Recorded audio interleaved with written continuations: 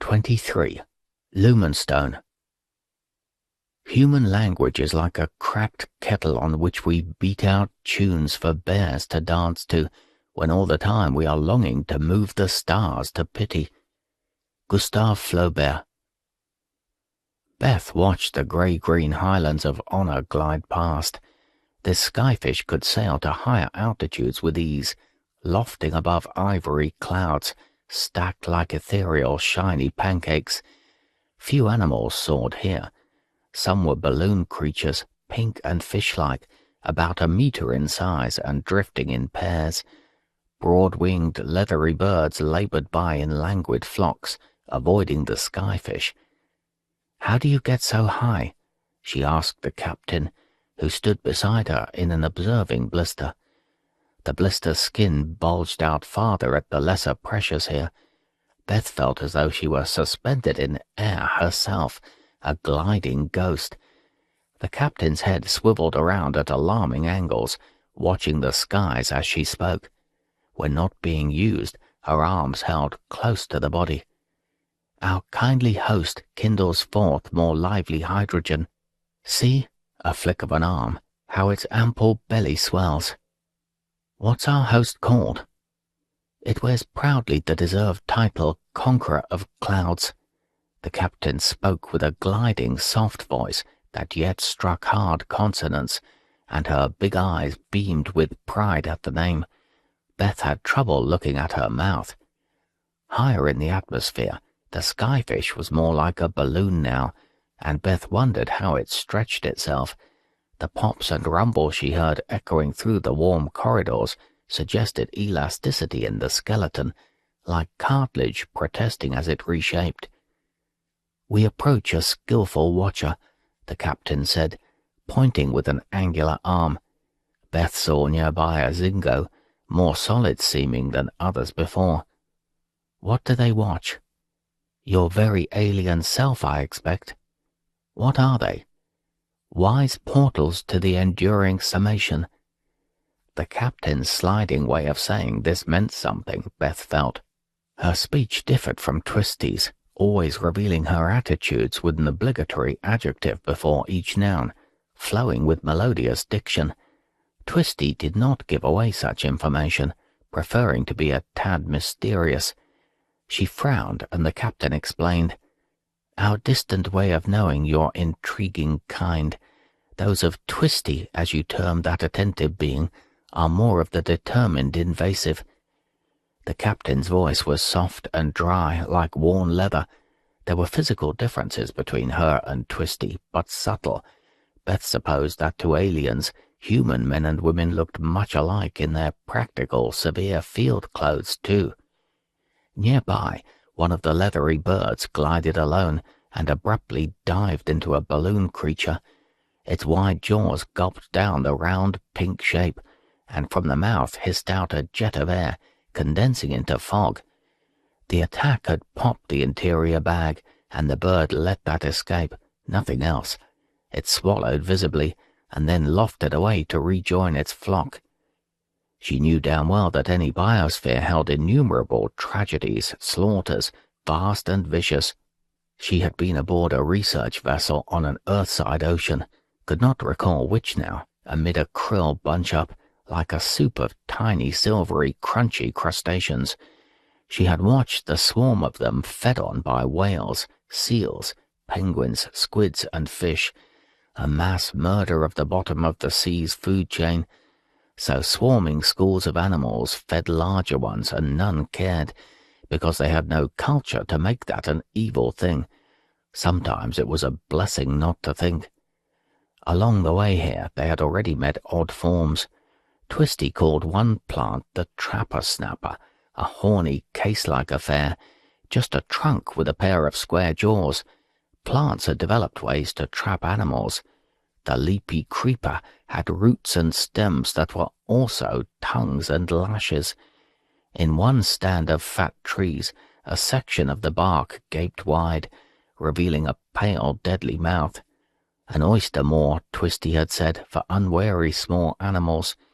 The trees could digest flesh. Yet she had seen herds and groups of animals with horns, claws, stabbing tails, armor shields, needles, bony sabers, armaments like earthside ones, for ambush predators, for dominance, for display, and not just for dinner. She glanced up at the sky to follow a flock of soft blue angular-winged birds. Abruptly, as though they knew she was watching, they formed into a series of lines. Exclamation mark, exclamation mark, exclamation mark. Huh? She turned to Twisty, who was having some more late breakfast, breaking a shell creature in half with 3 hands. They mean it as a greeting, I believe, it said. Maybe not, Cliff said with a worried look at the sky. The birds now formed into a clear series of signs. Question mark, question mark, question mark. Fear masks itself as procrastination, Twisty said smoothly. Let us land, disperse, and explore. You will learn much. Asterisk, asterisk, asterisk. They came down the spongy tongue ramp of the great skyfish gingerly, the team's eyes watching the surroundings carefully. The air was cool and thin, compared to that of the womb-like skyfish interior. Cliff looked back at the big bulk and saw their host carrier bulged even larger now, its somber skin stretched shiny tight. They were at the broad mountain peak in a mild breeze that carried scents of greenery and moist soil. Beneath their feet lay long stretches of grey rock leading uphill. A chittering swarm of agitated wings and improbably big mouths massed broadly across the sky, ignoring the humans below. No punctuation marks now. The skyfish captain bade them good progress. Brave adventurers of your slender species, learn much. The fish would feed on local sources and await them. With the team, Cliff walked to the edge of a steep drop. Beth deployed the team in a wing and tail formation. They had a vibrant view of the sloping lands below, spread like a rumpled quilt set with dark gems. Close up showed the black structures to be many-walled and with stone towers of glinting obsidian, like ominous medieval castles. Some big creatures moved around them, apparently working the fields like enormous horses. Nearer, he close-upped slanted green houses rearing on stilts, balloon creatures nuzzling beside them, apparently feeding on elevated platforms. Huge hollowed-out cacti served as homes, gossamer-winged silvery torpedoes cavorting in looping aerials like mating dances. Downslope but nearer, slender things like trees waved their branches, though there was little wind. Maybe they were stretching up, yearning for a visit from their skyfish. Hard to fathom the ecology here. It had been odd and yet satisfying at breakfast to guzzle the fruity drink, suck meaty larvae from a shell like an ear. Beemore had swallowed whole a cat-like thing that might not have been dead, hard to tell. Keen eyes, Twisty called it as it approached. Let us scale the very heights. The view is even more splendiferous. Why didn't our host Skyfish take us to the top? Beth asked. It labors hard to reach this height. The air here is 40% less dense. The great beast desires you carry on yourselves. Good to get back into the field, Beth said crisply. Cliff saw she wanted to move on, explore. The view was stunning. They walked alongside the warble of a frothing river that sported bubbling blurts as it tumbled down the steep slope. They worked up the sheets of stone into the bug-flecked heat of Honor's long festering days, even at this altitude. Insect air squadrons let off a whispery humming hymn, like musical smoke in the ear. He sucked in the moist air and recalled that on Earth, desert plants defended against losing moisture by keeping their stamens closed in the day. They opened at night to take in carbon dioxide without evaporating too much water away. Here in Honor's long days, the air had to hold enough moisture to let plants respire, venting oxygen. That meant a lot of water. It explained the heavy rainstorms and thick flavored air, the sprawling rivers they had to work around or fly over, the ivory mists rising from bare ground that shrouded even small depressions in the land. He wondered if the moisture at high altitude somehow shaped the liquid warbles of the lofting birds. On the stony slope, the team stepped on what looked like limbs or lichen that turned out to be small animals that knew the arts of disguise. Closer inspection showed they were not animals, but plants that could jerk away from inspecting hands, as if startled by such rude invasion. This fascinated Beth, who crouched over them while the team moved uphill. They were near the top of a great grey slab when a slithering weave of feeling swept over Cliff. He staggered. Shimmering seams of stone seemed to fluoresce, oranges and reds and blues bright enough to see in daylight. A pull of whispery magnetic texture washed up into him, prickling the soles of his boots like spiky small stings. In a strained voice, Beth said, "What's happening?" "Just a dab of the disease," he answered, but the feeling did not go away. Me, too." The team buzzed with talk. They all felt it. Even Beemore had spread his insectoid legs to grip the rock. Ashley Trust had drawn his weapon and looked around warily. They tightened their formation and kept on. The team muttered and breathed deeper, sucking in the thin, dry air with long sighs. Their patient plodding brought rock slabs moving beneath their feet.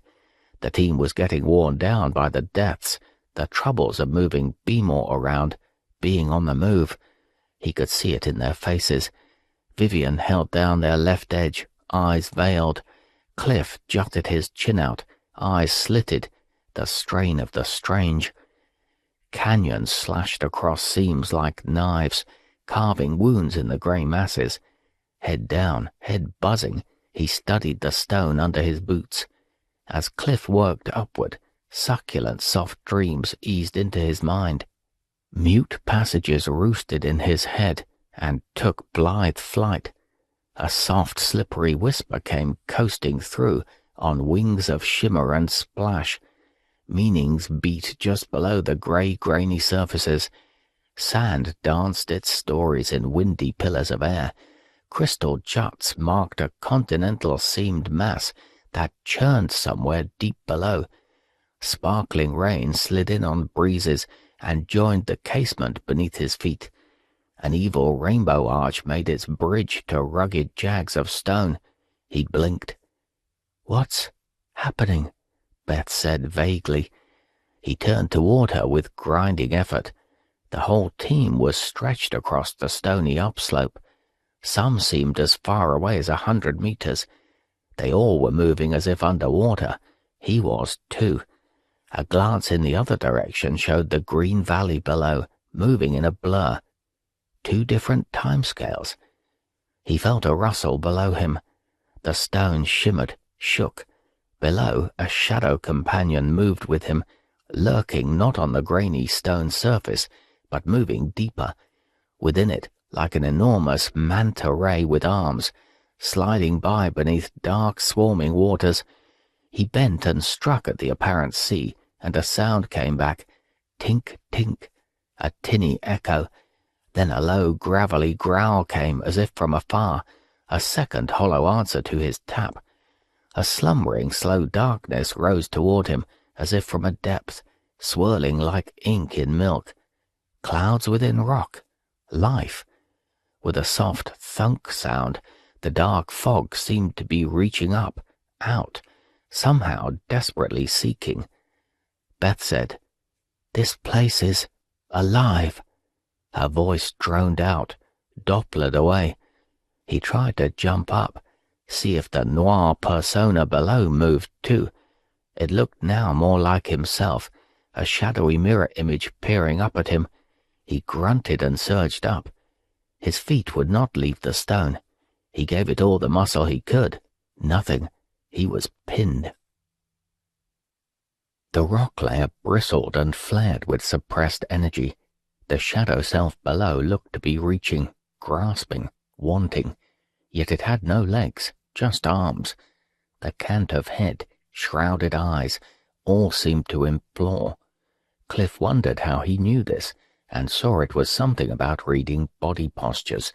Maybe that was a universal across species, or else the whole primate suite of abilities converged, driven by the urgent need to communicate, no matter what world your abilities came from, on myriad subtle signs that told stories from a mere glance.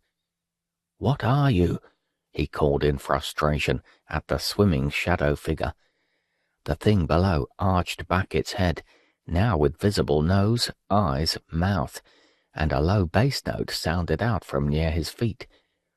"What are you? Architect of minds? Geozoologist?" "Explorer. Human. Just arrived." "Give time to learn." The words stretched longer, vowels deeper. "That's why I asked. We learn, both. What do you want to know?" "You. The layers of you." "Layers?" The low bass voice came from the whole surface, like a vibrating amplifier. In the seething stone the figure was still vague, so he could not see lips move. "We live. Slow life. In rigorous Lumenstone. You are other. You, of fragile molecular bonds, immersed in the immediate. Water shapes you." Cliff recalled there were stone intelligences back on the bowl too, but these were inert, slow. This was quick. Then there lurked the ice minds wrapped around the exterior of the bowl, who carried the ageless memories of the whole passage of the bowl's voyages. But both those solid forms had evolved in the far past, the stones on hot worlds, the ice mines in the outer precincts of solar systems. What was this fluorescent rock that held him fixed? "Team, tighten up," Beth sent on comm. Vivian took a look around and ushered in the outliers. Menace seemed to darken the air. The pressing power he felt hammered the air around them with a deep bass note.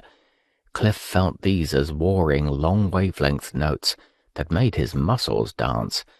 His body arched and flexed and stretched in resonance with the powerful sounds rolling through the dry air around them. "Boonug, Rapanu, Faliung." Nearby, Twisty gave him an eye goggle he could not read. Cliff called, "This is a smart stone life." Twisty tossed its hands around in a rippling shrug, as if it found all this unremarkable. "Some of our antique minds choose to reside in this Lumenstone. Their ancient experiences can evaluate recent guests." Beth sent on comm. "Guests? We're immigrants. This is some kind of entrance exam." "More an inspection," Twisty said. "We're stuck to this damn rock like insects pinned under a microscope," Cliff shouted. "The larger, full boulder form of rock life you encountered, or so I infer from your reactions, was on the bowl, true?" "So?" Cliff asked skeptically. "An earlier species, ancient embodied or entombed, from which we here learned much.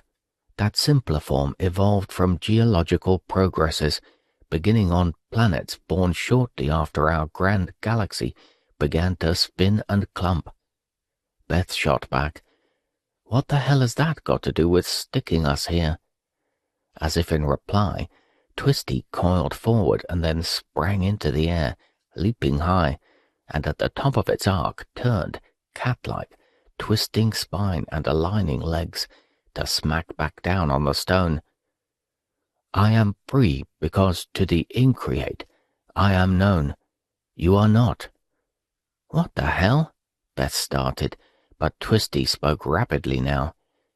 "These seeming stones harbor the vast resources of the previous. Our system is far older than yours. The layers you term the cobweb took more years to build than your entire civilized era. Far more expanses stretch back beyond that age to house the minds, I suppose some of you would say souls, of so innumerable an army marching down toward us in time requires. Beth said, "Go on." There was something vexed about how the alien held itself. Twisty paused, staring distantly. "Your tongue has only dull words for the glories beneath our feet. I then say, housing the many reduced yet intact minds requires storage." A dismissive sniff at the word. "Compact and enduring.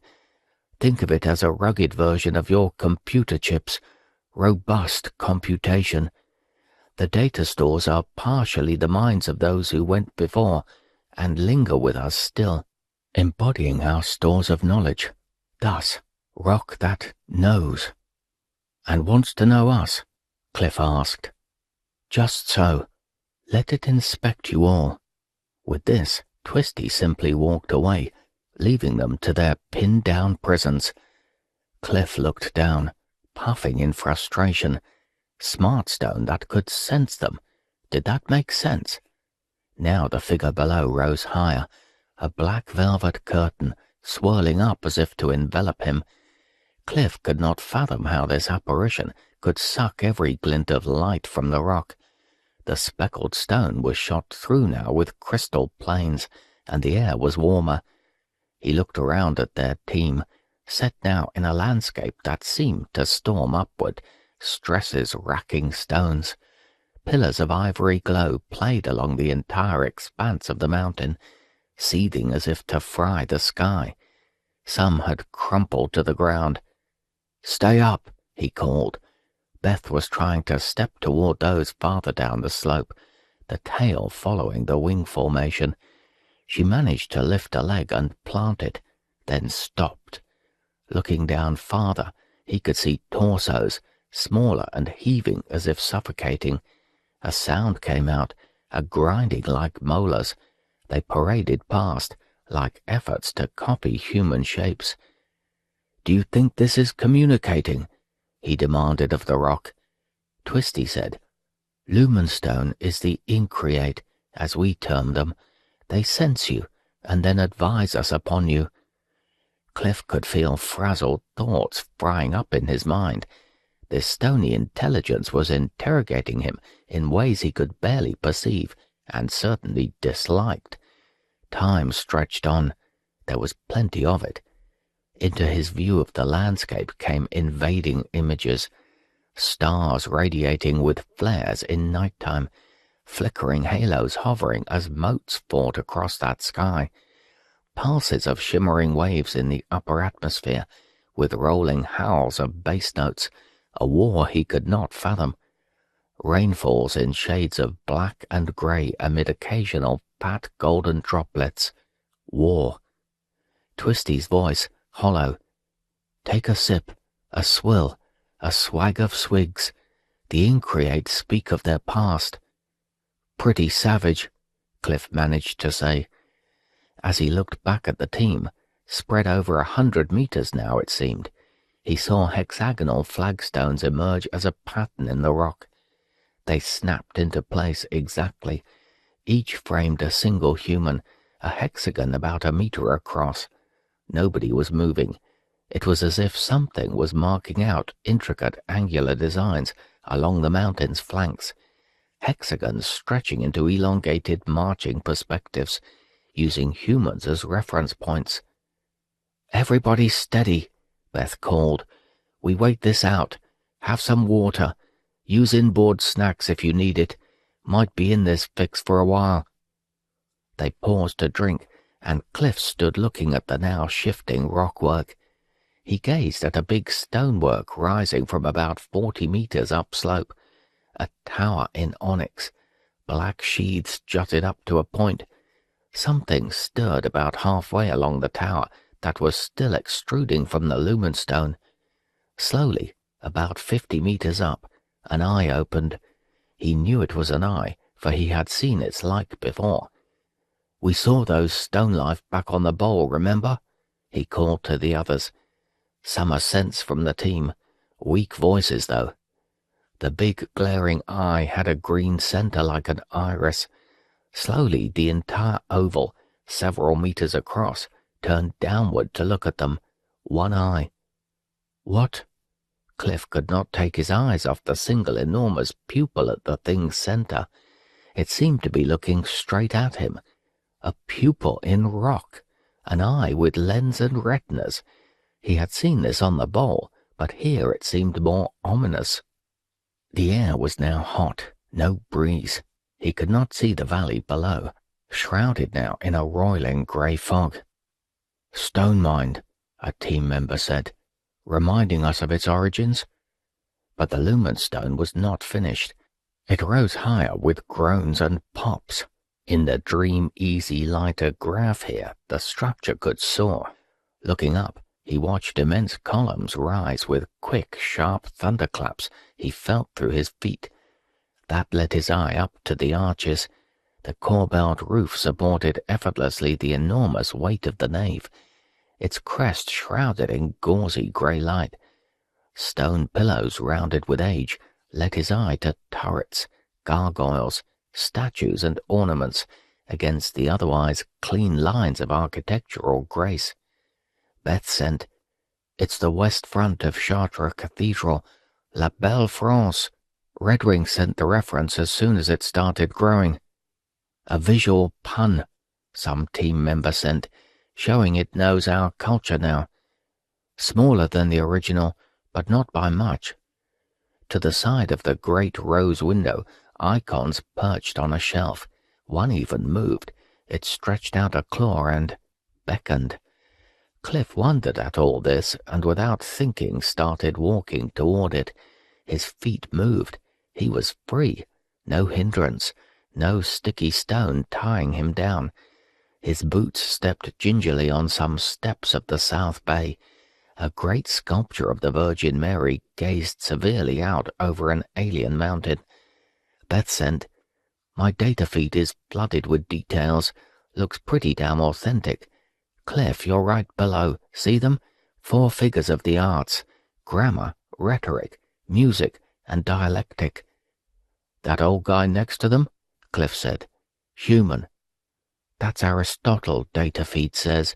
"See, he's frowning while he dips his pen into a stone inkwell." Music was hammering her with little stone bells. "Detail is everywhere," Cliff said wonderingly. "They got this from our culture transfer transmissions."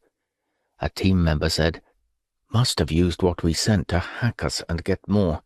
This could be a sign of, what, respect? Or cooperation?"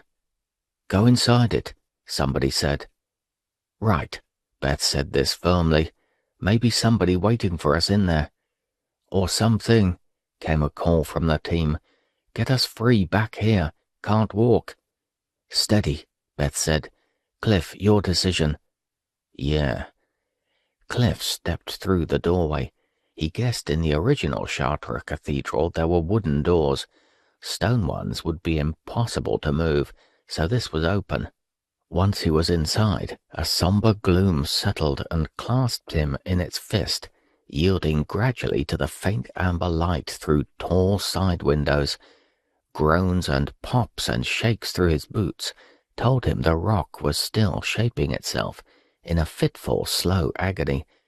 Then some Lumenstone flared and cast a spotlight. As though someone was adjusting this construct for him, suddenly a glow streamed in through what looked like stained glass, spattering everything with rose and blues and subtle purples, all in watery flickers. Chiming in the air came some ancient music, strings mostly. "Bach," Ash said on comm, "one of the Brandenburgs." Vivian even named it, the third. Pleasant, Cliff thought, and eerie also. He explored, giving the team a running commentary. Nave, aisles, magnificent columns. He could almost believe he was in the real thing, many light years away. He mounted the stairs to the very roof of all this stack of majestic stone. He felt eager, not even puffing as he surmounted into a suffused sprinkling of somber light. Down one aisle he stopped. Alien heads adorned the walls, long-necked lean women with piquantly tipped heads. Mask-like faces in succulent colors, not pink or brown like humans, but rosy red, a lean oceanic blue, perky yellows, squat heads like sullen snakes, fishy big eyes, angry slit mouths, parachute ears, like cartoons of anything human. Except one. The scowling, heavy-browed head was large, with big ears and a broad nose with flaring nostrils. Human, but ancient. Neanderthal? How had one gotten here? Next to that, a smaller head, more ape-like, yet long-snouted. Like a dusty harp, something ancient twanged in some lost attic of his head. The Lumenstone somehow knew about human evolution in detail. Abruptly, great booming bells sounded. He felt the notes peal through him, in wavelengths comparable to his body size, a sensation of immanent meaning, if only he could fathom it. The bell rang solemnly, bringing added sounds like crows cawing into the air. Through the open windows he could see big flap-wing birds, wheeling black against a brilliant white cloud. A smooth grey gargoyle leered nearby, tongue lolling. The birds again marked out across the sky. Somebody wanted answers. To what question? He came out of the immense structure with his head crammed and confused. "Why's this here?" Beth asked, as she and Twisty came toward him. "Where's the team?" he countered. "While you were inside, we got anchored again," Beth said. "I as well," Twisty said. Its arms gave a shrugging movement, all palms up, and its shoulders took part. "I believe the Lumenstone wished to speak separately with some others." Cliff shot back. "What the hell is this?" Twisty's face gave nothing away. "You humans delight in analogies. Let me say then that some shared soup in my mind comes from two things ladling. The need to understand each other, the need to inspect, which the Increate does well." Beth said, "I don't get it." "The slow slide of thought from the Increate works out its own fathoming of who you are, plus where you would fit in our, as you term it, cobweb." Cliff looked around. "Wait, where's all the team?" Beth gestured. Her face was vexed, confused. He realized she was suffering from whatever interrogations this place had carried out on her, on the others. Cliff counted the team. "Two missing." "They are farther away," Beth said sharply. "It's Pup Willer and Jerry Hermione, both translators and field biologists. They have been subducted." "What?" Nothing impeded them now as the team shuffled along, weary somehow. The world returned to its normal look. Cliff did not feel the tendrils prickling in his mind. He looked back, and the cathedral was slowly melting down, back into the stone. The Increate, Twisty had called it. Concrete intelligence. Their condensed form can accommodate many more minds than in the wild world here, Twisty said, using several arms to sweep over the view of the valley, now sharp and clear seen from the mountain-top. Yet there were fumes festering the air as they rounded a knob of the smart stone. The fog hung low and yellow on the fluorescing rock. Blue-black seams worked in the swirls. The team stopped and stared, cautious now. Ripples of amber light in the slowly working stone led them into the roiling fog. It was moist and clammy, and smelled fetid, like a swamp. Cliff saw ahead a body on its back, arms and legs stretched out all the way. Jerry Hermione was in rigor mortis. "Dead!" Beth cried. "How long have we been pinned down here?" Cliff demanded. "Half of one of your days," Twisty said flatly. "But," Cliff thought about the cathedral, the bells. "It doesn't seem that long." "The Increate held you each in a different state. In studying you, it ran your underlying rhythms at differing speeds. Slower in-body melodies it savors. Yours in particular, I would judge, ran slow to enable your reactions to the majestic building. I do hope you appreciate the ornate contortions the Increate provided, to relish and justly appreciate yourself. Beth whirled on Twisty. It killed Hermione. She was the best. She is no doubt preserved in the fashion of the Increate, Twisty said with a furrowing brow that Cliff knew it thought was a frown. It looked more like a set of smiles above its eyes. Preserved? She's dead. In a fashion. This will become clearer as we meet other manifestations of our globes, our planes of life abundant, our many provinces. Cliff put his hand on Beth's shoulder and whispered, Let's tend to her. Beth nodded, biting her lip beyond words. Hermione's skin was a somber black. Her body had puffed up until it filled her field uniform like a balloon. Or a stuffed sausage, he thought. Her tongue was a sausage too, swollen and forced out of the mouth between yellowed teeth. Her eyes were abnormally wide open, as if shocked. Ant-like insects swarmed in the sockets, buzzing. Beth stood frozen, trembling, staring. Cliff stepped forward and slid his hand under the corpse. Got to bury her. He could barely manage to get out. When his hand slid under the corpse, he could feel the tight skin through the cloth. Cold, spongy, slimy, as if she'd been dead a long time. He looked around. Need some help here to carry her. Vivian stepped forward, holding out her canteen. Wash your mouth out. I. Takes the smell away for a while. Only then did it hit him, the crawling, sour stench. He spat out the water. Vivian took the corpse's legs and they started downhill. She had odd scorch marks on her arms, some kind of channeled damage. What happened? Cliff asked. Felt some electricity flowing up from my boots, so I jumped, Vivian said. That cut it off. Close call. Sure burns my arms, though. A few steps along, the yellow fog brought its own putrid scent of rank swamp. Cliff was carrying more of the weight by leading them down. He saw Popwilla first. She was knotted up in a fetal position on her side, more like a humanoid charcoal lump than a person. Something had burned her to a crisp. He avoided looking into the faces of the dead as they dug 2 graves. Those 2 women he had gotten to know somewhat, but in the crowded days before and during their expedition there had not been a lot of casual talk. Now he never would inquire into their interesting accents, their backstories, the tangled paths that had led them into space and now to another sun. He thought of this rather than let his anger get the better of him. Beth was doing the same, he saw. She stood over the graves, each with a makeshift marker. Her speech was agonized, her voice reedy. Then they went back down the rock sheets toward the skyfish.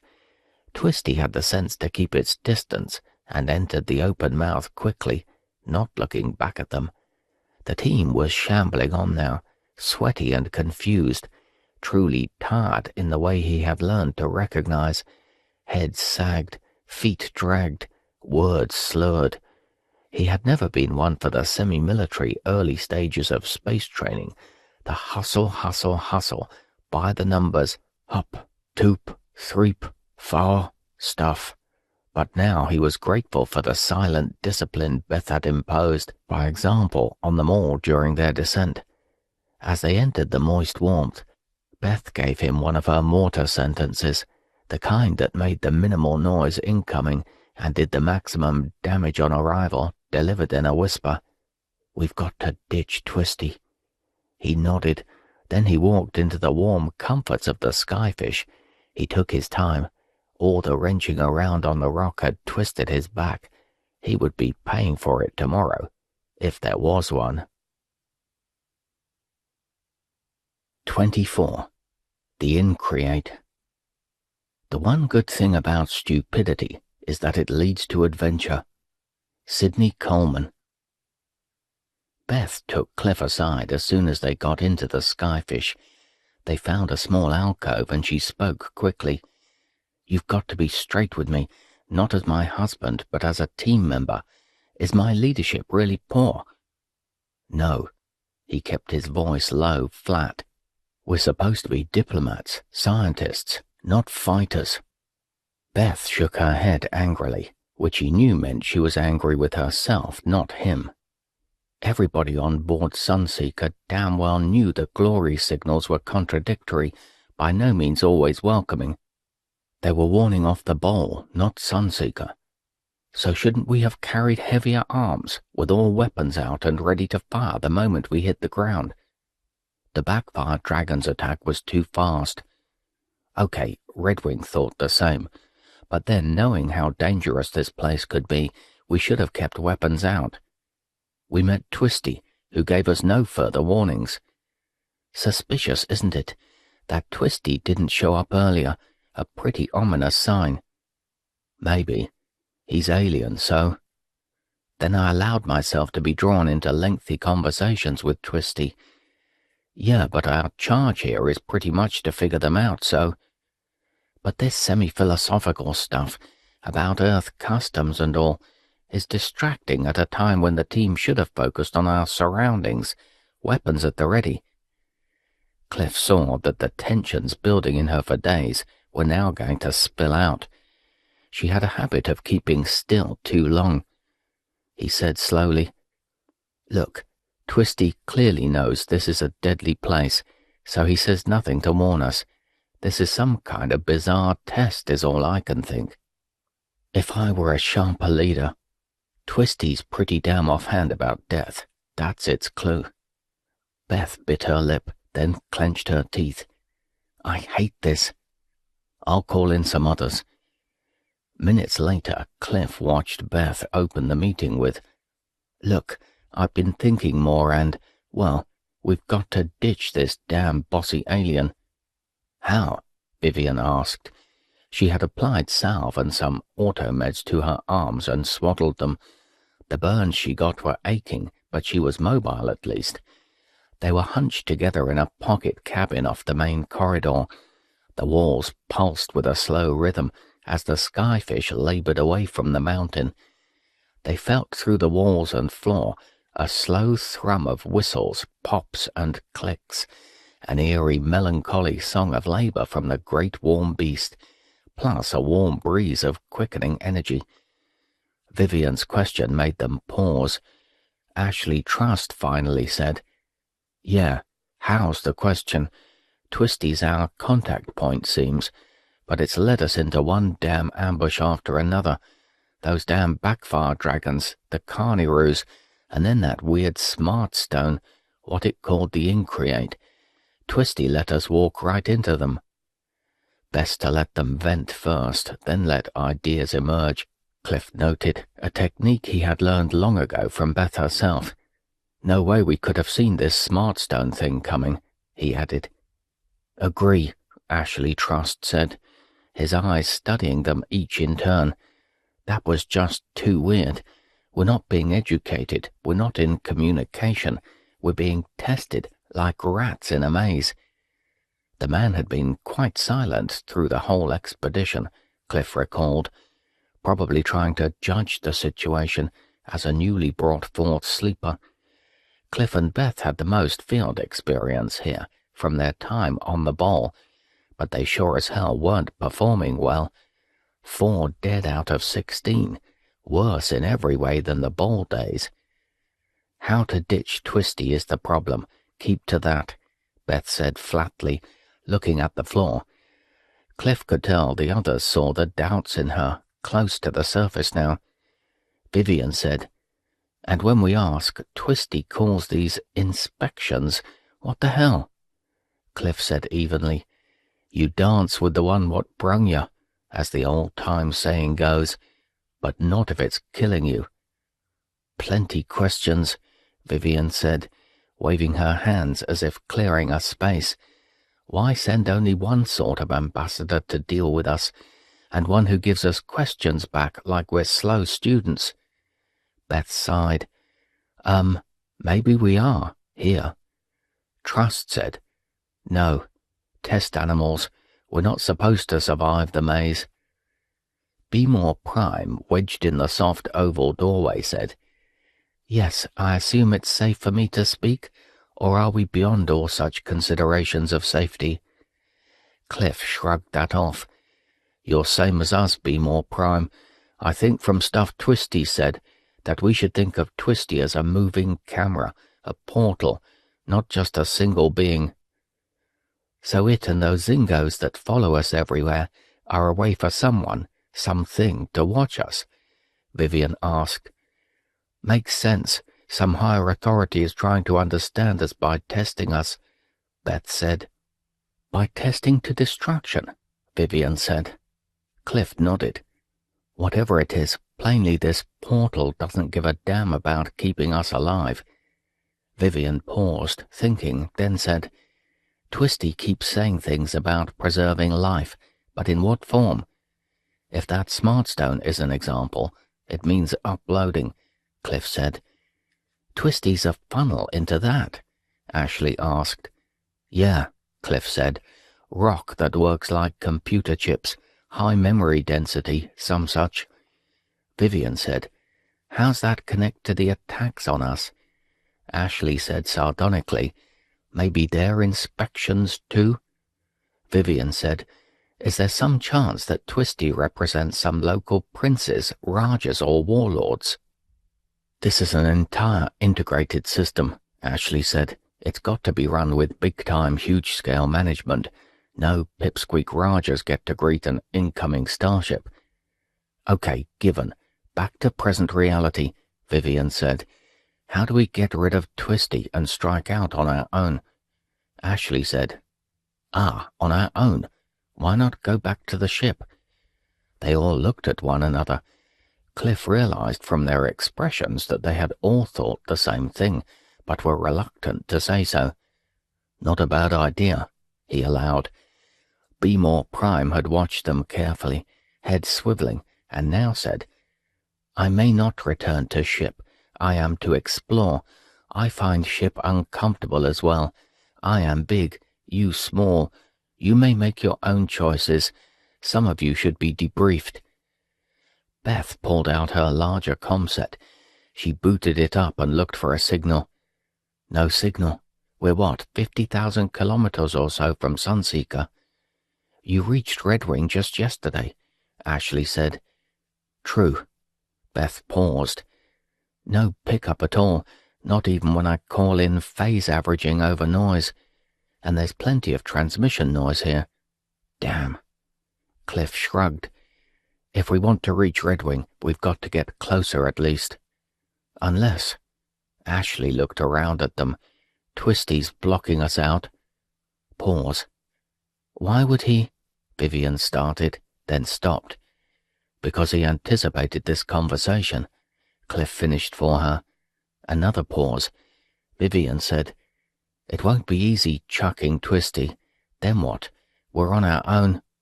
Not if we stay in this skyfish, Cliff said. Even harder. Ashley shook his head. Let's talk to the captain, Anarok. Cliff stood up. They didn't make it, as Beth led them into a long corridor that led toward the skyfish's head, which Captain Anarok apparently used as her pilot house and helm. Twisty intercepted them from a side passage, as if it knew where we were and where we're headed, Beth thought, as the alien warbled a complex hello. In response to the look on Beth's face, Twisty quickly said, Our studies of your cultural library show that in your kind, the best hellos rise at the beginning, drop in the middle, and rise again at the end.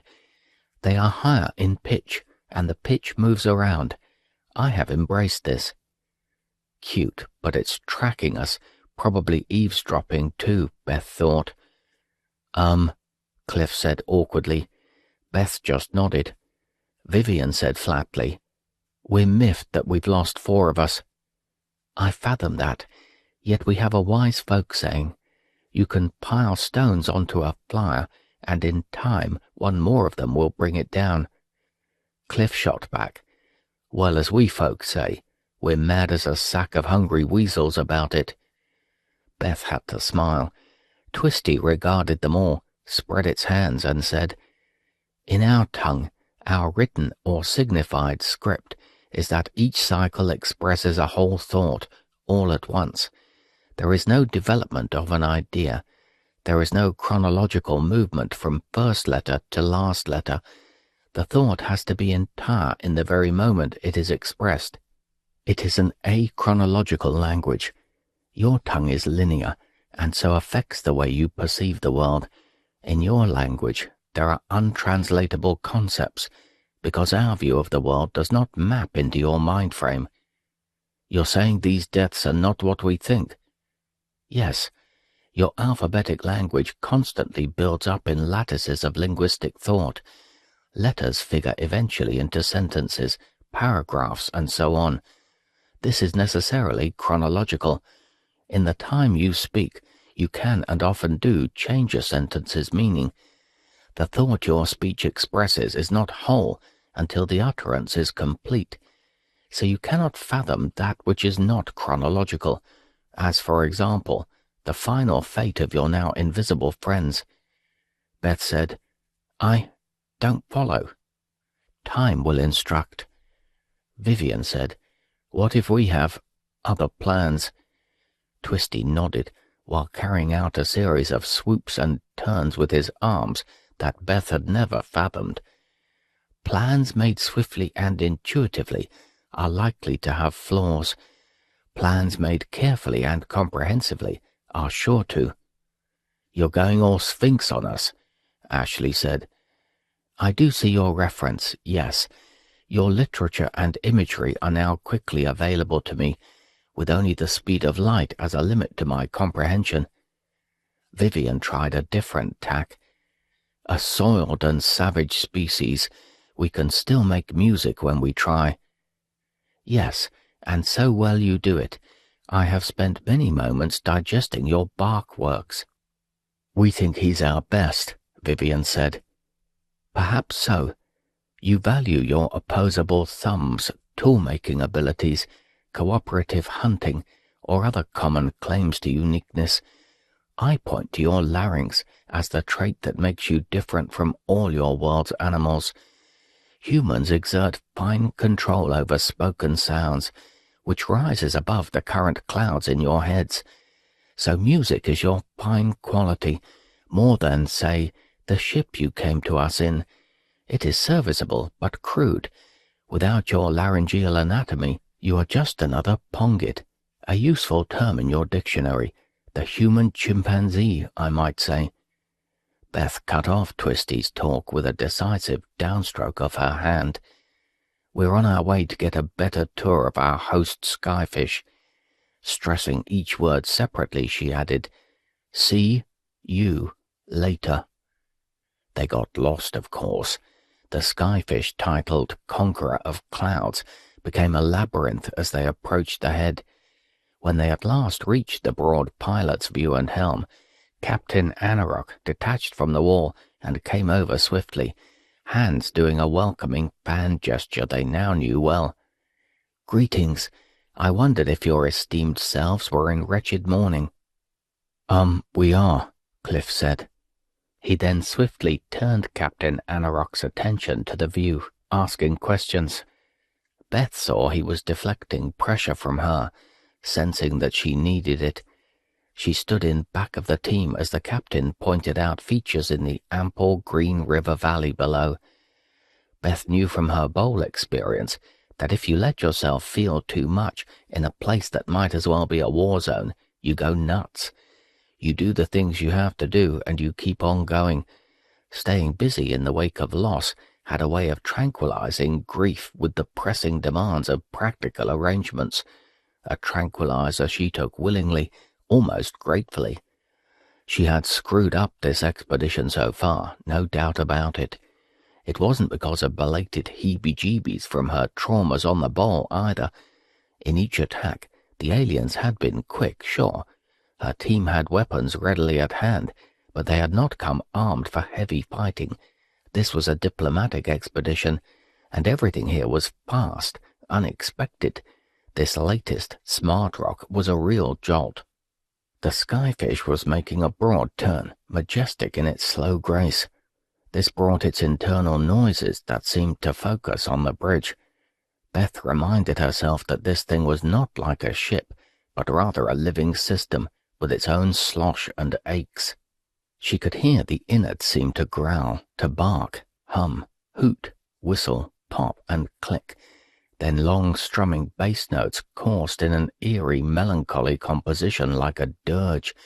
Or was she hearing what resonated with her internal mood? The skyfish was gliding now over a ridgeline of sharp rocks. Gliding on the wind alongside was a flock of broad-winged, leathery birds in a languid V formation. They wheeled and banked like an elegant squadron. Standing atop the ridge was a tall, angular form with, oddly, 3 legs. It had squamous dark skin, like a toad crossed with a snake. Its eyelids batted horizontally, while a proud ruff like gills palpated around its neck. It raised 3 arms in a lopsided salute to the skyfish. Then, just beyond the creature, a zingo rose. It was very close. Beth lifted herself away from her frustrations by focusing on the looming huge thing. Traceries of orange fire raced along the tangled and interlaced zingo lines. Beth pointed. "Cliff, you take charge. I want a better look at that." She turned and trotted away, not even looking back at Cliff's expression.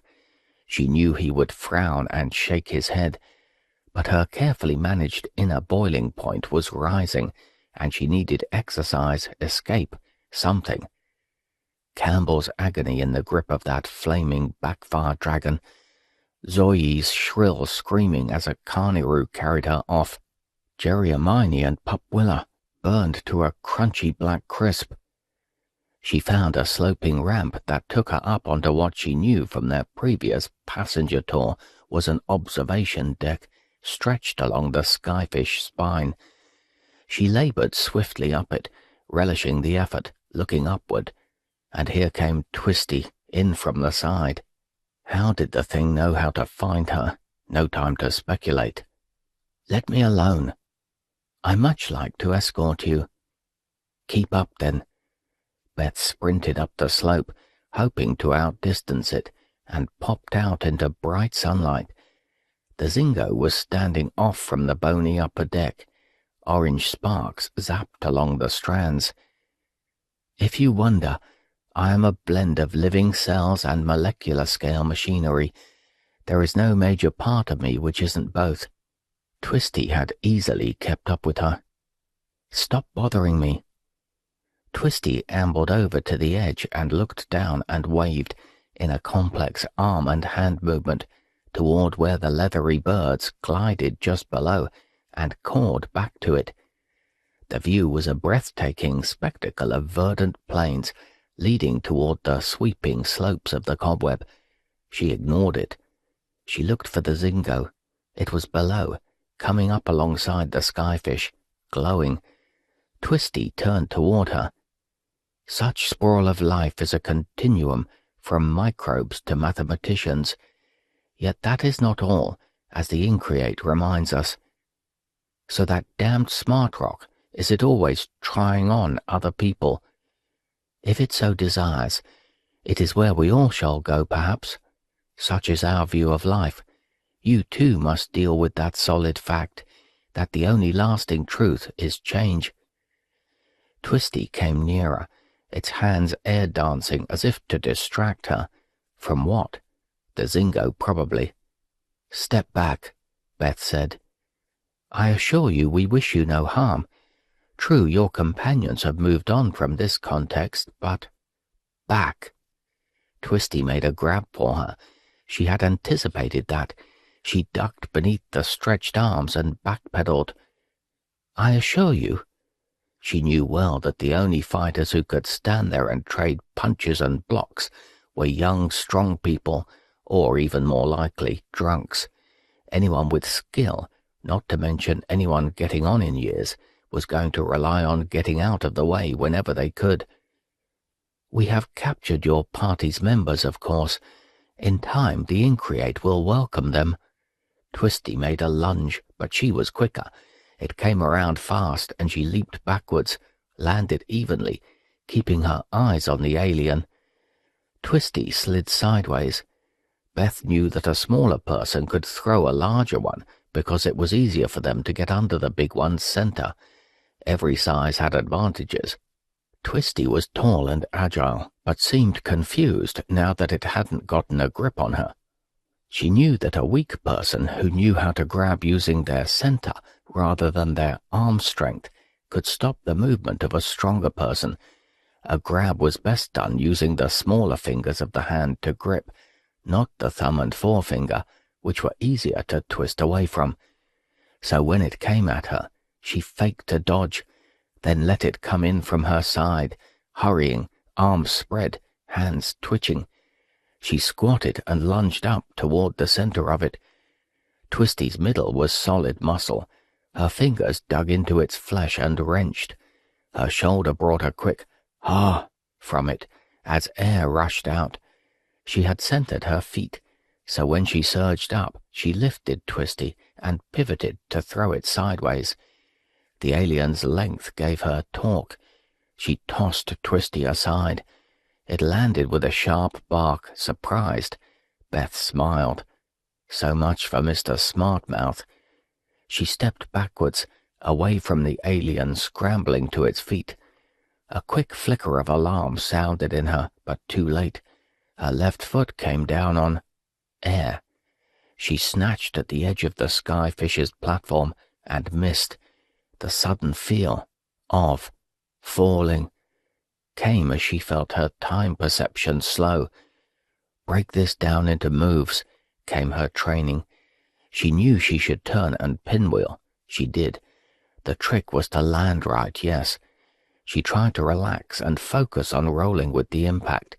Take the hit on some meaty part, ass or shoulder, not on hands or feet. She gyrated to see what was below her. It was a mud-colored something, blurred by her spinning speed. Something slapped at her, a quick impact, a slide down a fleshy surface, slippery slick, and she was falling again. She had hit one of the birds, then slid down its long wing and off into the air. Her head whirled, another dark form below. Not enough time to rotate into the best position, so she came in on the balls of her feet. Not good. She tucked her chin down, hugged her chest, right shoulder forward and down, headed for the brown thing below. In the shock, she felt her right knee go. With that wrenching pivot, she let her forward momentum take her in a shoulder roll. The world whirled.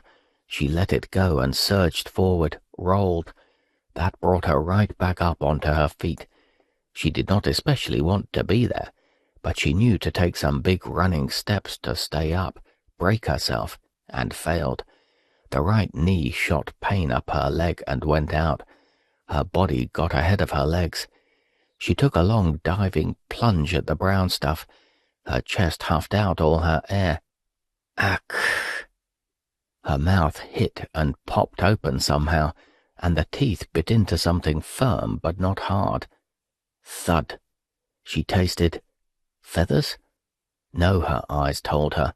A feathery, leathery kind of skin. She had landed on another one of those big spread-winged birds. She came up, spitting out the taste, gagging for air, stood on the bird. It squawked with perfectly good justification. She must weigh 10 times what it did.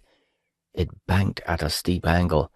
Down she went again, grabbing for purchase in the rubbery, tough hide. She held on, looked up. The Skyfish was maybe 15 meters above her. She glanced to each side. Birds flapped alongside, fore and aft. Their heads were all turned toward her, their big eyes glinting with intelligence. They saved me. Their heads bobbed, nodded in unison. They all banked upward, her own bird laboring hard to lift. She could hear the whoosh of its lungs. To the side the Zingo hovered. orange sparks shooting along its humming threads. She thought of leaping over to it, confront the thing, and knew she was a fool. Enough danger for a day. As if from some signal, the skyfish descended. Here came the bony upper deck. She simply stepped off onto it. Twisty was nowhere to be seen, but Cliff rushed toward her. What the hell? I got a little too aggressive. Twisty irked me. She shrugged. You fell. Those birds caught me, repeatedly. They're a team that talks to the skyfish, looking after us. Or just you. She started down the ramp, stopped. Yeah, Twisty didn't mind the team deaths, but this whole weird place saved me just now.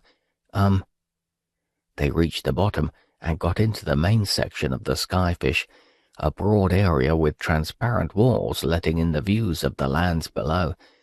There was a lot of noise as they approached. A crowd of skyfish crew filled the area. Captain Anarok stood on a platform, speaking to them in a fast lingo Beth could not follow, with its bunches of spat-out consonants and trilling vowels, something like a punchy birdsong. Angry buzzing tones dominated, murmurs, rustling. Captain Anarok saw them and gestured with all her hands. The valued guest is saved, Beth called. Thank those birds. We collective have mutually decided to no longer work with your most vexing guide, Captain Anarok said in her halting Anglish. Cliff called over the crowd. You mean who? The egregious irritator Twisty, as insightful you have so named it. With this, a gang of several crew thrust Twisty itself onto the platform. It looked wildly around, opened its mouth, and someone behind it slipped a gag into it, tightening it with a flick. What the hell? Cliff said, mouth agape. Other members of their team came in, drawn by the crowd noise. Alien meetings had alien sounds all right. Buzzes, mutters, chirps, and keening calls. Now Beth saw among the Twisty-like crew other aliens, obviously enjoying the spectacle. Eyes tracked in faces unlike anything she had seen before. Big angular meaty heads, sitting more than 4 meters tall, on 3 legs so thick she could not have put her arms around them. Others were inside a transparent bubble, their bodies huge ovals covered in shaggy green fur. These twirled 3 snake-like trunks. Their single eye atop the body stood on a short stalk, swiveling constantly, eager to take in the action. Some things vaguely resembling the Twisty body shape stood, tall and in hooded robes, patterned in mournful ruddy and brown tones. Gleaming eyes peered out from the darkness of their massive heads. On their chests were gold and shiny platinum decorations on a shell that might be armor. These were being polished by squads of small servitor beings skittering anxiously like spiders using tools. Passengers too? Captain Anarok called to the crowd. This tiresome Twisty is, a guttural blast in bass notes, obviously an insult, and thus affronts our benignly suffering presences. An answering roar, throaty calls, hands and tentacles upthrust. What say we all to this irksome Twisty? Repulse, cut clean away, expel, ring tight, annihilate, excrete. Beth realized this show was for them, the humans, in glottal-stopped but serviceable English. With slow elegance, Captain Anarok spread all her arms in a broad gesture of coaxing, her hands pulling forth more shouts and obviously rude alien gestures. This tedious Twisty represents meddling eyes and minds, swollen with pride, those nefarious ones we find irking in their pompous presumption. Anarok paused, letting tension build. Obviously, Beth reflected, the methods of wordy persuasion were somewhat similar across intelligent species. Why? because of some long galactic history humans did not yet glimpse. So I echo you. Hands high, Anarok pronounced a verdict. And yes, we shall emit. Tyrant. Twisty. Bellows of delighted rage. Beth stepped back, tugging Cliff. Geez, where'd that come from? He said. Alien justice, Beth said. The commotion behind them rose in pitch and volume. Twisty's our link to whatever manages this crazy contraption place. If we lose Twisty, who do we talk to? Let's catch the ear of Anarok, Cliff said. She has something in mind, seems like. Let's get below, away from this. Beth gestured to their team, which had followed them. They headed down through side corridors that pulsed with the skyfish rhythms that now seemed customary. Long surges of fluids, a gravitas of labored muscular effort. They were passing through the lower chamber with transparent walls like flexible windows. Beth barely glanced out at the terrain, but noted the leathery bird flock coasting below, above the steadily rising flanks that led to the cobweb base. Hey! Vivian called from behind. The body falling outside the window took its time. It was worth more than a glance, curling around amid a shower of brown liquid. The long body made delicious, dreamy moves, it seemed to Beth in her suddenly slow-timed perception. They all gasped together. The head turned as the body passed below, and she could see it was Twisty. Vivian called out, They put it out through the skyfish digestive tract. Literally excreting it, someone whispered. Twisty managed to flail around in the shit column that fell with it. The long body twisted, and below came the flight of birds. Twisty hit one, slid off another, then another. The birds were breaking the fall. Just as for me, Beth thought. She turned away from the sight, and there was Captain Anarok, spreading all her arms in a broad gesture of welcome. The perfidious Twisty our noble selves have banished in a manner most appropriate. Beth looked around at her team. Here comes a leadership moment, she thought self-satirically. Captain, we want to go.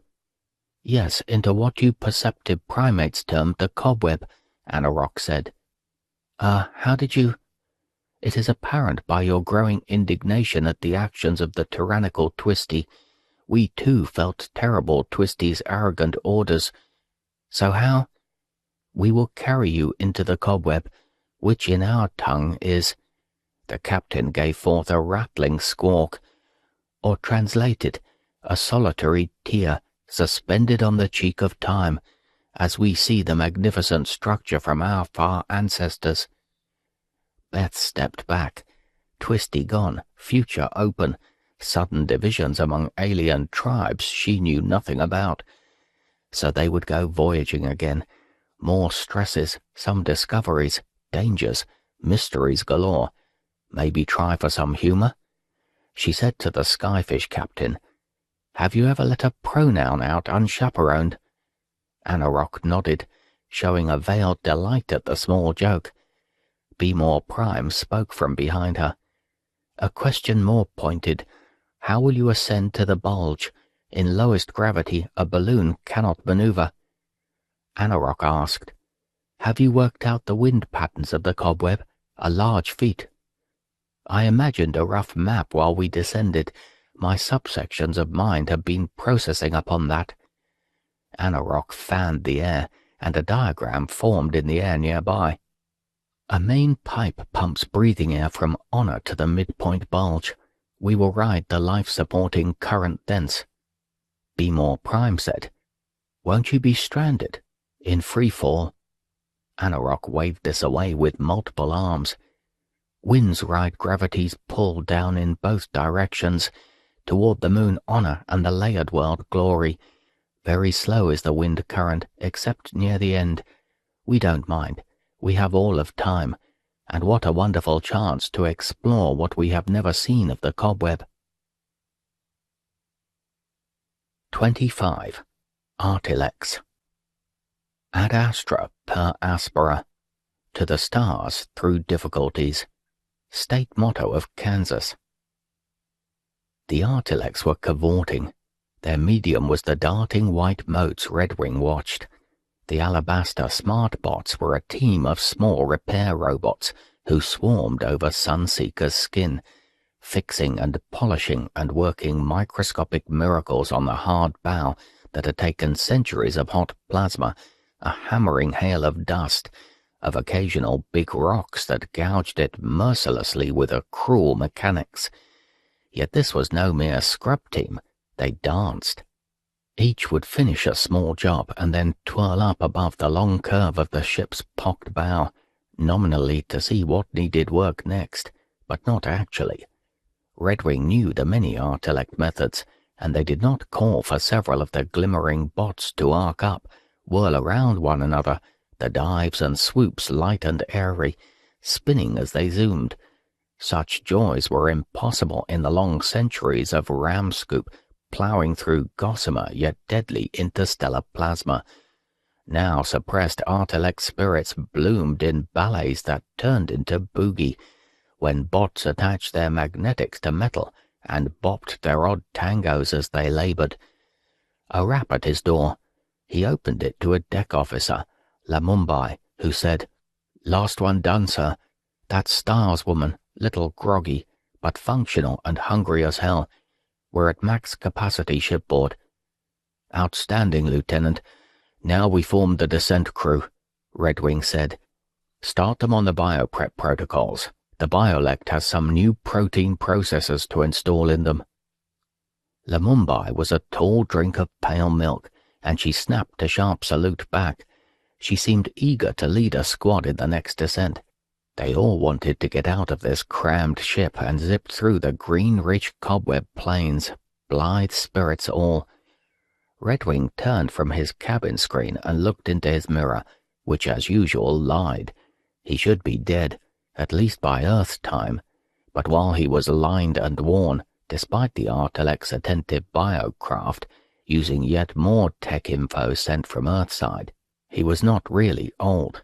They had even put him through a week of cold sleep nanosurgery to tune him up.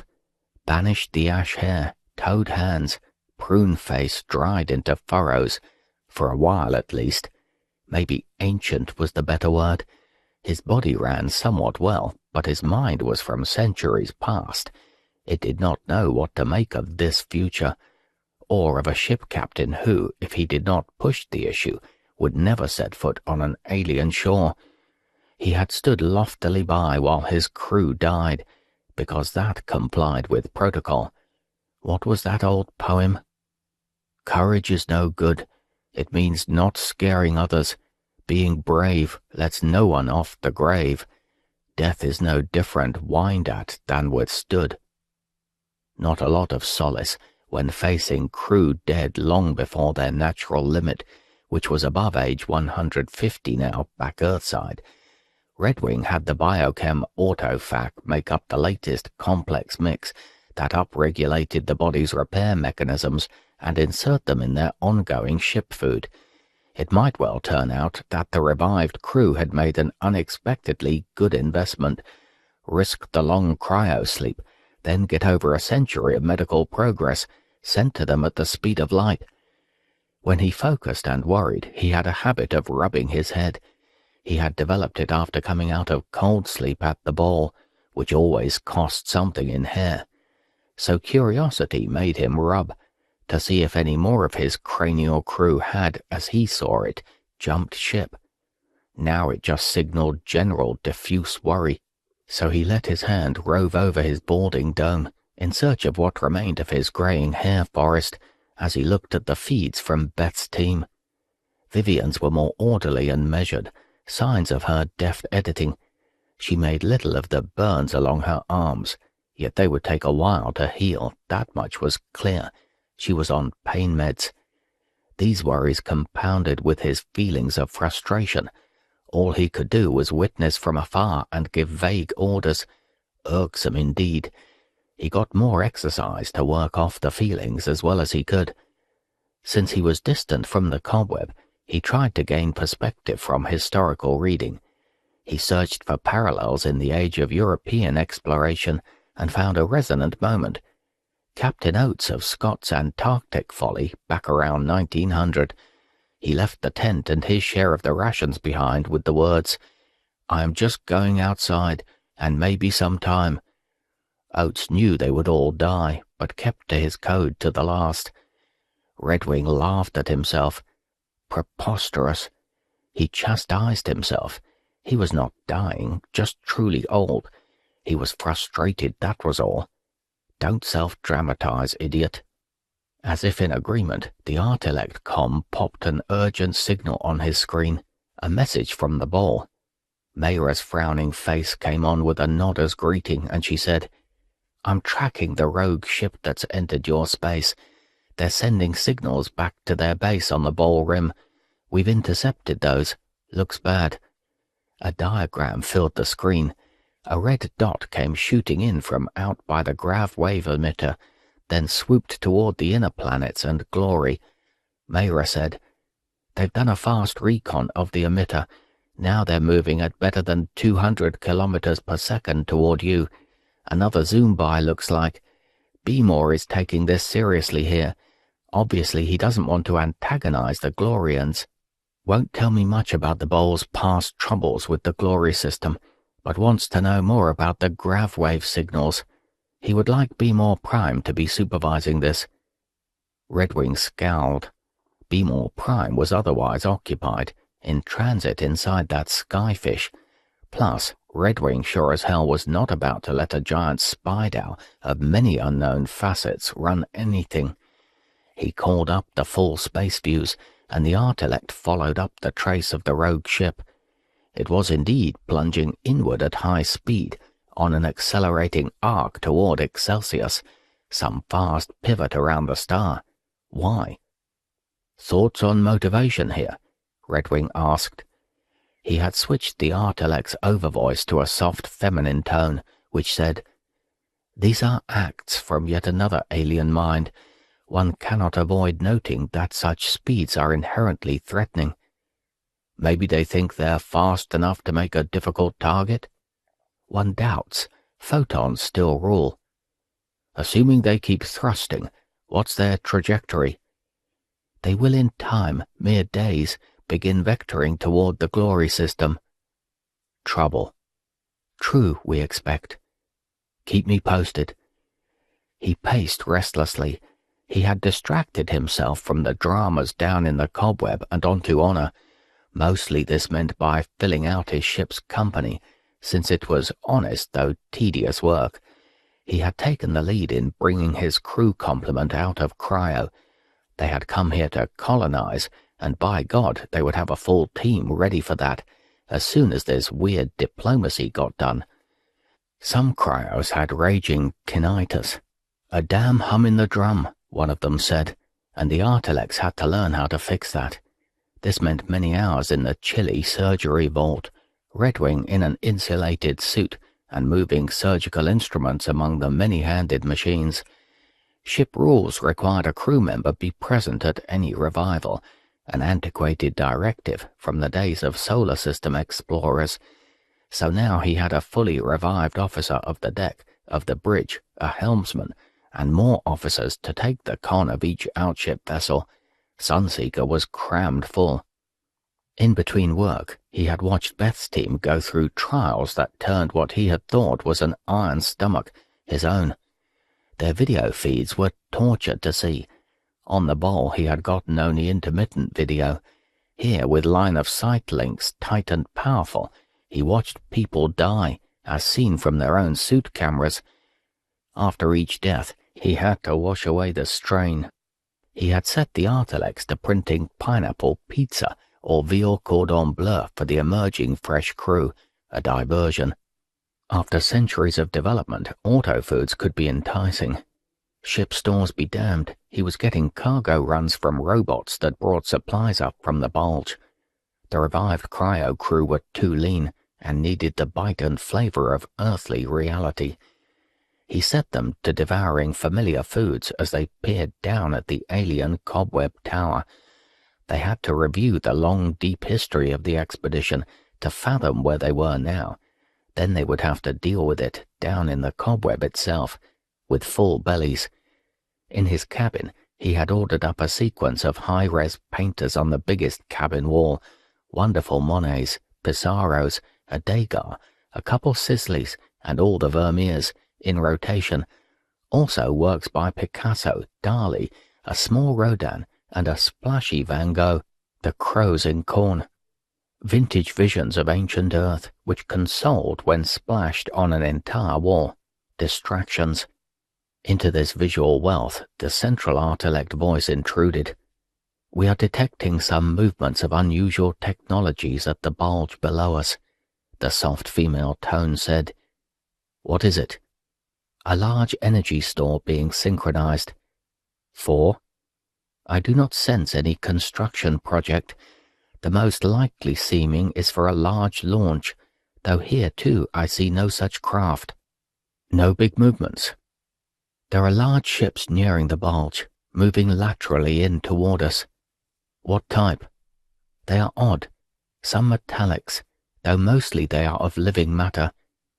Alive? Redwing would omit from his daily log such mysteries. In his reports to Earthside, he had learned how to leave things out, because he had no explanation. It was hard enough to get right the things he did include. He had decided to let later captains detail this strange, majestically whirling bolo of a world system. He would get at the right elements, exhaustive truth be damned.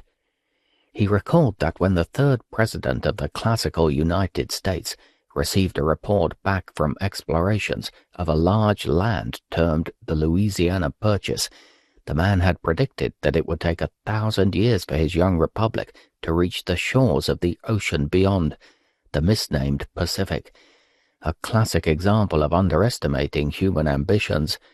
A simple railroad line reached the Pacific within 57 years. So here at the Cobweb, perhaps in another 57 years, his crew and their descendants would have ranged through the immense structure, plumbed its reaches. Redwing would not bet against it, no. The Artilect pinged for his attention, then took a measured tone. There are signs that vast enterprises operate in the entire Excelsior system, especially among the thick asteroid belt. Maybe that's where they build the elements of the gravwave transmitter. Redwing liked to think that he shaved with Occam's razor. Let one mystery explain another. Keep me posted. I have been perusing as well some explanation for how strangely our Team 1 is being treated. It was comforting to have an advisor who could mull over questions with all sources available, an aspect Artilects made possible. This Cobweb and two-world system is millions of years old. We know this from some adroit isotope dating of its many planes and girders. It must have taken a long time just to build it, Redwing said. So how'd they do it? The Artilect said, I have studied from our human history base. Your societies achieved, at their best, something remotely resembling such long-lived stasis states, as I term them.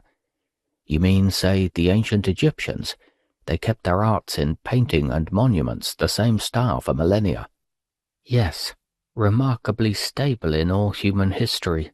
Note that they founded this equilibrium on a solution to the problem of death. You mean pharaohs and mummies?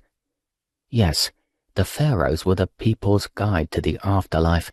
They believed Earth was flat and the sun sank in the west so as to illuminate the underside where the dead lived on. So obey the pharaoh and he'll let you into heaven. Approximately. We can only ponder cultures that managed a few thousand years of continuity. The ancient Chinese also valued stability, not expansion, so they invented paper, but not the printing press. When another human cultural era, the Arabs, learned of paper, they tried to duplicate, but failed. Then they simply tortured the secret from Chinese crafters who knew the process.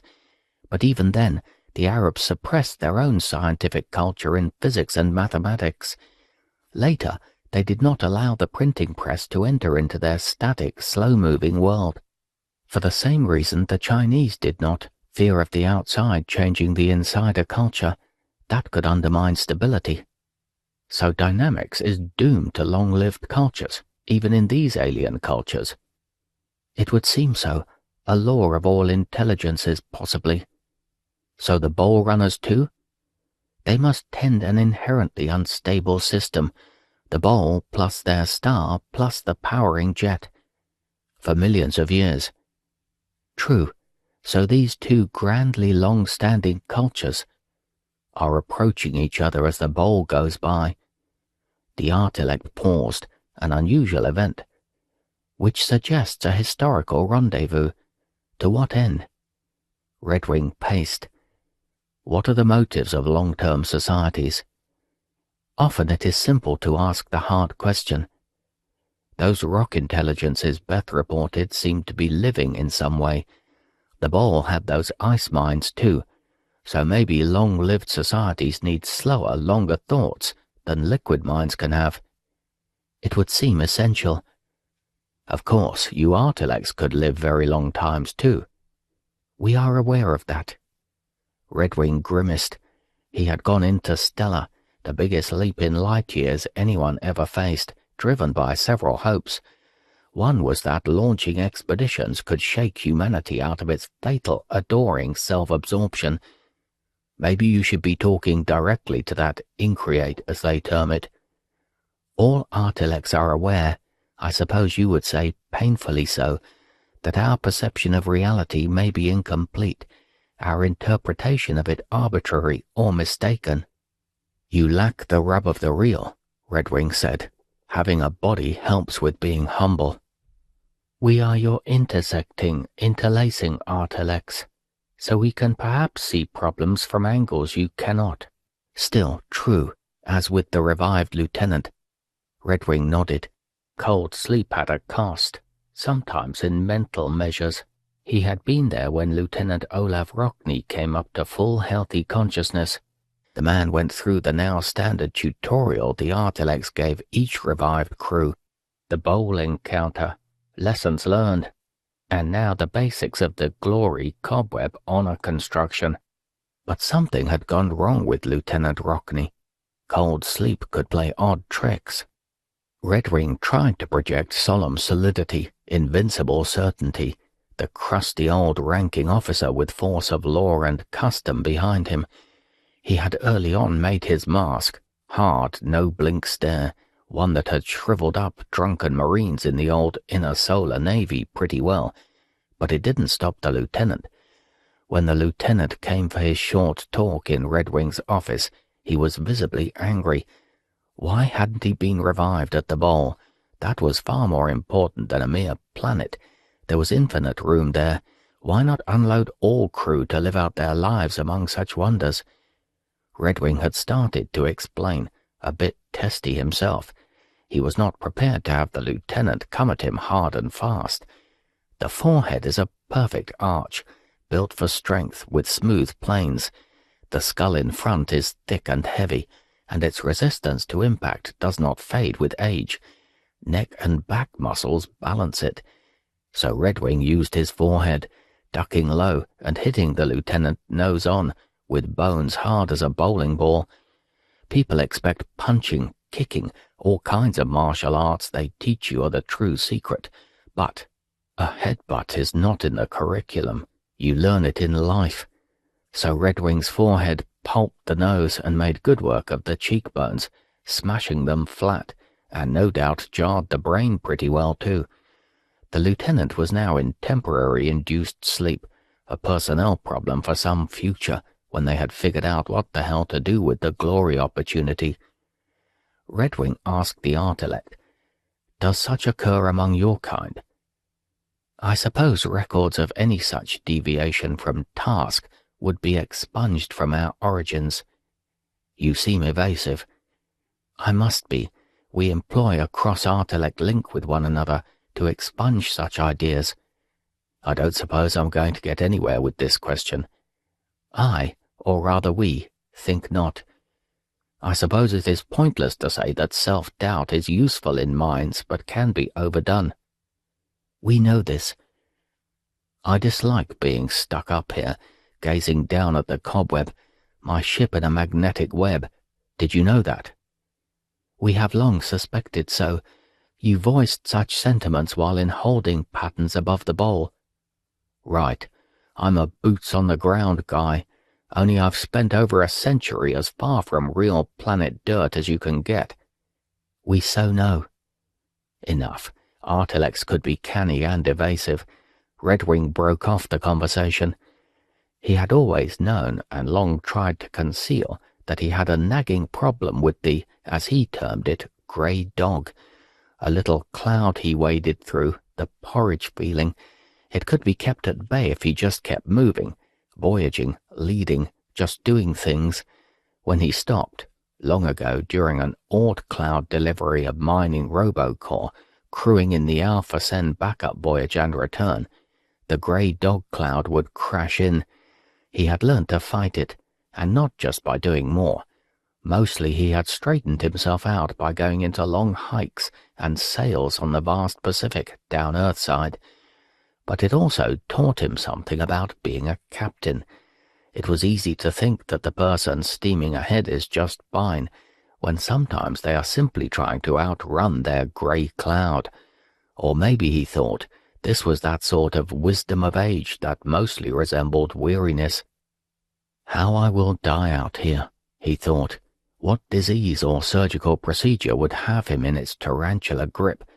What indifferent and weary ship nurse would witness his last breath, his last second, the impossibly fine point to which his life would have been sharpened? Or maybe that Increate thing had a better idea. 26.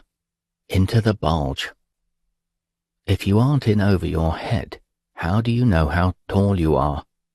T.S. Eliot.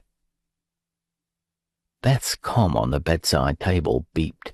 Cliff felt a spark of irritation. Of all things that cannot survive an interruption, heartfelt kisses ranked near the very top. Erections more so. Ah! His head flopped back, and he looked at the ceiling of skyfish flesh, warm and pulsing. Beth blew an exasperated puff of air upward. Technology strikes again, she said, just when our little seminar was getting interesting. Seminar? This was an advanced lab. I've got to get the team together. Let's breakfast here on some of the fabulous little appetizers I brought along from last night's dinner. I thought you were the appetizer. Beth laughed. You seem to have forgotten that last night we fell asleep in our fave way. Bliss not soon forgot. Cliff rolled on top of her. She laughed. You have the eyes of a doe, and as you showed with that tussle with Twisty, the balls of a samurai. You know, there's no gold star for extra effort in this. There's fun, though. Recall, shall we, the goal, that a baby is God's opinion that life should go on. Beth gave him her sardonic look, right side of mouth twisted down in a curl he found sexy. Or maybe just, hey, we're going to need a replacement pretty soon, so... We're each over a century old, so this is needed exercise. Ha! Beth sprang to her feet in one fluid motion. Getting less grav already. We're fully out into the cobweb. Suddenly it's back to biz again. You bet. Gotta get up to the bridge, see what we're getting into. Beth arranged her hair in a field-smart updo, twisting the strands to cohere, eyes distant. A black ball about the size of Cliff's head was hovering a few meters away.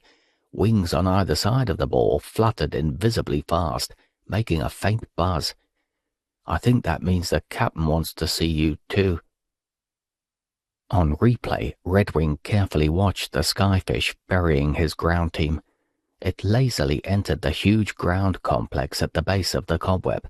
At this range, he had to use Sunseeker's highest resolution integrated optical system to get enough definition.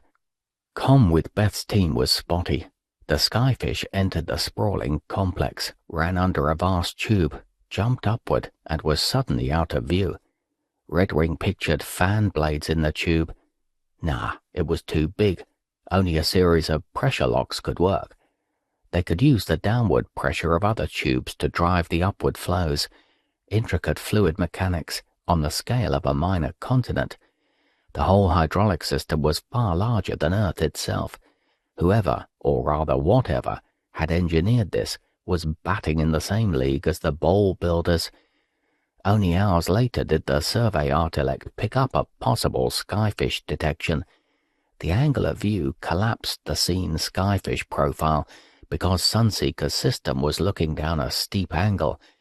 Data processing took long minutes to composite an image. It sprang onto the screen before him, and Redwing realized he had been holding his breath. There it was, moving fast along a transparent tube. Data ran on the screen edge, telling him the skyfish was already moving at nearly 1,000 kilometers an hour inside the flushing pipe that spanned several hundred kilometers width. "A pressure return system?" he asked. "This it appears to be," said the survey Artilect. "It is larger than the previous flow system they used to reach Honor. What goes down must come up. At appreciably higher velocity, yes. Seems to me the team is pretty demoralized by their losses. I picked up plenty of muttering and swearing from their suit mics. They thought they had them silenced. Beth, too. They have incurred serious loss." No affect in the Artilect voice, of course. That was a way to say, "Up to you, Captain." Redwing was used to the Artilects carefully tiptoeing around human personnel matters. Centuries of Artilect development had built social codes into them. Plus, they honestly did not fathom social signals. They weren't social intelligences after all, more like solitary narrow geniuses with some communication skills, so they could hand off problems to other similar Artilects. "Beth is headed for the Bulge region. I don't expect they can stay away from whatever that twisty character represents, but some R&R is a good idea." "I have no opinion.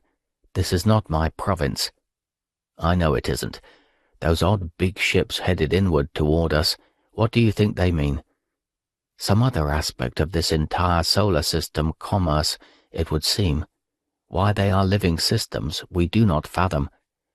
"Right. I think I have to talk to Beth, her team, maybe replace some." "This is not my province." "As you said. Or is that your analytical voice?" "I am not privileged to analyze your role as captain." "Damn right. I've been stuck in this damn ship for longer than any human ever lived, counting cryosleep anyway. An explorer who never explored, who never sucked in alien air, got his feet dirty." "I suppose that is true." "Don't go all polite on me, I'm just venting." "This is not my province either." Redwing frowned, growled, paced. His restless mood came from uncertainty, a cramped, clamped mood, plus a body full of no coffee. "Sometimes I wish you could sass some, give me some pushback." "This is not my province." Beth's view from the Skyfish Bridge was hard to grasp. The Skyfish itself trembled, shook, popped, and groaned. Standing on an unsteady deck, she tried to take in the panorama beyond. Outside, the rushing air made the sunlight ripple like looking through past water. In the dim distance, she could see grey walls of the enormous pipe sweeping them along. They were flying as fast as a hypersonic plane. This transparent fluid return pipe was as big across as one of the smaller of the classical United States of America, maybe a bit less. Meanwhile, her team was buried in the warm, moist flesh of this great beast. Alien surrealism. She blinked, taking it in. "Illustrious guest Elizabeth, you can now, after your fulsome rest, witness our hastening, airy voyage," Captain Anarok said. Beth said, "Impressive, large, so is your vocabulary." The captain bowed as if from a formal play. Beth recalled that Sunseeker had sent torrents of human culture, including many films and books, and no doubt Captain Anarok had digested them. Anarok said, "You generous primates have conferred upon our grateful selves so much bounteous cultural treasure, vast and various, that we would be rude indeed not to use it in our fulsome discourse with your ripely elegant selves. I admire your speed of learning our roughly built language." Beth bowed in response as she said this, then let the outside spectacle capture her. She turned on her highest recording capacity for later transmission to Redwing. "An education in precious oddities it was," Anarok said simply. "I gather your equally curious garment of sheep hair is not enough to support your mammal heating." This wool, my sole Earthside remnant."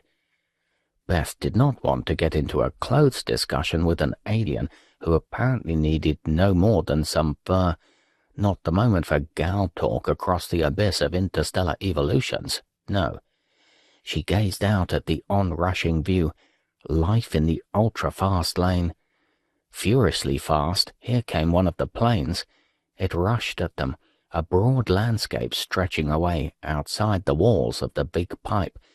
Beth could see this plane of the cobweb was varied in stony greys and glossy greens, some steep slopes like the High Sierra, peaks rising above prairies of bright yellowing grassy richness. Their speed made her flinch as the skyfish zoomed through the knothole up ahead. Her eyes told her it was like falling helplessly into the ground. Unsettled, her stomach answered. She gritted her teeth to hold back panic. Her last image before they shot through the hole in the plane was a glimpse. A strong wind whipped a froth of pearly fog across the dark, stony lands. Then they popped out on the other side. She watched the broad plain fall behind. The upper face also had rich lands of green fields and odd, twisted ivory hills. They were in a zone of the cobweb where life could cling to both faces of the plain. "What's local gravity?" Beth asked. "We are at approximately 1/10 of the honor level," Anarok said. "Soon enough comes what you fresh ones term the bulge, a rather ugly term, I should say." Beth mopped her hand over her face, wishing to wipe her cares away. "Stay focused," she reprimanded herself. "That's how it looked on our approach. We call that moving cup riding on the exhaust of a star the bowl, same reason." Anarok said, "You have been everywhere." "Not yet," Beth said, "but it's on my list." "We shall deal with your errant bowl soon, I gather. A bandit element nears us at high velocity." "I know nothing of that. Best to be the diplomat." "We shall soon be at the—" a string of long trilling tones. "You call the bulge. What's our plan?" "To linger where it is best to recover from your events." Anarok's limbs folded along her torso. Her sucker of a mouth rippled. Her several eyes looked like dried peas. Reading an expression into all that was impossible. The airscapes rushed toward them. An eye blink brought the next one closer, filmed with gauzy clouds. Looking aside, Beth could see the star Excelsior's brim at Glory's edge, shedding sunbeams along the axis of the cobweb like pearly-white brushstrokes flickering with their speed. "What does your term for this entire long cylinder translate as?" Beth asked. The captain made a gesture of calming, her mouth working. "I would say, from the older texts, a solitary tear suspended on the cheek of time." "How beautiful. These platforms off to the side. We are entering the lower gravities. Some wish to dwell in smaller patches. These are easily suspended with buoyancy." Anarok waved her several hands in an artful way, and the entire view shifted. The scene had been the simple forward prospect of the skyfish, but apparently this was an artificial effect. Now the focus was telescopic. As they furiously moved forward, it narrowed focus and brought up views of the flat areas suspended beyond the transparent pipe walls. Plus, more now, other objects swimming in the distance, gossamer threads and colossal reflective spheres, tetrahedrons, cubes, rings, cones. a twisted architecture like a Mobius strip, other geometric solids popping along, some with exhaust trails spilling across the huge sky. Beth said, "This is sure some gadzookery." The captain said, "Lesser gravity drives evolution of exotics. I am of a conservative species, with humble genetics extending undisturbed back for longer than we have good data." "Your species is not from here, the cobweb?" "Oh, we evolved on Honor for the most part, during the building era." Beth could hear the implied capital letters. "How long was that?" "Let me calculate." A pause while Anarok's eyes went distant, roved a bit, then snapped back to attention. "Longer than your species, which I gather was about 500,000 of your years, including parallel earlier variants, the slope-browed ones. Neanderthals, we call them, really ancient. This cobweb took a bit longer than our own species, yes, and far more than yours." Beth watched the cobweb's levels fly by at these speeds, through rippling currents of the compressed fluids bearing them at vast velocity. Continents skating into view, shimmering in sunlight, then falling behind. The skyfish trembled beneath their feet. Hollow booms echoed. Sonic pressures adjusted in waves of ping, thump, and roar. Her team rustled nervously and ate well, served by the crew as an anxiety release. Plus the food was aromatic, fat, and tasty after years of lean shipboard fare. She saw levels pass in review like regiments of troops. Some were deserts, others tropical green paradises. Moisture made the difference. Some levels sucked much from the tubular array, others less. The skyfish was in the largest and apparently fastest of the axial pipes. From it, side exit pipes sprouted, distributing air and liquids to lands sprawled on the plains. How Glorians decided which got what was unclear. The big difference here was that all levels got plenty of sunlight, filtered by the outer ozone layer sheath, but in the long rhythm of the gyring worlds. Half the orbit they saw brilliant sun, then plunged into a days-long night. Not the biosphere she knew Earthside, and for sure not the enormous lands cooking beneath the Bowls star. Here there was a layer of gold in the dull air, hovering over a continent-sized garden. There a floor of black foliage with spouting blue cloud decks, a firmament rich in confusions. So as the levels swept by, she saw similarities. Many forests were silvery, good reflectance to stay cool. Yet when a layer was heavily clouded, forests were greener, softer looking. They must have trained plants to regulate their temperatures by adjusting their reflectivity. Smart shrubs. "I thought I'd seen it all on the bowl," she said to Cliff, who was just arriving on the bridge. "This is a designer biosphere, stacked in a cylinder." He grinned. "Galaxy's biggest building, I'd call it." Swinging around a star, a grand gavotte." "I got lost coming here," Cliff said. "There are some dank parts, smelled like a wet sheepdog and dead skunk had a fight. How is Vivian?" I stopped to check on her, ran the basic med diagnostics again, holding up. Her arms looked better, bit cranky, as who wouldn't be. "Eating much?" "Minimal. She doesn't like the grub here much." "It's decent.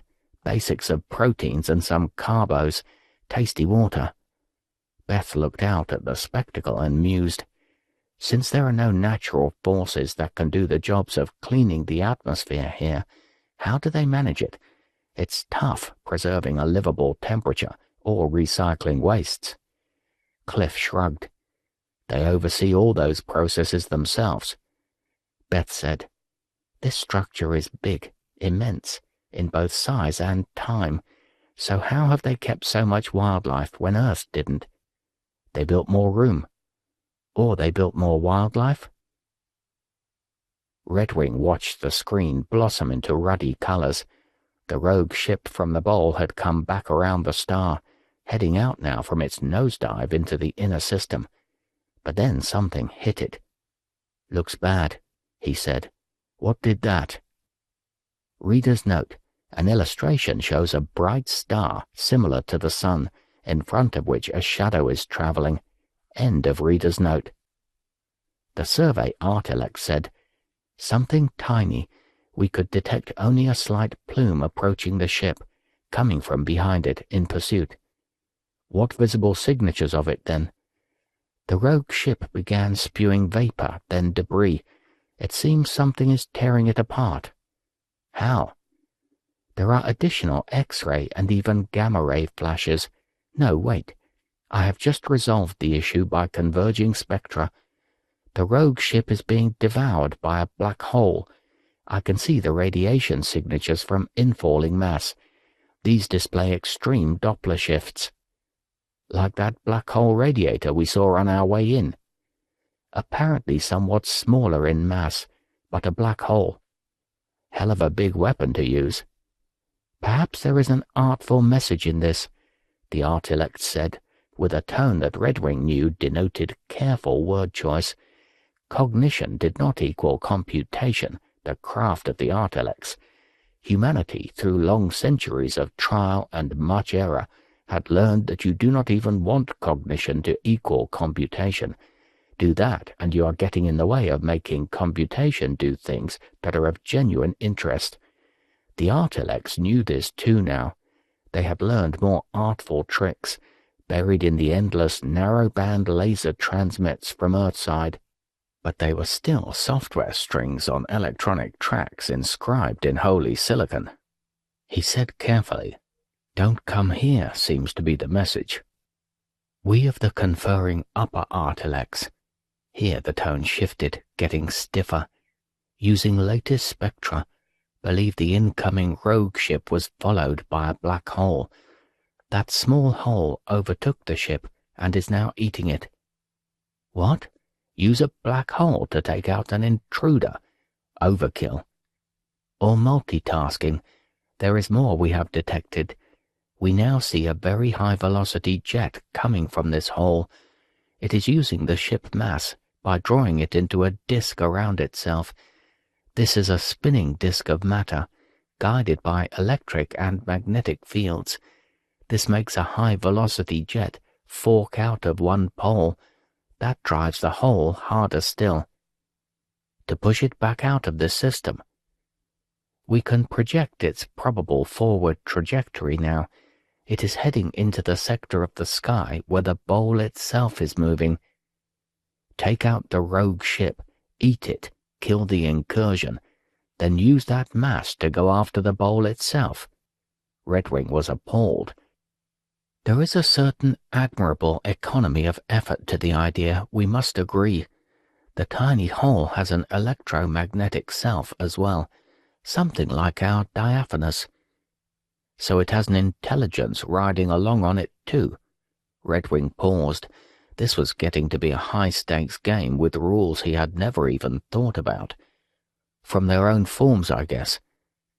No doubt informed by contact with our plasma minds from our solar system, our neighborhood, as it were. Redwing grimaced. I recall that the bowl visited here long ago.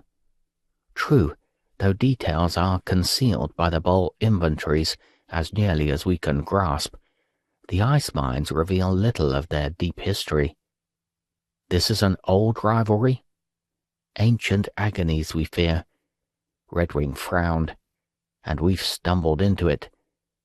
A great human writer long ago remarked that the past is not over. It isn't even past. Mayra, this message is for you and Beemore.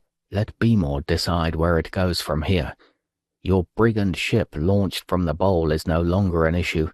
The Glorian Gravwave system launched a mini black hole, which caught up to the intruder vessel. The hole is eating the intruder. We can see the ejector, driving the hole back out of the system. Mass is fuel for it. The black hole has been maneuvering since then, using the mass from the intruder as a jet. It's too soon to tell, but we think it's aimed to hit the bowl, moving damn fast. At best you'll get a near miss. See if you can get Beemore to tell you what happened during the previous encounter between Bowl and Glory. We'll ask Beemore Prime. Maybe he'll talk. Keep in touch. By now, the Bowl and Sunseeker are only a few light days apart. Hate to think what that hole can do to you, or how you can defend against it. The vibrating skyfish reached the thick middle of the bulge with tapering speed. Rumbles rolled through the flooring. On the large flow screen, Beth could see the blue-tinged whirls of deceleration turbulence. They were the size of small towns, curled around the skyfish to lessen the tremors aboard.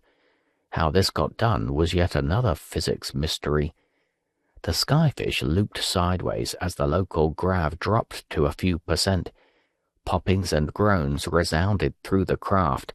Flow velocity was max at the pipe's center, and the exit tube the captain chose was small, mere kilometers across. They passed through a series of step-down pressure locks, giant doors dilating in languid luxury. Beth and her team watched from the rear of the skyfish bridge as their ears popped and the big fish shuddered from pressure waves.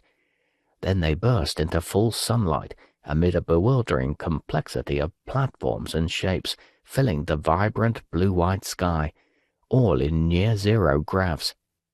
Captain Anarok turned to her passengers and said with multiple hand gestures, "You and we have been inside our generous host longer than is best. I suggest we all," grasping for the right word, her many eyes wandering, "frolic."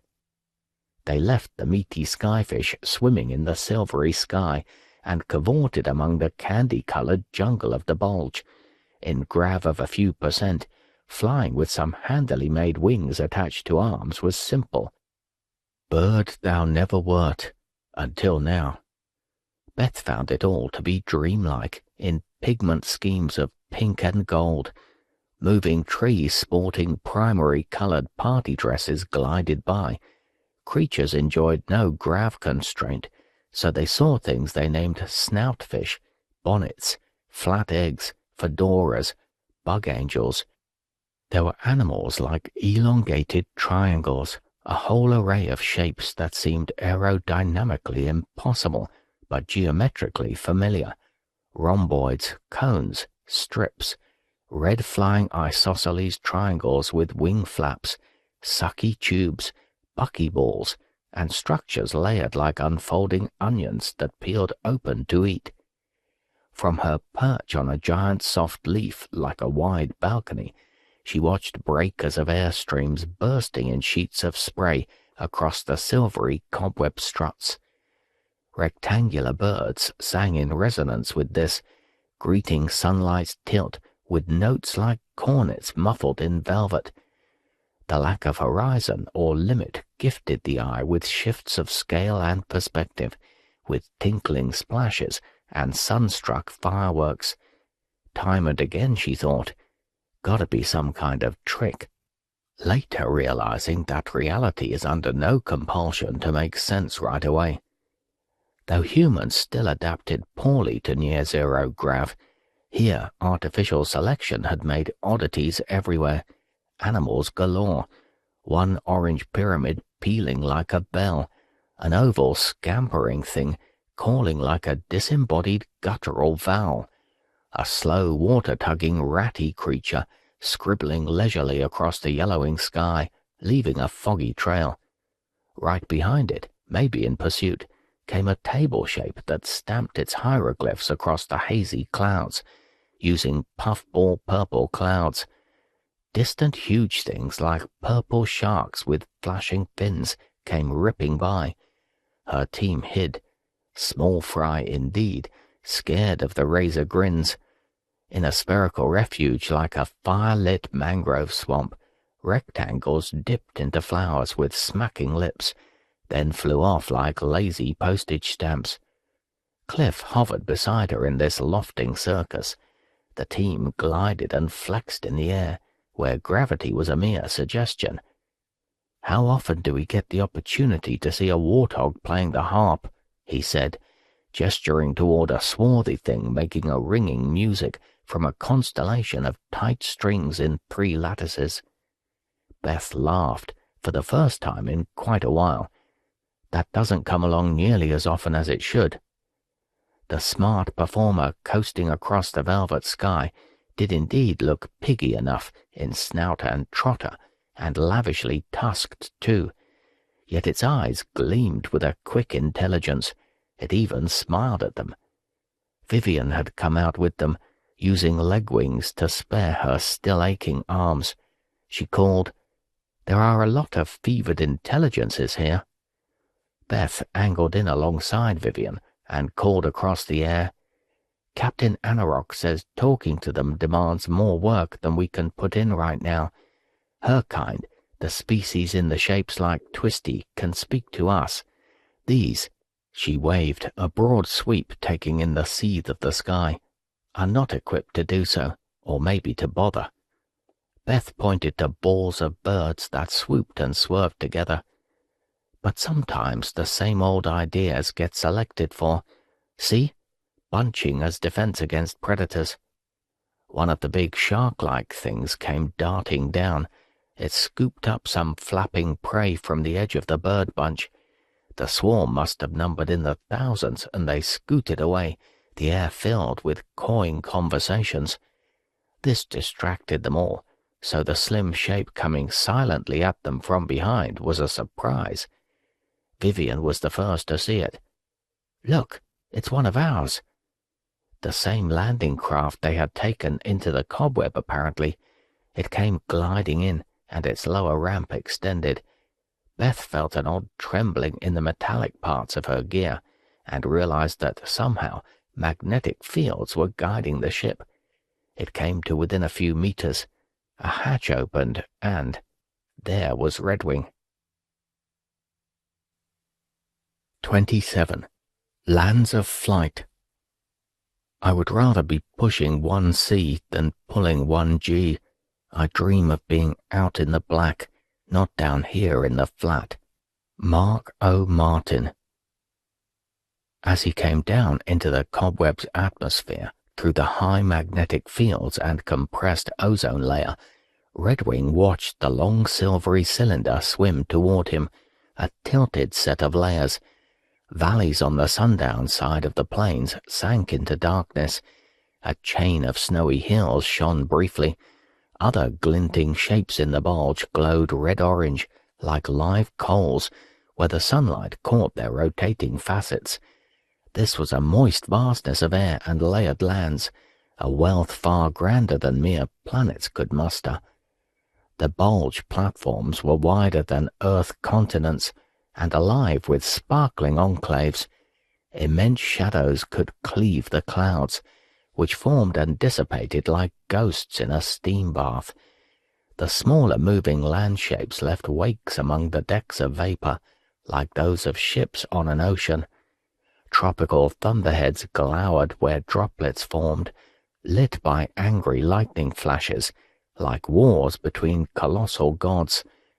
Elsewhere in the filmy atmospheric depths, cottony whitehead clouds recalled to his memory the blooming buds of white roses in gardens of Louisiana long ago. Ice cream castles graced the seething air. They descended to the axis of the bulge, vectoring toward the skyfish. What had seemed to be mere specks only moments before loomed large, and as the ship passed by them, Redwing saw the specks were the size of megacities, bristling with buildings of every imaginable shape.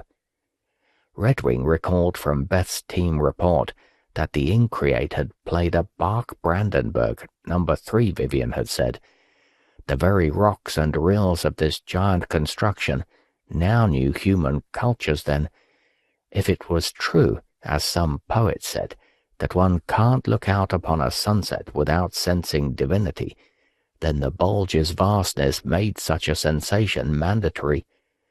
It was also true that one couldn't close the door on that sunset and enter a darkened chapel where the organist played one of Bach's toccatas and fugues without sensing divinity.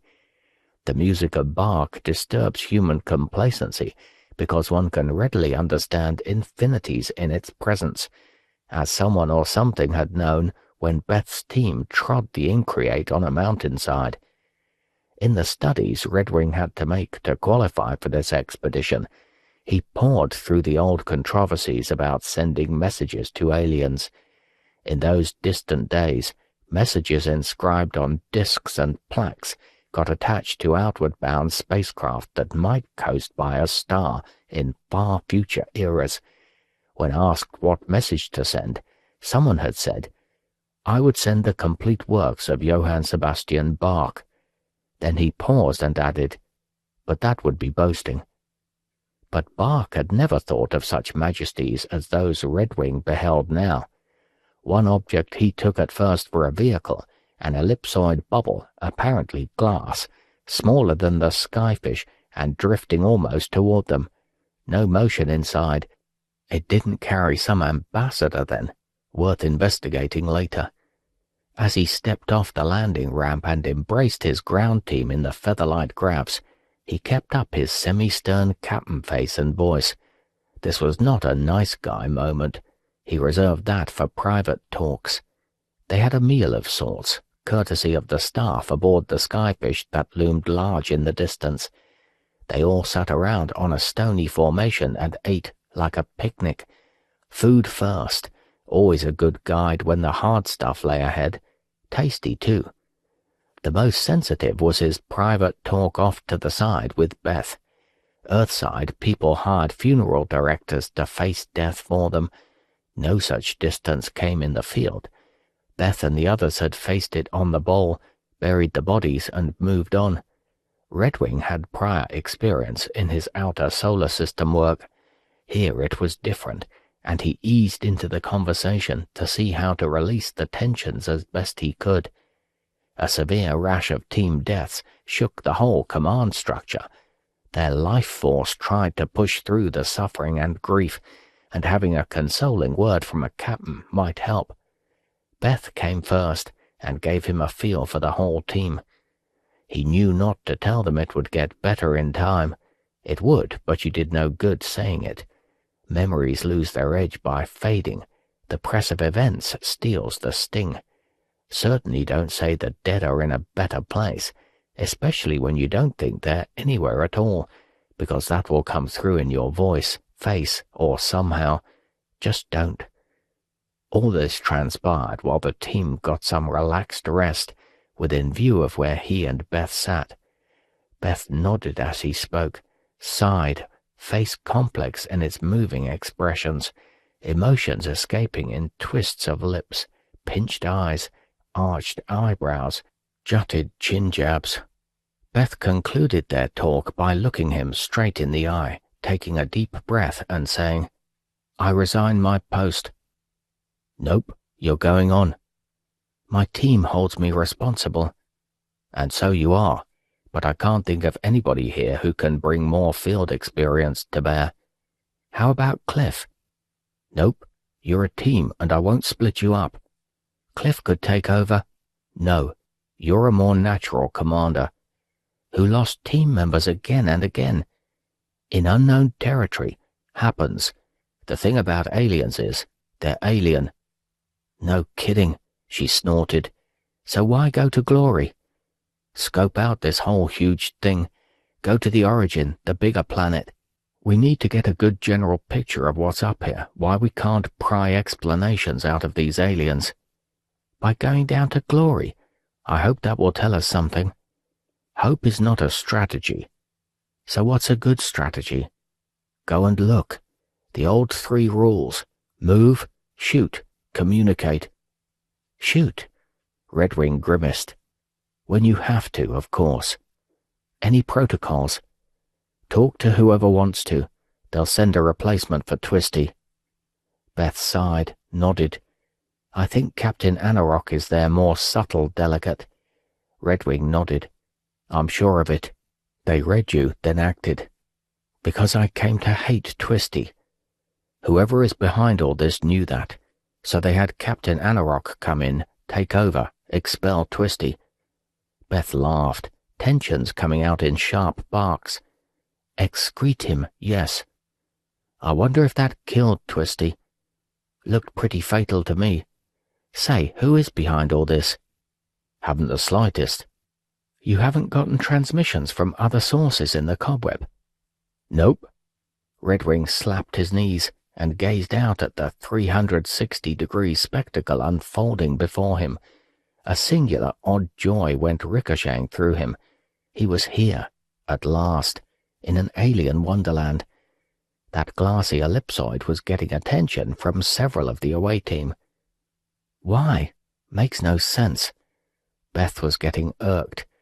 They got our whole goddamn culture sent on broadband tight beam, for Christ's sake. Beth's anger boiled out in spurts, and Redwing let it. Sat back in the low grav that gave him a light-headed elation. They're playing their cards close to the vest. They tried to wave us off with those cartoons of Superman getting beaten up. We came knocking on their door anyway, with the bowl cruising by within striking distance. Look at it their way, some kind of rough past with the bowl. Redwing paused, trying to see how to make this point work.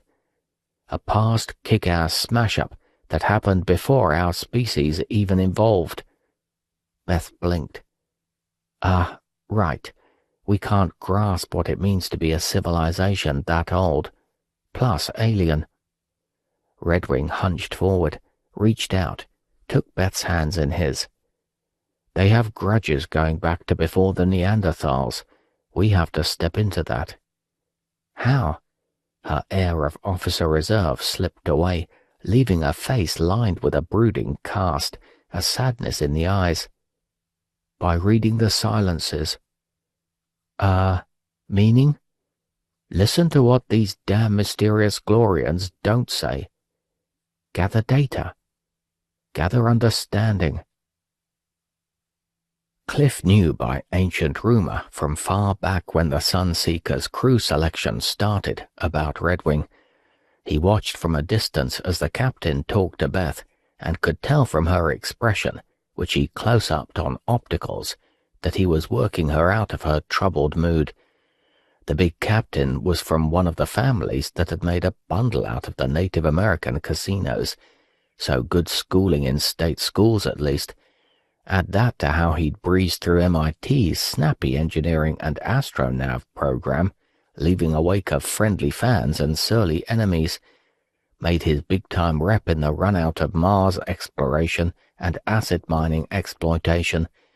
Then he got swept into the asteroid boom, when Redwing had run robot worker teams, assisted by massive nuke auto freighters that took the long-orbit goods downslope in the solar grav field. Metals and rare earths, and oxy, water, methane. That was when cryosleep got worked out in animals and then people. That century-long economic wave, plus the fusion impulse engines, good reliable long-flight biospheres, a will and a way, and presto, the interstellar dream opened wide. Who would command them, considering the duty cycle? Awoken several times to check, repeated cryosleeps that could be fatal. No real hope of ever returning. The best candidate habitable planet dozens of light years away. Glory.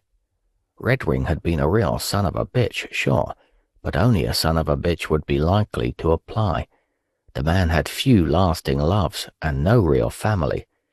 Cliff knew he was going to have to follow stiffer orders now that Redwing had come down. Fair enough. This would be a different Redwing than the ship-bound captain who watched his ground teams but had never descended. While Redwing spent a long time with Beth, the team lounged for a bit in the low grav and warming sun. Half of them were playing around the glass ellipsoid as it drifted past. Cliff dozed. Then Beth came out of her session with Redwing, and the man himself emerged. "You're ready to go down to glory?" Redwing asked, sweeping away all the saluting stuff with a mere glance. Cliff decided to let this go with a shrug. "Sure, Captain. Got to cover the whole ground." He knew not to mention the horror and surprise of it, and the beauty and the strangeness of it as well. Redwing did not look in the mood for second thoughts. "We've got to get you outfitted," Redwing said. The robos I brought down will get your gear fleshed out, repaired. Yes, sir. Seemed to hit the right note. Have you noticed? Cliff waved. That. All right, let's look. It appeared to be an ellipsoid of rotation. Half the crew were playing in and around it. There was no obvious point of entry. Cliff watched until he saw a recent revival, Brenda something, dive through the side. He tried it himself. The captain followed. The wall simply sensed their approach, opened in a spread circle, and snapped closed behind. Now what? Crew were bounding off the wall, laughing, whooping, getting the exercise they'd need after too long in low G. What the hell? Cliff jumped, bounced off a wall, jolted. He curled up before he struck again. With a good jump, you could bounce across at least twice. Cliff tried it a few times, noticed the captain just watching. Ash trussed beside him. It occurred to him to wonder, how do you get out? Was it a snare, like a lobster trap? Be More Prime jumped, hit the wall with curled legs, crossed the great gap and hit again. Nope, he'd gone through the wall and out. How had he done that? Ash jumped. Captain Redwing jumped after him, past a flying, writhing finger snake. The air was full of flying crew. Cliff watched and got it. He made his way to a wall, gathered himself and jumped, recoiled, flew toward another wall and passed through it. Ellipsoid of rotation. An ellipse has two foci. You had to guess where they were. Jump through one focus, bounce correctly, you'd fly through the other. Then the wall would let you through. What a toy! Cliff laughed. He hovered nearby and watched the joyful gang cavort.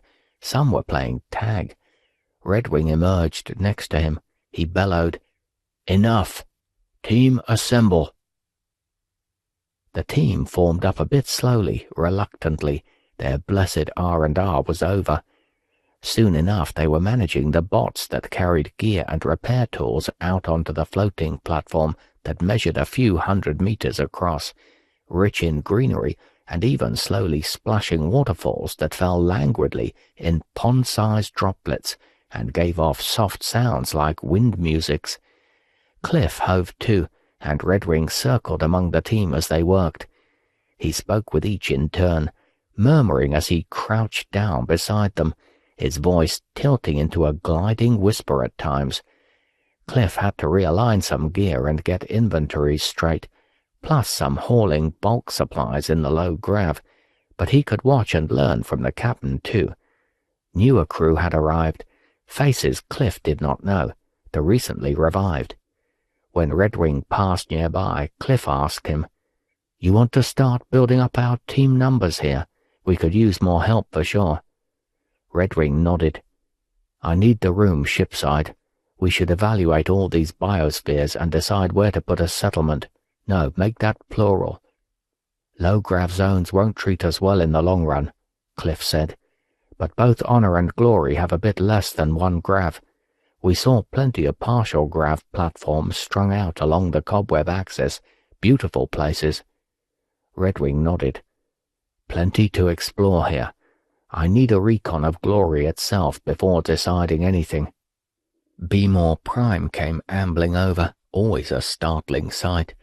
Cliff had to make himself not react to the spider body, focus on the oddly shaped words coming from it. The great beast squatted to address Redwing at eye level, ignoring Cliff, which was perfectly fine with Cliff. Be More Prime's voice was slow, wheezing a bit, grave. "I must remark, Captain Sir, on my own understandings of what has occurred." "Glad to hear," Redwing said warmly, though from his expression Cliff knew the captain felt much as he did. Be More Prime settled lower. "One of the strangest matters for us to grasp about the human mind is that it can reason about unreasonable things. I have read much of your history and literature, its legends. It is possible, for example, to calculate the speed at which the sleigh would have to travel for your Santa Claus figure, apparently a jolly genius, to deliver all those gifts on Christmas Eve, though Santa does not exist. It is possible to assess the ratio of a dragon's wings to its body to determine if it could fly, though your world has no flying dragons. I gather that long ago one could decide that a yeti is more likely to exist than a leprechaun, even if you think that the likelihood of either of them existing is precisely 0. Redwing blinked, clearly feeling out of his depth. So what? He countered gruffly. Bemore Prime hunkered down lower still, as if to focus on Redwing alone. Other crew had found ways to get nearer, to overhear. Cliff found it easier to look away from Bemore Prime while listening. You can do detailed contemplation of impossible things. This is unusual, combined with your other mental oddity. We of the folk have now understood that you primates do not have the access to your own undermind as we do. Such ability as ours is an integral element of sapience, or so we thought. Among we astronomer folk, the undermind is accessible by the conscious overmind at will. We connect when new perspectives or fresh ideas are necessary. Among the humans, this self-awareness is truncated, leaving them shockingly unconscious of their own decision-making processes. Works for me, was Redwing's stern reply. My point is that the mysteries we encounter, including the deaths, are aimed at the human undermind. That is why you struggle so with the sheer size of this artifact, its unending days, its bewildering diversity of species, and its massive scale. Cliff said, I don't get it. That is my point, Bemore Prime said, shuffling its legs in a way that sent chills running through Cliff. The thing could not help looking dangerous to the monkey mind lurking in any human, but knowing that did not help. The many species here have a different view of living, Bemore Prime said, peeling out its words. They learn by immersion in the real, the passing moment. They do not lecture, as alas I am doing now. Cliff decided to let his puzzlement come out. No reason Redwing should always run the discussion, after all. So they don't explain themselves. Apparently so, as a matter of culture, Bemore Prime said. You must not think of those like the Increate as resembling your made minds. They are of, as your biology would term it, another phylum. Made minds. Bemore Prime spread its arms in an explanation pose. Your Artilects, those are wholly artificial. The Increate are more a store of minds created through life exposure. They are alive and capable, not mere storage. They have different ways of knowing and of acting. Including killing us. Twisty just shrugged it off. Bemore Prime let a ripple run through its body, a gesture Cliff could not interpret. This seems part of their culture as well, sending only one representative, indifference to our well-being. Even when we disposed of Twisty, Captain Anarok did the deed, and then persisted in not explaining what was to come. She wanted to come to the Bulge herself, Cliff said, jumped at the chance I'd say, but not a whisper about why. True, Bemore Prime said. I sense, though, that they are pushing us toward a new way of thinking. Redwing shook his head angrily. That doesn't explain anything. Bemore Prime gave a twisty leg gesture Cliff knew meant agreement. I believe they have foreseen that our ideas are in crisis, at least in part. That word itself comes from your Greek term, krisis, which means decisive moment or turning point. It was especially used in a medical context as the end of a disease. Look, I don't give a damn about some crisis coming. If there is one coming, why not just tell us? Bemore Prime paused and said in a soft, sliding, whispery tone, We are in the phase of discovery those Greeks termed the moment of eureka. Approximately, I found it. We are immersed in that, have some distance still to go. The Greek phase of consolidation following eureka, is the moment of maturity. Then we will know more deeply."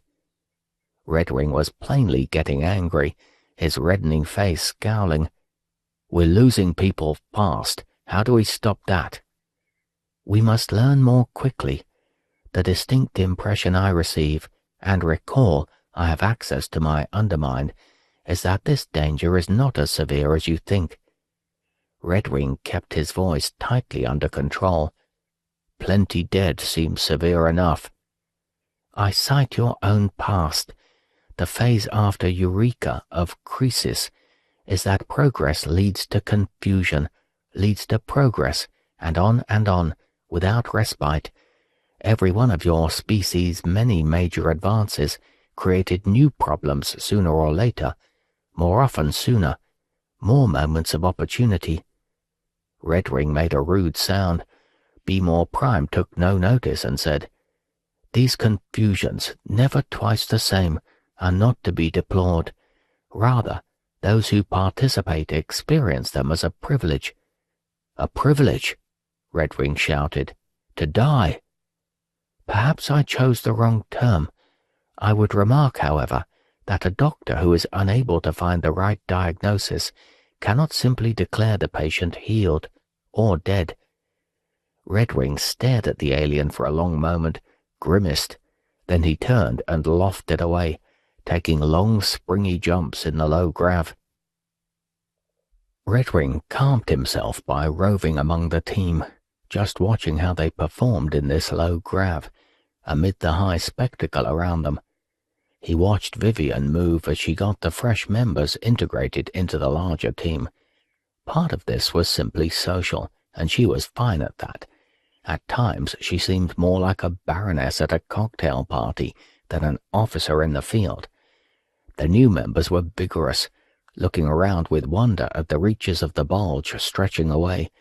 They had expected to awaken to a planet, not a construction 1,000 times more rich in land and life. Still, Redwing knew his need to feel urgent and engaged often came across as itchy and impatient, so he let her work her ways. Supple and sincere she was, a useful buffer. He thought about what Be More Prime had said. He reflected that wild chimpanzees are very unhappy with the presence of these strange, tall white apes who cover themselves up and who make these funny noises with their mouths. Maybe mere humans should let Be More Prime and the Bowl Wisdom have their say, then move on. Dealing with alien minds was not exactly diplomacy, but rather something humanity didn't have a term for as yet. The Skyfish lingered nearby, its crew also sporting among the hanging gardens. They were smaller than Twisty, but quite dexterous, twisting and flying in the low grav like impossible birds. The life here was spectacular and eerie all at once. Redwing had lived in spinning asteroid colonies, so low grav was not new, but the infinitely tapering away expanses were, especially since the view of milky air was peppered with life. Here came an angular thing with, improbably, breasts. She moved her jaws back and forth instead of up and down, gazing around with her enormous and complicated eyes. Perspectives were hard to judge, so Redwing felt a shock as the thing's grainy skin snapped into detail, and he saw this creature was the size of a skyscraper. She took a long, lazy look at him, and then the massive head turned away, for which he was suddenly quite grateful. She bellowed like a foghorn, flourishing forth in soprano, lifted her pale forearms, and thoroughly washed her face with hands like the sails of a windjammer. Then she languidly snapped her wings open and floated away with lazy flaps. He close-upped a dark ruddy brown plateau in the distance. It seemed wrapped in a firm, glossy envelope, and Redwing sent an object definition signal through his embodied comm. Back came within seconds news that this was a methane colony, a separate biosphere with a reducing atmosphere and knotted black clouds. These seemed to circle in orderly fashion around clusters of glistening tall spires. "Welcome to our lands of flight," a whispery voice said at his elbow. Redwing blinked.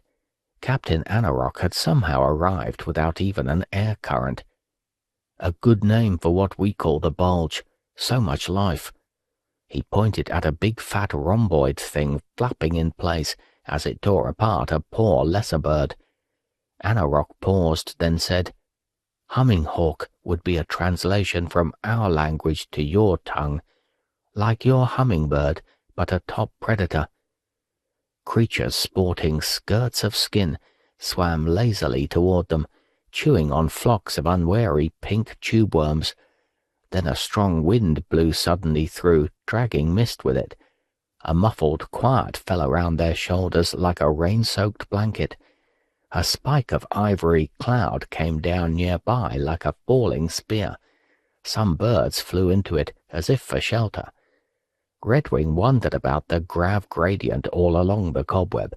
It was very weak here in the Bulge, where grav was nearly zero, but to its sides grav tugged in opposite directions toward honor and glory. He asked Anarok about this, and she quickly pointed out that to avoid big pressure differences along the lengthy Bulge axis, which was hundreds of thousands of kilometers, they used pressure zones. "It resembles a series of great airlocks." She gestured proudly at the shimmering wealth in the air all around them, using 4 arms. "A few layers of planes for living in each, sealed off, so no big gradients in air density. The tubes we all use to move axially keep adjusting these pressure differences. I am the captain of a giant organism. Amusing that you choose to term it a fish.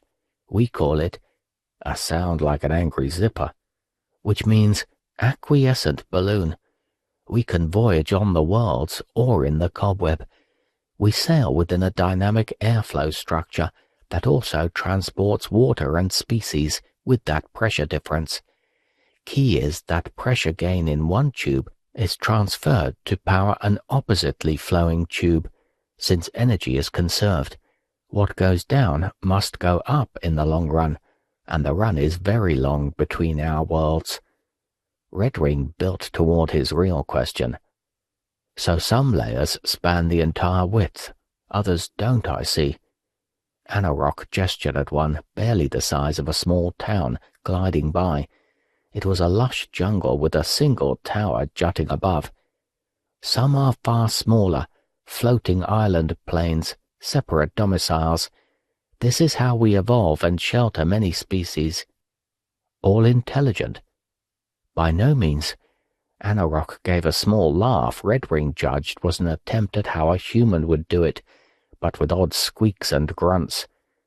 "We cherish a full range of biospheres. Many smarts can change into wild naturals." Redwing bored in. "Then how does Glory, your large world, manage this?" "It does not. Our system runs itself on many descending scales." Now for the big question. "Would you take us to Glory itself?" Anarok took a long time replying, staring into space. Redwing guessed she was conferring with others, but who? Beth had asked about the power structure here before, and Twisty had either twisted the question away or said their complex did not have a ready answer for that. Anarok said, "I must allow for evolution in responding to you. I gather we all have from your enormous cultural gifts to us, and from observing you in the field. You descend from the earlier cultural context of a near relative, the chimpanzee. That was 6 million years ago. But relevant. Homo troglodytes, your science labels them. You are Homo sapiens. I received the term from your library. You think in terms of primate troop dynamics, the pyramid of power." Of course. Redwing knew he was getting into deeper water here, and his knowledge in such matters was quite shallow. Anarok spoke carefully. "Those social structures include advantages, such as decreased likelihood of predation, defense of shared resources, better feeding efficiency, and higher success in copulation because of access to mates. The latter you have raised to high use in pair bonding, hence your fondness for romance. A reward sensation, unlike apparently the chimps, who copulate only in periods of 10 days and then ignore the other sex for long times. Redwing smiled. We get a lot of fun out of it, gotta say. The price is significant. Linear dominance hierarchy, often with males commanding females, old ruling the young. Redwing laughed. Somehow we've made it work. With hesitation, as if these matters were delicate, Anarok said, I rather like that effect you have, conveying a rapidly changing mental state, usually with pleasure or surprise. For you, triggered vocal communication conveys a wide variety of emotional states and intentions. You and your relations, chimpanzees, both employ alternating inhalations and exhalations that sound like celebrations, and at times to us, more like lost control of breathing and panting. Redwing was going to laugh at that too, but something caught his eye. What the hell is that? An observer, no more. Who's doing the observing? A consortium of our intelligences. Redwing noted that Anarok got very precise and looked away as she said this. Beth, my team leader, reported these, called them Zingos. What's behind? An urgent Artilect prompt from the ship poked at his inboards. He thumbed it into his left ear as he watched the Zingo. The 2-odd spacecraft have approached and hailed us. They have a living outer portion of unknown use. Possibly they are alive, in some sense. Each is arrayed at the pressure boundary of the magnetic fields that clasp us. They wish us to send emissaries. Why? Redwing waved to Anarok to show he was on comm. The ship's Omnilect said, They wish to converse and make themselves manifest in our thinking, they say. Diplomacy, manifest, in person. They seem to so desire. The flat voice carried no implications, as usual. As well, they, whoever speaks we cannot discern, wish to see a maximum of 2 persons to fit their biometric constraints. Sounds fishy. They are insistent. We observe they are served with resupplies as they wait. Tugs rise through the atmosphere and suckle to the ships. Be aware these are vehicles much larger than Sunseeker. I see, Redwing said, though he did not. I'll come back soonest. I'll do the visit and choose my counterpart now. Redwing turned his attention back to Anarok. Glory, we've got to know what or who is on Glory. Would you take my team there? Yes, I am allowed so, and have not ventured all the way to Glory, as you term it, ever. Why not? Historical secrets. The cobweb, as you term it, is our refuge from the ancient elements of Glory. Even those who dwell at the base of our construction have little to do with those who lurk beneath. Exchange of raw materials, the flow of gases and fluids, that is all. Sounds damn strange. There is much shrouded strangeness in our past. Part of our culture, as you must by now at least glimpse, is living in the moment. So Beth says. One of our most revered sayings is, the moment is far better than our past. So be it. Can you handle the whole descent? Get them to the surface? Anarok paused to calculate. We can. It will be a leisurely trip. There are no main pipes running winds downward from the bulge. The smaller pipes are falling flows. We can simply join the drop. This makes for a more comfortable descent. Mostly they employ the energy gain from simple gravity. After all, we ride a living balloon. We wish to relax in the slipstream flow. Oh, how slow? We would expect about 3 rotations of Glory system, unless we stop for points of interest. Redwing was daunted. We'll have to get back to you on that. It's not out of the question. We want to explore your entire system. We seek to plant a colony here and prosper. This is surely possible. I predict Glory will not be your choice. We'll have to judge that. It's closer to our native world's gravity for one thing. Anorok's head waved in a circle. Redwing wondered, as if to imply doubt. The alien said, "I appreciate that, but distrust that will prove decisive. You seem to know our biology well, language too. I admire your many dialects. For example, I have accessed for study your acoustic files, sent as your ship approached, I gather. On Glory, if I may attempt a different vernacular in English. I swear to God, ya better not do that. I refer to Glory here." Redwing blinked, somewhat dazzled by the swift turns Anorok's conversation could take. The alien had spun as it spoke, too, another ambiguous signal. "We'll see." He did not care to try an answering accent. Anorok turned full face to him and bowed, as if in imitation of a formal Earthside occasion. "I and my crew shall gladly take you in our living vessel, which you term a skyfish." "Good, thanks. We'll see." Redwing scanned the sky where his team cavorted. "Time to assemble them, then. Issue orders. Be the captain." Beth liked the luxury of just watching a vibrant ecosphere without significant gravity. This was immense volume, and so a blizzard of species wafted through the obliging atmosphere. Humans perch on the top of the food chain, so few noticed that it isn't particularly easy to eat a plant. Like most living things, they have evolved an impressive array of defense mechanisms to avoid becoming dinner. Plants here did the same, with new opportunities in low grav.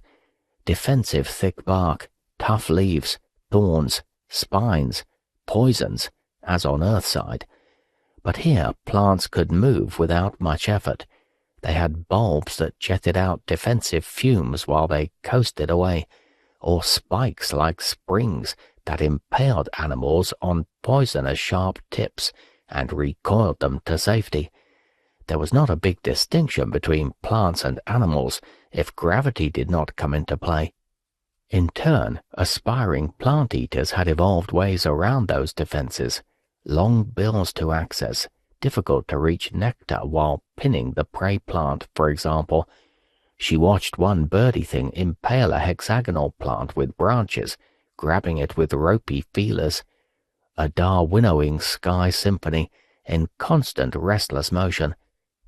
"Time I got back to the ship," Redwing called from over her shoulder. "More aliens to meet." There was a springy joy to his tone. It was hard to watch in all directions, and he had come zooming over to her from behind a writhing yellow-green forest cluster.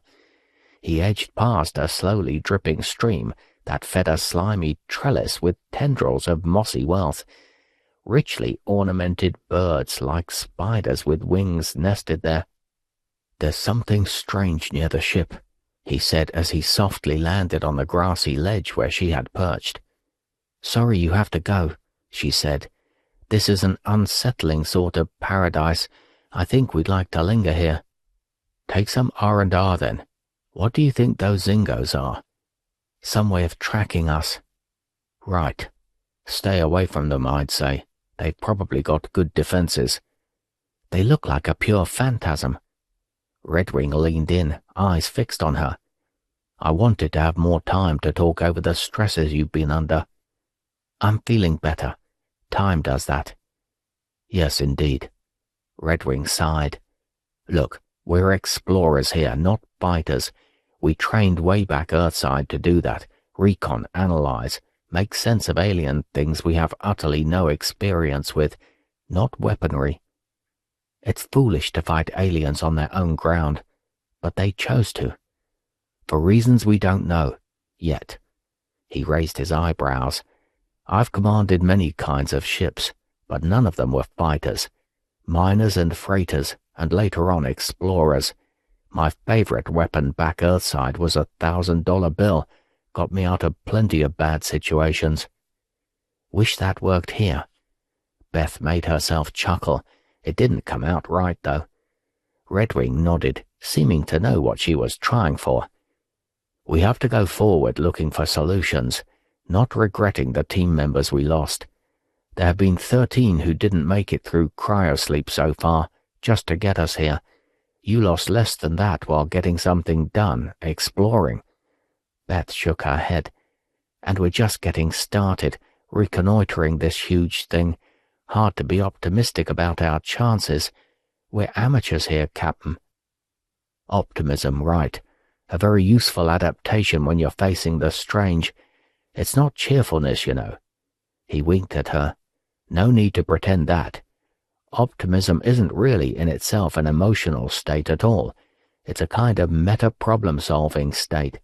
Travelers need a ruthless optimism." "I've been in the field for years, counting the bowl. Maybe I'm wearing thin, or wearing out." He leaned over and clapped her on the shoulder. "Nonsense. Making the best of things is what courage means." "Maybe put somebody else in this job. Cliff, you two are a team. You have different talents." Redwing sat back, studying the endlessly changing sky of vibrant, chiming life. Earthside, plenty of people who think they're sophisticated, think being optimistic is for simpletons, that it means a somewhat obtuse intelligence. Others consider it at best the luck of biochemistry. Some logic to that. That's why R&R restores it. Helps, sure, but to keep it, you have to keep in mind that optimism for a leader is a policy. To lead, you have to maintain that. Sometimes, like now, amid the blackest moods. Beth felt a dawning resolution. It felt solid. "You mean optimism is a moral position?" "For me, yes. Optimism is part of the job." "I never thought of it that way." "Right. Helps to say it out loud. Optimism is a skill." Beth nodded. She listened further as Redwing went on about supplies, staffing with the new crew just arrived, what it might mean to go all the way down to Glory. She indexed all this away to think about later, but the feeling that now stole over her came from that surprisingly clear idea. Optimism is part of the job. Yes. Redwing finished and stood. "Look, I'm taking Vivian back with me." Because she's wounded." "That's part of it. I need somebody smart and quick to go along with me, to meet this new strange stuff that's loitering near Sunseeker. She fits the bill." "Aye, aye, Captain," she said with just the right lilt to maybe suggest that Redwing might possibly have other motives too. Redwing allowed himself a smile with a knowing side twist. "Long ago I heard an old Arab motto, fits here. Trust in Allah, but tie up your camel. Keep it in mind."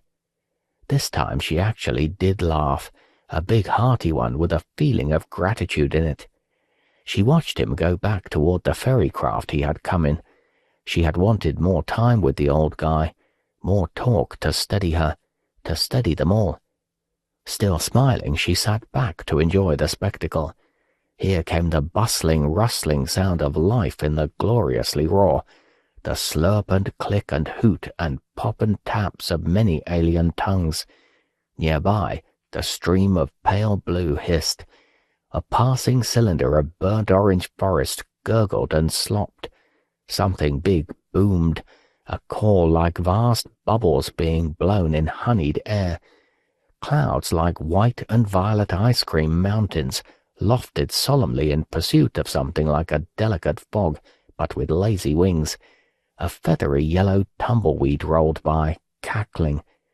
Paradise, yes, with a small speck of humanity in it. 28. Skylife. We don't have bodies. We are bodies. Christopher Hitchens. Redwing readied himself for leaving the ship again. He had arisen this morning with aches and irks, the after-effects of his time down in the Bulge. Weightless did not mean easy effort. It allowed and often demanded twists, thrusts, wrenching work. Muscles complained about doing something new at his age.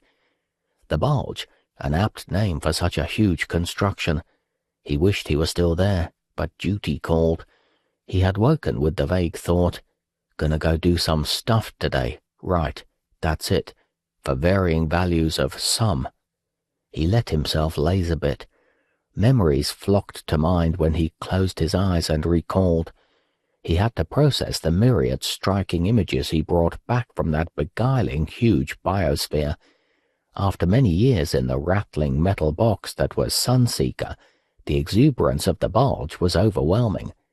He recalled the air life, some shaped sleekly like dolphins and in packs eating trees that resembled octopuses. He could not sort out the categories there, but it had been eerie to watch. The slim, snaky predators would bite off the trees' florid green heads, shake the trunks like bodies until the limbs like arms got flexible. Then the hunters slammed the tree-like things, which were screaming in low bass notes, against the firm platform they grew upon, break them into bite-sized pieces, all done in darting flocks within a few minutes. Horror and wonder blended together as he watched huge cawing murmurations of bright fleecy animals take wing from writhing foliage, floating dreamlike around him as Redwing scooted back to his shuttlecraft. Dozy memories banished, he got back into his semi-military self. Shower, shave, dress, check with Artilects, done.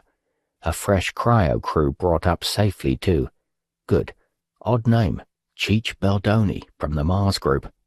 Now for another adventure, leaving ship again. After decades of rattling around its confines, the very idea of going exo was thrilling. He met Vivian at the airlock. She had properly gone back to her cabin to suppress ship gossip. She looked none the worse for wear, sharp and snappy in a freshly printed uniform. She even saluted with an ironic wink. They rode a smaller shuttle out to approach the long snaky tube of a living ship, a term the Artilects had translated from a raspy Glorian tongue. This ship itself was a tapered cone with yellow and green flanges. As they neared, they saw a halo around the cone, like fireflies in the ripe sunlight glow. The dots of shimmering light swelled into complex structures of struts and swollen balloons, with sinews like knotty walnut. Fleshy vines webbed among them in tangled intersections. They passed some, so soon many lay fore and aft, some spinning slightly, others tumbling. The cone grew and reminded him of a sprouting pineapple, prickly with spikes, but bristling with orange fur that slowly waved, as if bizarrely saying hello. Around the slowly revolving cone, a haze of pale motes clustered. The piercing shine of everything reminded him of how hard sunlight was, unfiltered by air. In the absolute clarity of space, he saw smaller and smaller features among the mites hovering like feasting insects. This revealed the true scale of the complexity they sped toward, as large as a mountain. Their craft was a dot plunging headfirst into it. They reached the cone and entered a yawning muscular mouth, which did not swing open or dilate, but actually opened like a real mouth, minus teeth, complete with a fleshy pink look to it. A grey quilted membrane like a huge catcher's mitt damped the bounce into rippling waves, circular wall rhythms racing away. The sudden sickening tug sent his stomach aflutter. The lurching lasted for long sloshing moments, and then they were at rest. Vivian said shakily, "Rough. Landing." With a rumble, the shuttle fit into a berth slot. The mouth closed, and some golden phosphor radiance flickered into a bright, probing glow from all the walls. Pressures adjusted. Ramp popped out. Helmets on and suited, they stepped down, and there was a spindly alien with 6 arms and an oblong smile. Its body rippled in something like a greeting. Redwing said, Judging from pictures, you're twisty?" "No, though I am a reconstruction of what that being you termed twisty was," it said. Pause, an attempt at an angular smile. It didn't work. "I suggest you term me Twisto to make the point. I am here to guide you." "To what?" Vivian asked, unclamping her helmet and sniffing the air. She nodded, okay. "Our many selves," Twisto said flatly. Redwing noticed that this alien had improved pronunciation and tone in a few short sentences. Quick learner then. Look, Twisto, all that drifting stuff outside, alive? In a way. Are your ship bots alive? No, of course. Vivian frowned and asked. So are those bots? Not of metal, no. They do mate and use biochemical methods to do so, but even your bots can make copies of themselves. Exasperation forked out in Vivian's sharp tone. You know what I mean when something's alive. I am deficient in that, Twisto said. I am newly sprung from the former deep twist-like base to guide you. Vivian snorted. Well, if you don't know what alive means, I can't tell you. Sometimes Redwing knew she was deliberately opaque. Maybe useful now. Good, Twisto said. What? Vivian shot back. Talk is a trick for taking the mystery out of the world. Twisto gave them a shrug and arced away, arms waving forward, so they followed, coasting into the cone's interior. A fog glow swathed the corridor. It furled open as they glided in.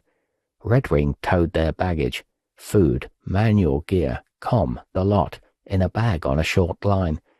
The walls sprouted growths like flapping ears, and beyond them coasted moving shapes. Redwing had to concentrate to realize these were alive. Maybe. He was used to gravity that imposed flat floors, straight walls, and rectangular rigidities. Weightlessness allowed the ample symmetries of the cylinder and sphere.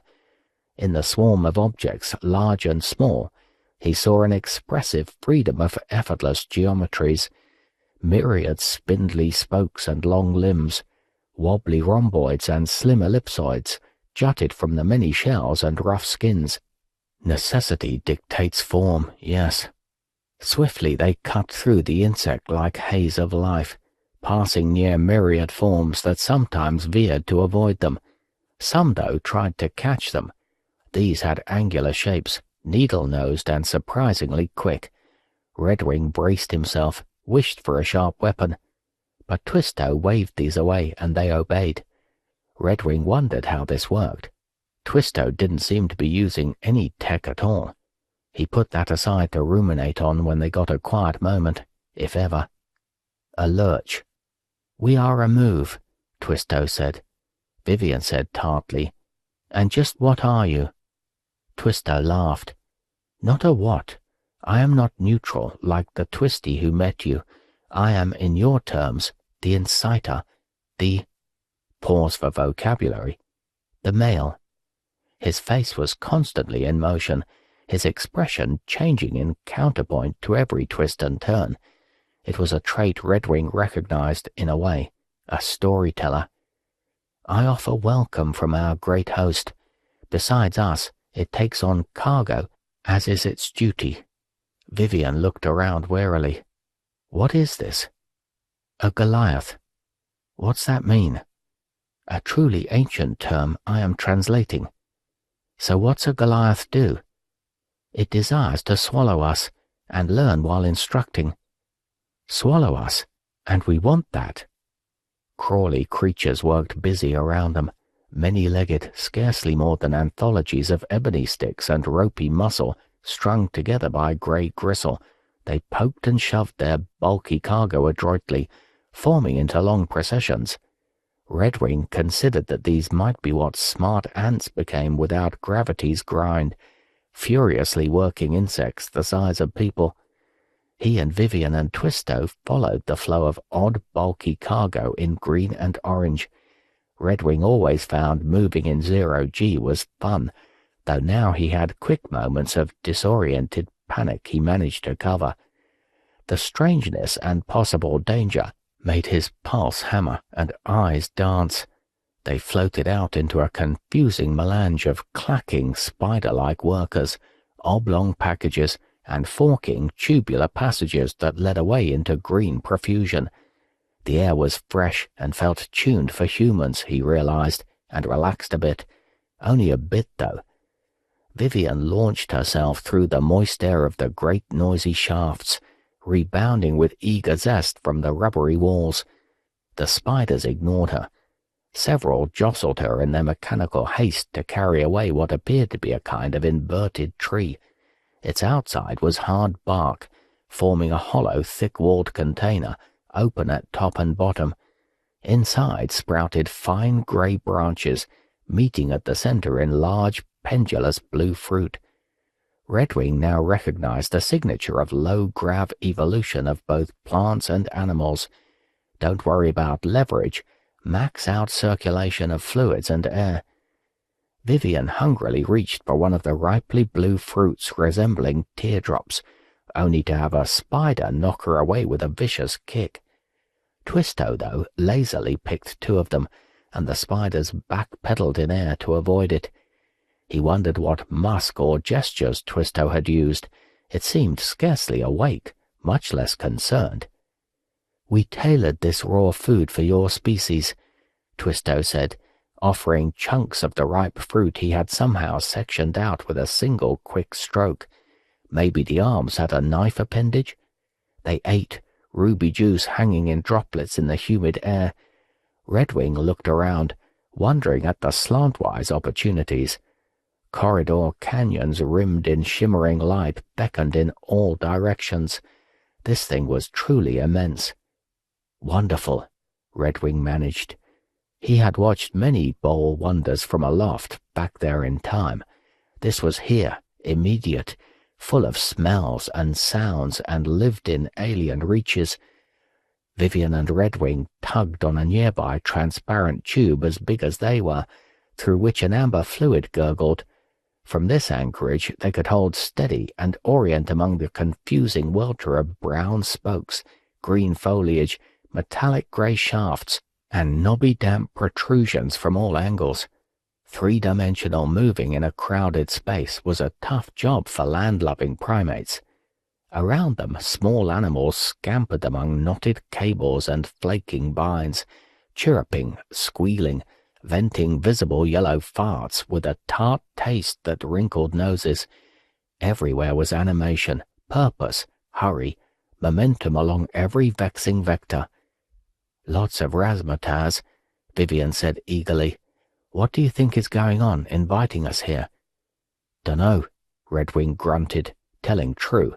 He was trying to take in all this hurry-scurry, see what was behind it. Fieldwork, not what he really knew. He was glad for the pause. They had demanded rest before taking off toward this odd, apparently living ship. Sleep cycles still ruled for primates immersed in completely different astral clockwork. He and Vivian spent their sleep time not getting a lot of it. They had showered and then fell to touching and tasting and finding that it felt new and good. Each gaze and gasp returned, each succulent savor driving their desire for more, sating and kindling at once. But they were more than 2 centuries old by the clock, so they had taken their time. He wanted that again, soon. "Come, please," Twisto said. He cast off smoothly, and they followed down a wide-mouthed olive-green tube. Redwing was surprised to find that they could see through its walls to green layers beyond. Raw sunlight filtered through an enchanted canopy. Clouds formed from mere wisps, made droplets, and eager cone-shaped emerald leaves sucked them in. Twisto darted away, out of the tube. They followed hand over hand into a vast volume, dominated by a hollow half-sphere of green moss. A bar of hot yellow sunlight reflected and refracted far down into the living maze around them. Twisto was eating crimson bulbs that grew profusely in grape-like bunches. Vivian reached for some, and the bulbs hissed angrily as she plucked one loose. All bluster. The plant did nothing more as she bit in. "We can't be sure this ecosphere works for us chemically," Redwing said. Twisto shook his head as he beckoned them into a more narrow passage. "Not so. We have tailored it for the helicity of your proteins and other chemical aspects." Redwing said, "This whole big ship?" "That is why the ship, as you term it, took a while to develop its internal chemistries, at least here where we dwell. We did not wish to endanger you, and so sorted local working biological patterns to fit. This we can readily do, for our abode is rife with many species, and one must be hospitable. Redwing tried one of the purple bulbs, and liked the rich grainy taste. You brought us here for some purpose, I suppose? Surely. Twisto lazily blinked, a ruby tongue lolling, which seemed to Redwing oddly alarming, wolfish, spun playfully in air, clicking his teeth in a disjointed rhythm, and seemed uninterested in answering in detail. This is a product of the cobweb. Twisto yelped in high amusement. No, far older. Somebody planned this that long ago. Some body. Yes, in that era the body planned, not the mind. Huh? No, I mean... A surge of momentum set them all awry. The ship was accelerating, and tremors rippled the walls. Redwing and Vivian held on to some sturdy yellow shrubs that grew out of the wall. Long, shuddering bass notes rang through the air. Twisto seemed to enjoy this. He let the stuttering momentum changes bounce him around, giving off a cackling approximation of laughs. In far great antiquity, there were beasts designed to forage for asteroids among the cold spaces beyond the planets. Oof! Such were of the commerce which built the system solar. Economics, you would call it. Trade in volatiles, and metals rare, molecules of great use to the glory days of glory. Ah! Those ancient life forms could breed. More copies always needed. They knew enough of genecraft to modify themselves. Forced evolution. Ah! Perhaps they met other life forms which came from other stars. I do not know. Such truths are long buried. Ah! I doubt that it matters. Time's rude hand shaped some such creatures into this. Oof! And then came the quickening. Twisto managed to punctuate each phrasing with a bounce from the walls, relishing it all. Vivian held on with effort and asked, Creatures that gobbled ice? Twisto settled onto a sticky patch on the wall, held on with 2 legs, and fanned his remaining legs and arms into the air, letting the bounces ripple his trunk. They were sent to seek such, then spiral cargo into the inner worlds. Water for glory in its quickening era. Damages had decreed a dry planet, as I recall from our scattered history. The outer asteroid halo was plentiful and much employed. Why not use spaceships? Of metal. They do not reproduce. Vivian looked skeptical. These things would give birth out there in the cold. Slowly, yes. Our forebears brought about the great opening out, culminating in vacuum life. On Glory, as on your world, life crept from ocean to land and then to sky. The next great leap could only come from intelligence, which could escape the sky into vacuum. How'd they make it? Vivian persisted. Sunlight falls inversely with the square of distance from a star, yet volume increases as the cube. So greater realms provide niches for life to harvest sunlight on ever larger platforms, fertile fields. They could then use the resources of vacuum versus pressure, the weightless building of bodies. Immensity was easy, plus a delicious freedom of slow-gliding movement. This Twisto had a penchant for poetry, Redwing noticed, which might mean he knew how to use his growing grasp of English language to conceal as well. How long are we talking about, to make a deep space ice-eater, I mean? Time for evolution is deep, 1 million or more of your orbital periods. Circumstance has worked on it, more so than upon your kind. Is this big space, fish, smarter? Vivian asked. You humans return to that subject always. Different, not greater or lesser. Vivian said, I figured it must be smarter than us to do all this. The same impulses apply to all such intelligences, I would judge, Twisto said. For you primates as well as our minds, What was once terra incognita becomes, inevitably, mere real estate, so we move on, governed by the deeper imperatives. Vivian held on as the ripples in the tube wall gradually faded. What? I speak of, to use a train of your short words, entro, evo, info. What? I like to collapse your somewhat cumbersome words, you see, so that entro denotes entropy, the process of increasing disorder, as in your second law of thermodynamics.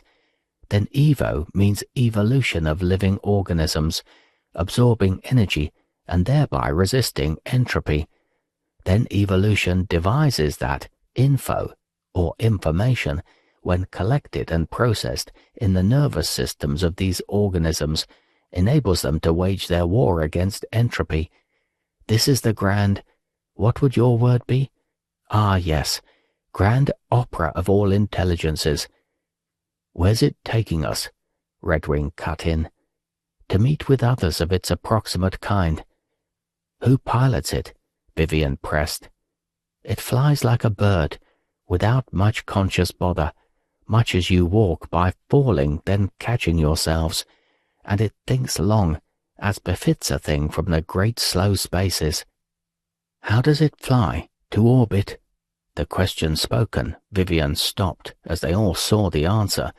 Their tube opened on the vista astern. They now shot above and away from the linear cobweb colossus. At this distance, Redwing could see why. Incoming, they had chosen the name. The silvery helical strands glowed with reflected sunlight, binding and supporting. A thin haze hung beside it against the black of space, dimmer than stars but more plentiful. There was a halo around it, a busy bee swarm like fireflies drawn to the structure's immense ripe wealth. They watched silently. One mote grew as they sped near it. It swelled into a complex structure of struts and half-swollen balloons. Sinews like knotty walnut ribbed it. Fleshy vines webbed its intersections. Other moving dots lay fore and aft of them, some spinning slightly, others tumbling. But all were headed toward a thing that reminded him of a pineapple, prickly with spikes, but also bristling with slow-waving fur. Around this slowly revolving thing, a haze of pale motes clustered. They watched an orange sphere extend a thin stalk into a nearby array of pale green cylinders. It began to spin about the stalk. This gave it stability, so that the stalk punched radially through the thin walls of its prey, Redwing realized. He wondered how the sphere spun itself up, and suspected that internal fluids had to counter-rotate. But was this an attack? The array of rubbery green columns did not behave like a victim. Instead, it gathered around the sphere. Slow stems embraced, and pulses worked along their crusted brown lengths. Redwing wondered if he was watching an exchange, the cylinders throbbing energetically to negotiate a biochemical transaction. Sex among the classical geometries. But they saw now that only parts of the huge thing were solid. Large caps at the ends looked firm enough, but the main body revealed more and more detail as they approached. Sunlight glinted from multifaceted specks. Vivian realized that these were a multitude of spindly growths projecting out from a central axis. She could see the axis buried deep in the profusion of stalks and webbing, like a bulbous brown root. She recalled Twisto's remark about words robbing mystery, and just watched. "Hold to the wall," Twisto said quickly. "Who? What's? Oh, grab, Captain." The spectacle had distracted him from their approach. Now the fibrous wealth of stalks sticking out from the axis grew alarmingly fast. They were headed into a clotted region of interlaced strands. In the absolute clarity of space, he saw smaller and smaller features, and realized only then the true scale of the complexity they sped toward. This thing was as large as a mountain range. Their cone was a matchstick plunging headfirst into it. The lead limbs struck a broad tan web. It stretched this membrane and then stuck. Another huge green catcher's mitt had damped the bounce. Vivian asked, What is this? A larger consortium of minds and bodies. It desires to swallow us yet again, along with your primate knowledge. Swallow and digest in a friendly way. 29. Bound for Glory. Beth lay still while her nanoplague protection ran in the suit-body interface. It was time, after a long stay in the cobweb, to let it update and check. It gave her prickly feelings like a deep itch. Her heart thumped as she watched the view go by, and slowed as the methods calmed her. She needed it. She and Cliff had told the Skyfish operating system to give them absolute privacy. Propagation privacy, she had told Anarok, hoping the subtlety would work. Maybe it had. She always wondered how much subtle surveillance these aliens used, despite assurances to the contrary from Twisty and Anarok. It had been a while, too. Their lovemaking had a fervour with an edge of desperation neither had quite realized until it fell on them like a sudden storm. To build a separate world together, fast enough, close enough, deep enough, slow enough, hard enough, sweet and tender, and only them in it. A dazed look had spread on both faces, as if in the aftermath of being hit by a hasty truck, though with no broken bones apparent right away. Great, isn't it? To Cliff, she gestured at the transparent walls of their cabin. They were in nearly free fall down a transparent pipe, the route Anarok had found for them. Some parts of the great Skyfish biozones were mouldier than a bag of sweaty socks left behind in a gym locker, and on purpose. Humans steered clear of those and their odd inhabitants. There were aliens here she didn't want to study or even breathe near. Outside, the vistas were stunning. Dwelling platforms the size of continents yawned to all sides of their cabin. They fell toward and then through them with accelerating speed, drawn by Glory's grav. She had now seen thousands of enormous living plates, coasting by at high speeds of several kilometers of altitude per second. By now, she and Cliff had gotten used to and overcome their elemental fear of slamming into a landscape, then popping out on the reverse side, seeing the plumbing and support struts of the underside in a glimpse dwindling overhead. And then here came the next, often utterly different landscape, and they were falling toward it too, even faster, bound for glory. Not all the plates were done. One vast tan mesa plain had an appearance of great antiquity and of incompleteness. Huge stretches of simple grasslands lay beneath passing purple storms. Rock shelves were bare of life. It was as if, with all the materials for world-making assembled, some creator had desisted, gone away, and left everything on the point of being brought together. Works in progress. Little life lingered on the arranged mountains, plains, and plateaus. The country seemed still waiting to be made into a landscape hosting life. But most plates teemed with green wealth. Jungles, forests, deserts, all glided by.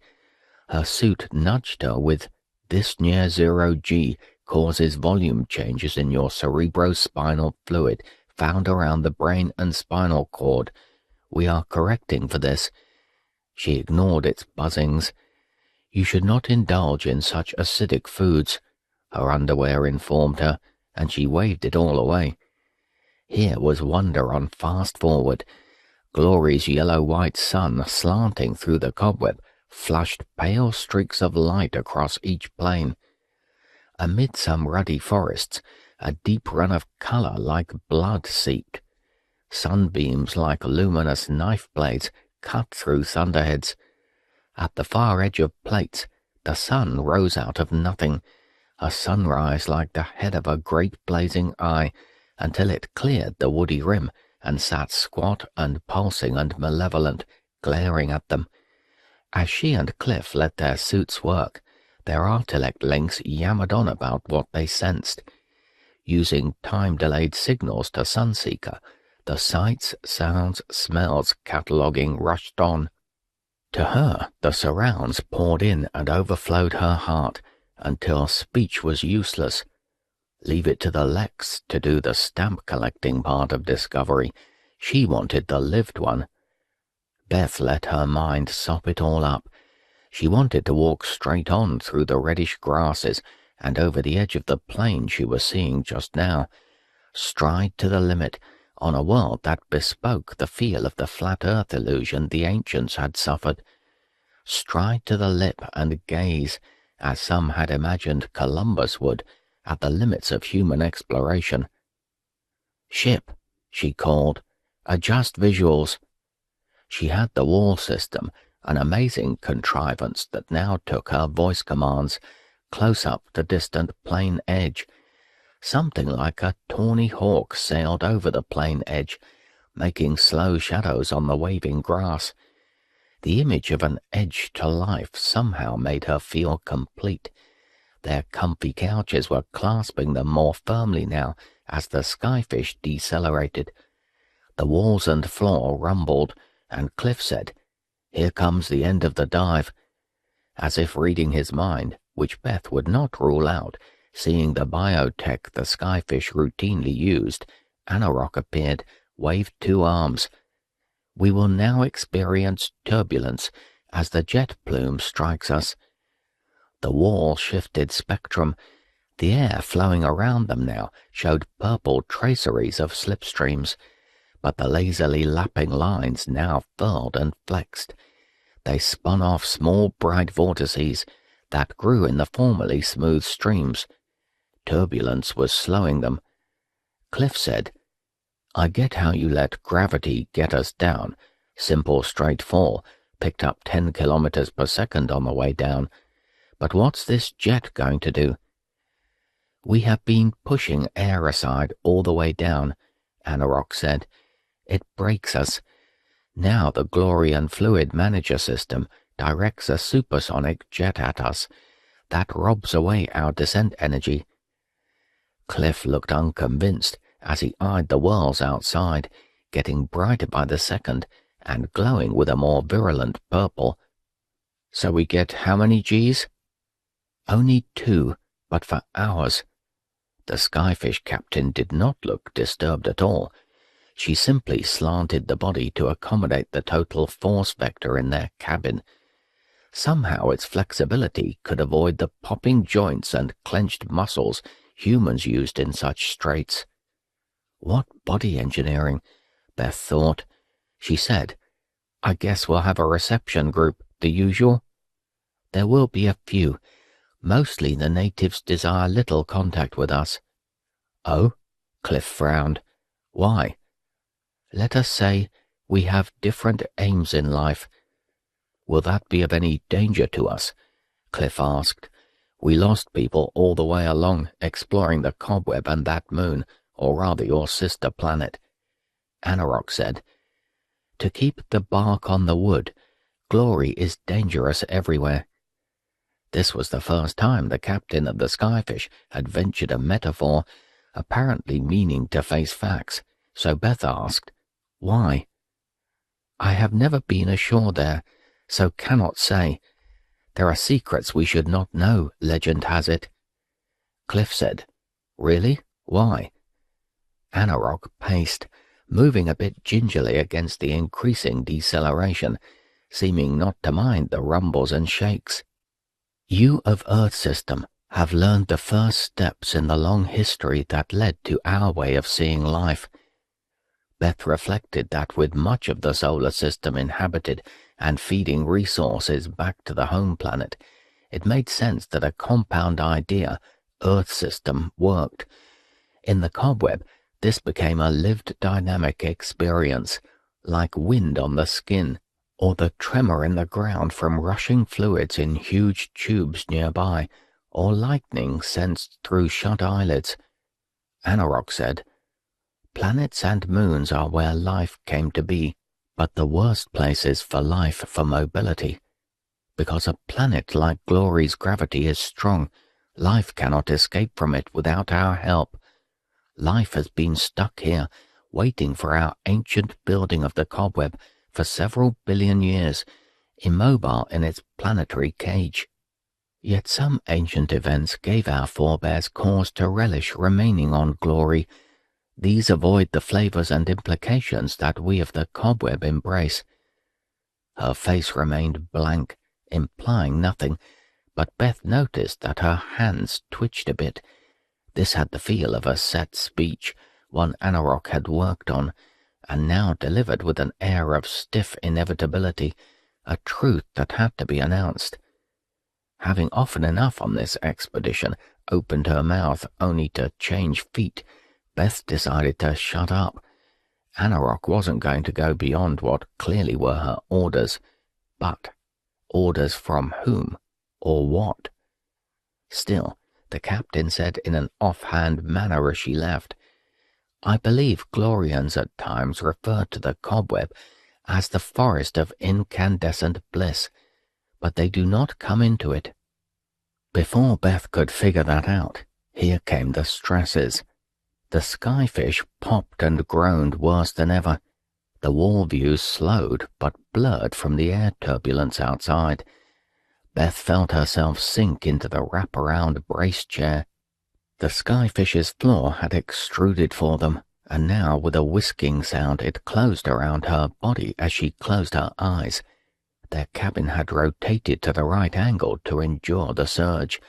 They had made remarkable time getting here, since the skyfish got a burst of strong air pressure as they entered the tube. Then it was simply a fall. Down they came, buffered so they did not bash into the transparent tube walls. Though inside the cobweb's atmosphere, the view had been strikingly clear, as glory loomed ever larger. Now, with some effort, Beth could turn her head and see the planetary curve arcing in the window. Stretching landscapes yawned, varying from high snowy peaks to a flint and lava desert. As the air jet outside slowed them, extracting energy from the exercise in this narrow tube, she could still see tapering up and away the now far broader cobweb base. Its exponential curve was more obvious here, stacking against Glory's increasing gravity. Beth sighed. She missed already the slow oceanic pulse of the cobweb. What spider had woven it? A billion-score mob of them.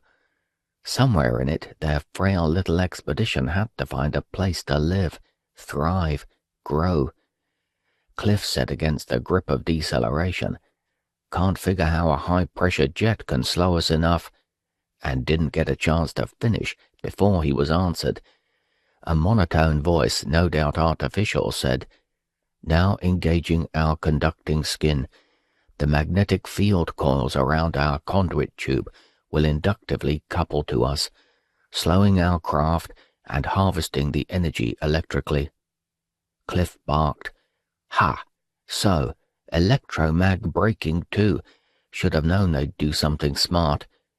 "Thrifty too," Beth added, as the grab of the brake took hold, pressing her down into the ever-clasping chair that seemed to know her body well. It even massaged her cramped areas, a delightful hum caressing her lower back. Where can I buy one of these? Now she could see as they fell the great sweep of glory, a filmy envelope above the curve of the world, and below that lurked an eggshell blue ocean. Towering cottony clouds dotted the glimmering sea, casting oddly angular shadows across its wrinkled shimmer.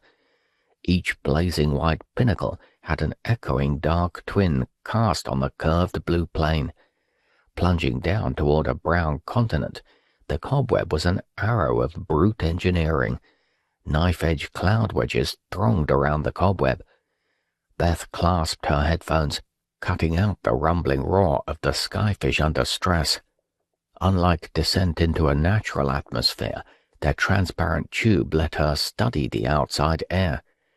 She studied the proud cloud Matterhorns that steepled up so grandly. Now they descended through one, a cloud mountain that thronged with circling life. Huge birds, it seemed, sharp-winged and yet puffy like balloons. Maybe a slow predator seeking some high-altitude prey in that eternal dance? They were coming in fast, as if it knew what she wanted to see, the walls close up to the coming continent, huge glossy green forests, spidery river networks, mossy islands dotting them, pregnant thunderheads glowered in purple, cloud chains along the land-sea edges, blooming like vapor mountains in the sun's radiance. "We're coming in damn hard," Cliff said, voice tight. Beth found she could not even speak against the force pressing her down, but suddenly she saw above an elaborate water web of flow channels, a snap of immense lightning. The forking yellow arced not to the ground, but to a tall silvery tower. Just beyond that was another identical spine of metallic grace, and within an instant it too got hit with a bright hot yellow bolt. They're harnessing the lightning, taking energy from the big rotating generator that the cobweb makes, whirling through Glory's natural magnetic field. This atop the cobweb system that used gravity as an energy storage and release system, with valves that would not let much air pressure uselessly escape. "Thrifty," she murmured, to calm herself as they slammed down toward the surface at blistering speed. Glory's horizon flattened as they plunged. Clouds ripped by outside their transparent tube. Virga fell in silvery veils between massive decks of ivory vapor.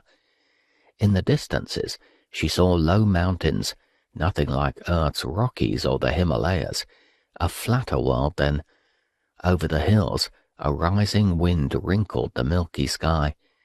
Cliff's voice was strained. "We're not slowing enough." The crushing deceleration crushed her chest, but she managed. "They know what they're doing." But not so. Here came the hilly plain, far too fast.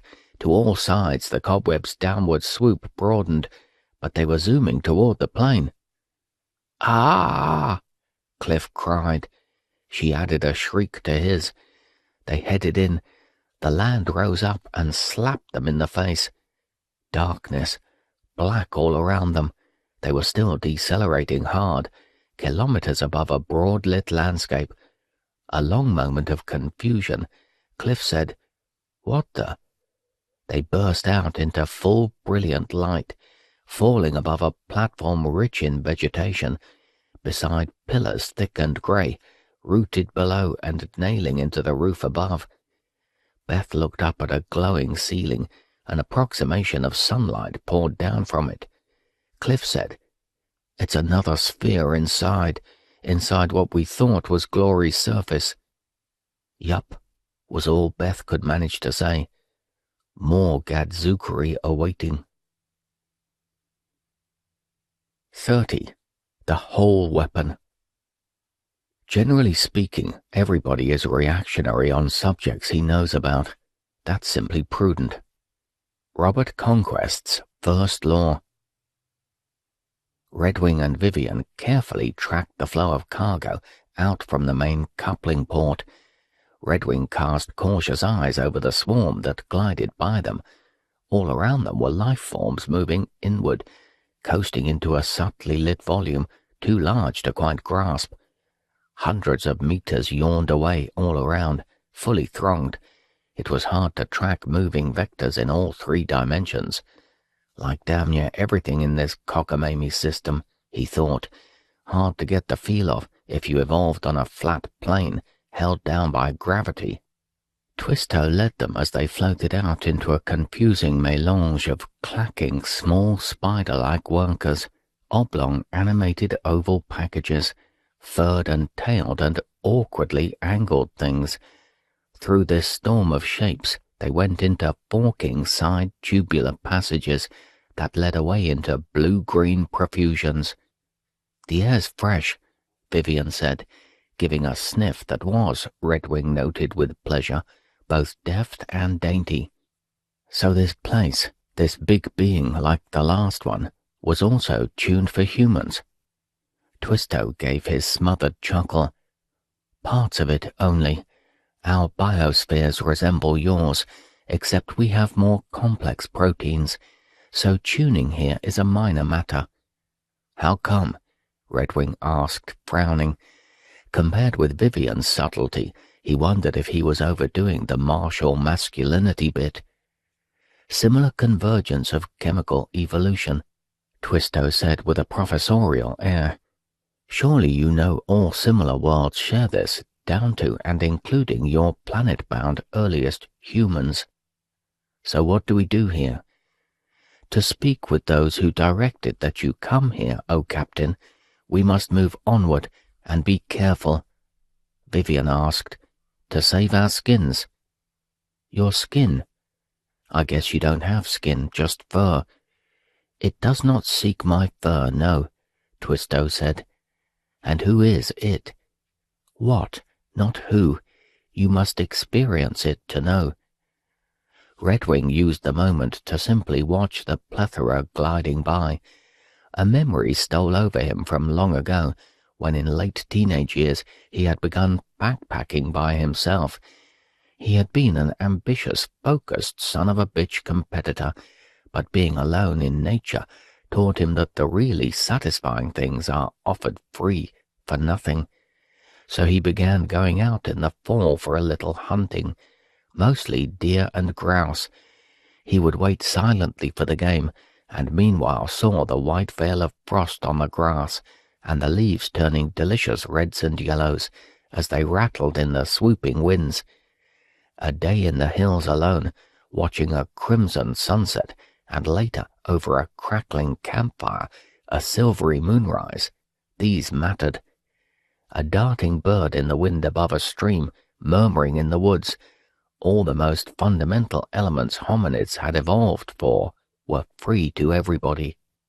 Now he was immersed in this enveloping natural strangeness, floating, trying to take in all three dimensions in constant motion, dizzying, yet somehow it felt comfortable. The Glorians had evolved in utterly different directions, yet now their creations mustered contentment within him. That in itself was odd and should disturb him, yet did not. He noticed that in zero-G his gut was pooching outward now in a way that, in a more enlightened country, like, say, classical France, would perhaps be considered virile. Here it just looked fat. He was trying to take this all in when his comm buzzed. It was Mayra on an audio-visual compressed signal. Amazing that the tight beam could pick them out at this range, buried inside a huge creature that no doubt absorbed sub-millimeter waves readily. But maybe there were conduits in the meaty walls of this huge place to let signals through. With a few touches, he could explode her face view into the air in front of him. The voice was scratchy but clear enough. "Captain, Sunseeker, I've been trying to get feedback about the black hole you say was launched at us. I gather the Glorians somehow accelerated their black hole, using as propulsion mass some of the Bole renegade ships it passed through. Quite a feat, turning your victims' structures into fuel as you destroy them. We don't have equipment in the colony to sense it ourselves. The bird folk aren't responding, and the ice mines pretty well told us to butt out. But I've got a squirt on navigation from the Folk Council. Their expectations are holding true. Just verified in finer detail what you guys found in coming to the Glorian system. There is virtually nothing in even the Excelsius inner Oort cloud." Mayra waved her hands, raised eyebrows. "Nothing. Nothing but the black hole array." Vivian was watching and said, "As before." Twisto was watching too.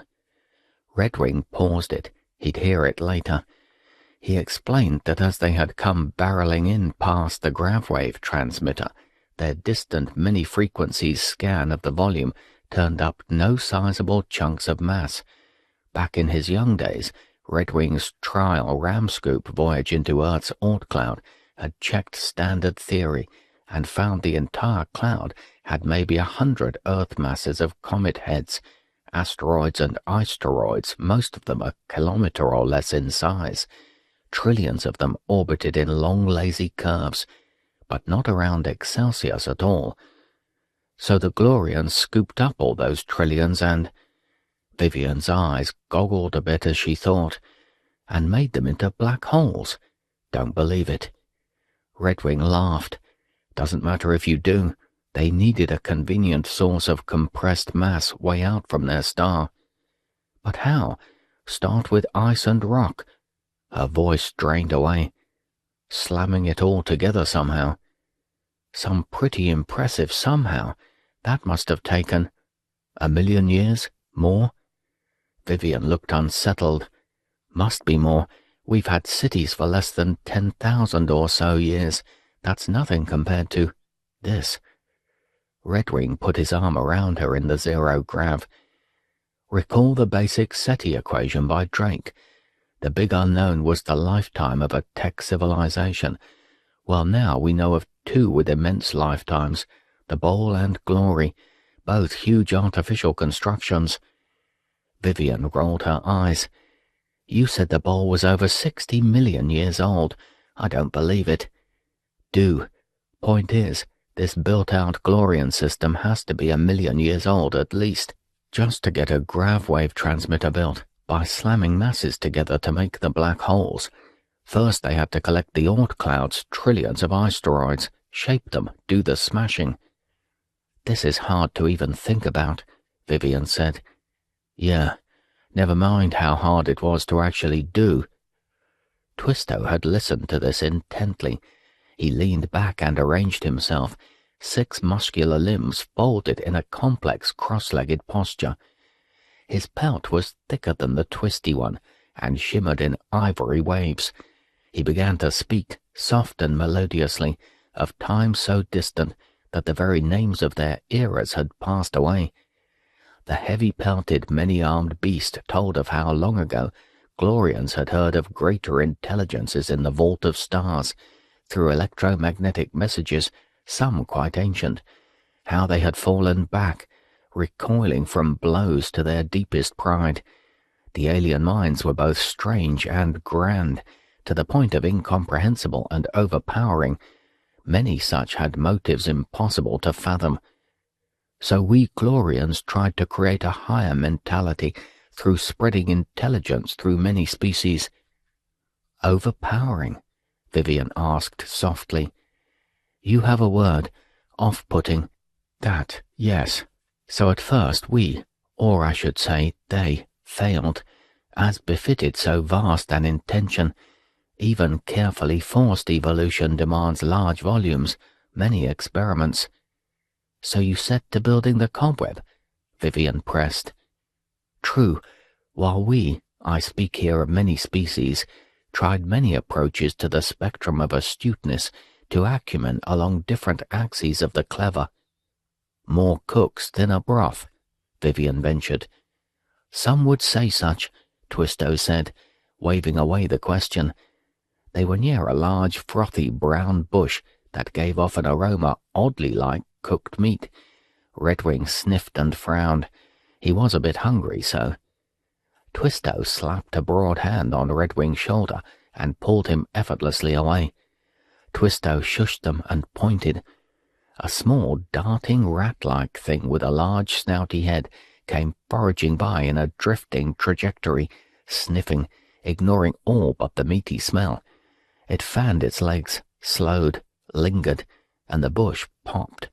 Sharply pointed seeds embedded in the rat. It yelped and jerked away. Another victory for the plants, Twisto said. That scavenger will carry the arrow seed for an enjoyable while. Its body will nurture the tiny stab seeds in return for its narcotic sap. It will die happily. Then a fresh bush will grow from the rat's body. So you see, we have fairly intelligent plants.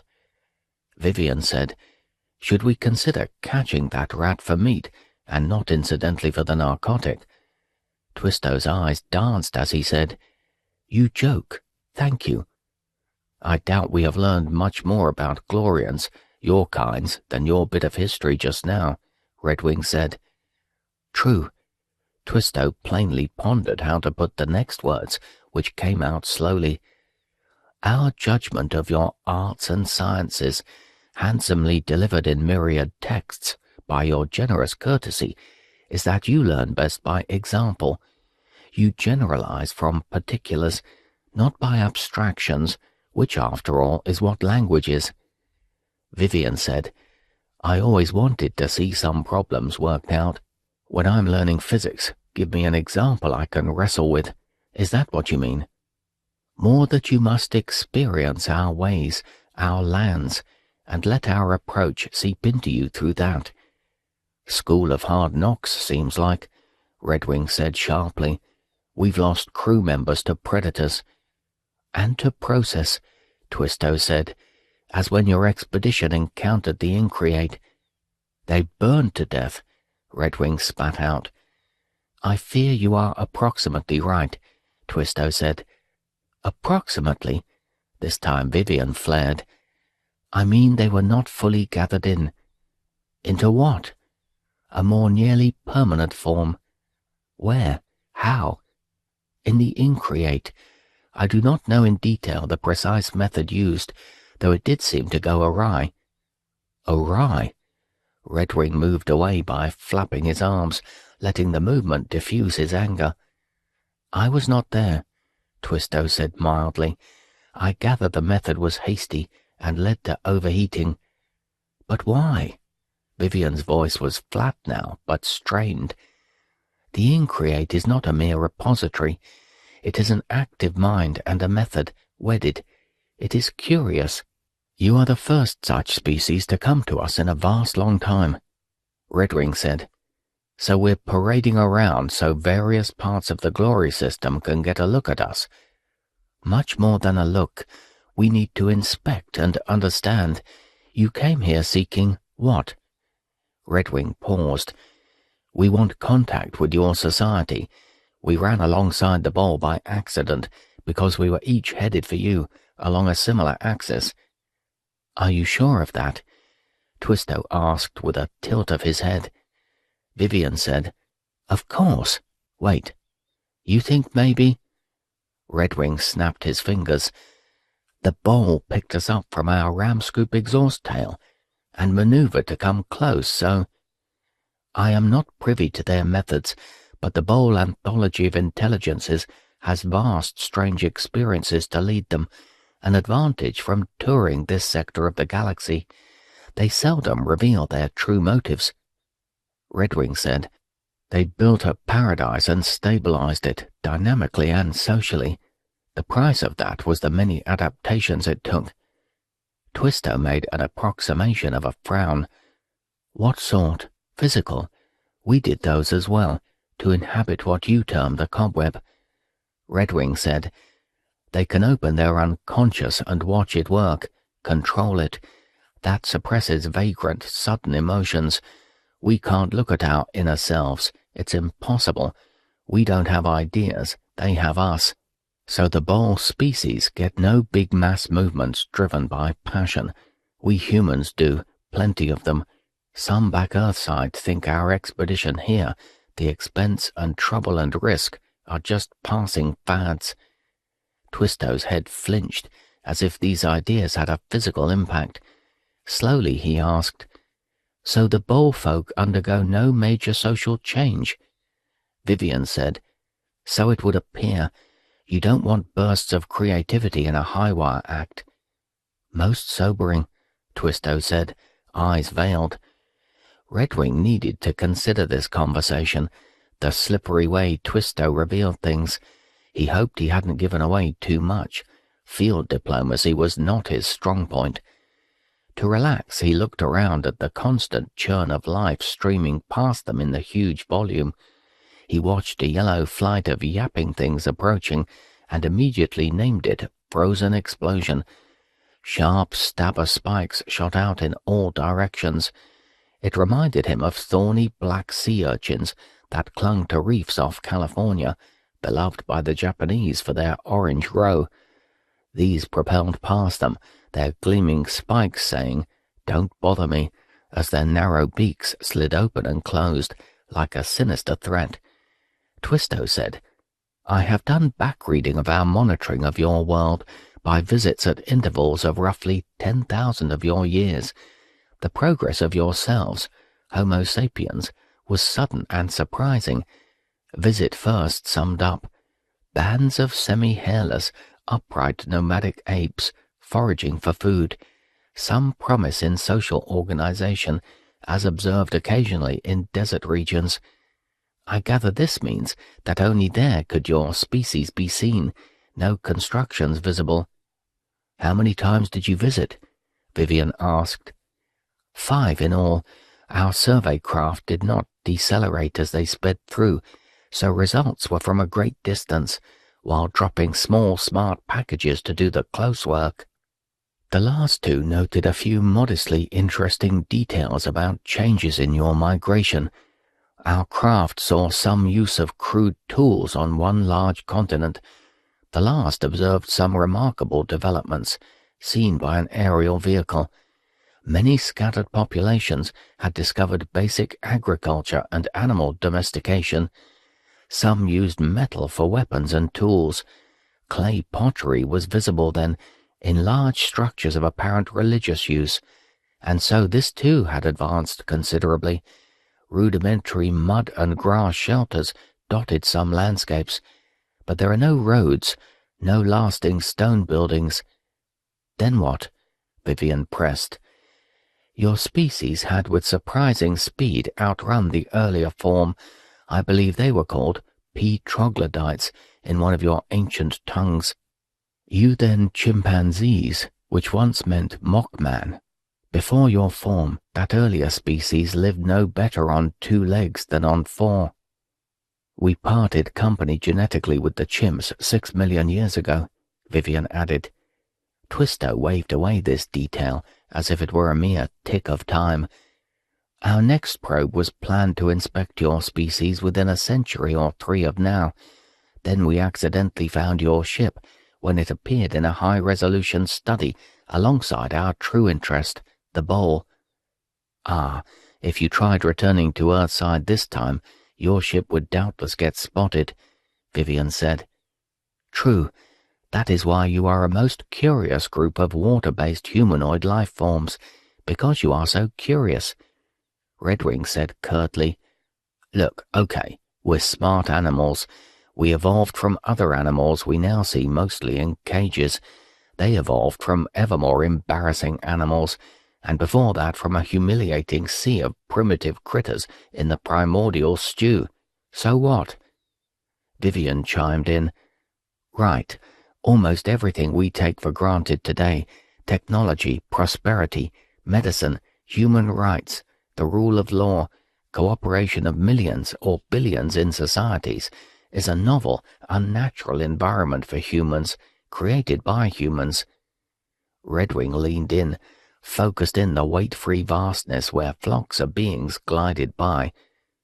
Look, a civilization is simply a story, the tale people tell themselves about themselves. So, your species, I guess there are a lot of them, invented all that social engineering too. You built the cobweb. Indeed so. Twisto frowned, waved hands in a perplexing dance. We must now decide whether to incorporate you, a hasty species. Hasty? Vivian laughed. We evolved social cooperation over several million years. You did this in a small fraction of a single million.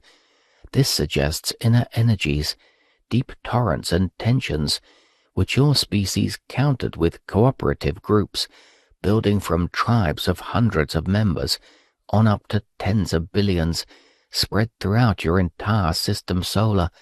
In 10,000 years. This troubles us. Hey, we're adaptable, Vivian said lightly, tossing her long hair like a rippling blonde fountain in the zero-grav. Such rapidity seems unstable, strange. Your social evolution was surely hasty. Note the enormous wars that litter your past, often with no true point, often about religion, which surely has nothing to do with your species' worldly advantage. Puzzling. We are unable to predict how you will cooperate with our many intelligent species. Redwing said. History tells us that we adapted when, in polite terms, we met an intersectional moment of feces and fan. Twisto showed a slanted frown. Much of it self-generated. True, Vivian said ruefully. Redwing spread his hands in a so-what gesture, which maybe Twisto could read. We're the most curious animal that Earth ever made. The other primates, not so much. You are clad in language. It forms your second skin, determining and limiting your perceptions. Vivian leaned forward with a thin grin as she spoke, clearly liking this. Apes don't ask questions, even if they know sign language. Every word frisks your minds for meaning. What are your words like, then? Vivian asked. They convey how we react, not some abstraction. So your insults and jibes we would call, Twisto paused to consider, sting say, as that is what a saying does. Your way of thinking we term head theatre, as this warning term distances you from what you think about, often an error to us. Redwing was about to shoot back a reply when he took a blow to the forehead. He spun backwards, smacked into Vivian, and both went tumbling. Rattled, Redwing remembered to roll left by throwing out one arm, more or less away from the attacker, and felt a heavy blow on his back. A weight pressed him downward. Something was wrapping around him. He reached out, found Vivian, pulled on her. From the grasping, muscular mat that was wrapping them up, he breathed in a heavy, musky stench. He tried to slip out from it, heaved, butted up, squirmed. But the grip of whatever was on both of them stayed. Vivian gave an "ah" as she wriggled around to get a look at what looked like the jowly muzzle of a fuzzy carpet unfurled. The muzzle and broad yellow teeth drooled on his neck. Big watery eyes gazed into his. The sticky folds of it pinned his arms, and a snarling ball of energy hit the creature. Twisto's fur was ruddy now and seemed to swarm all over the back of the rug-like attacker. Twisto dug his claws into the hide, giving angry shrieks and chatters in a choppy language. The rug thing hunkered in, pressing into Vivian's chest, but too late. Twisto had anchored himself. He threw all his arms to one side, prying the fuzzy creature's mass up and away. The thing snarled, and an odd ivory blood oozed from cuts made by Twisto's fingers, which now sported long retractable claws. From them dripped more of the ivory stuff, diffusing into the air.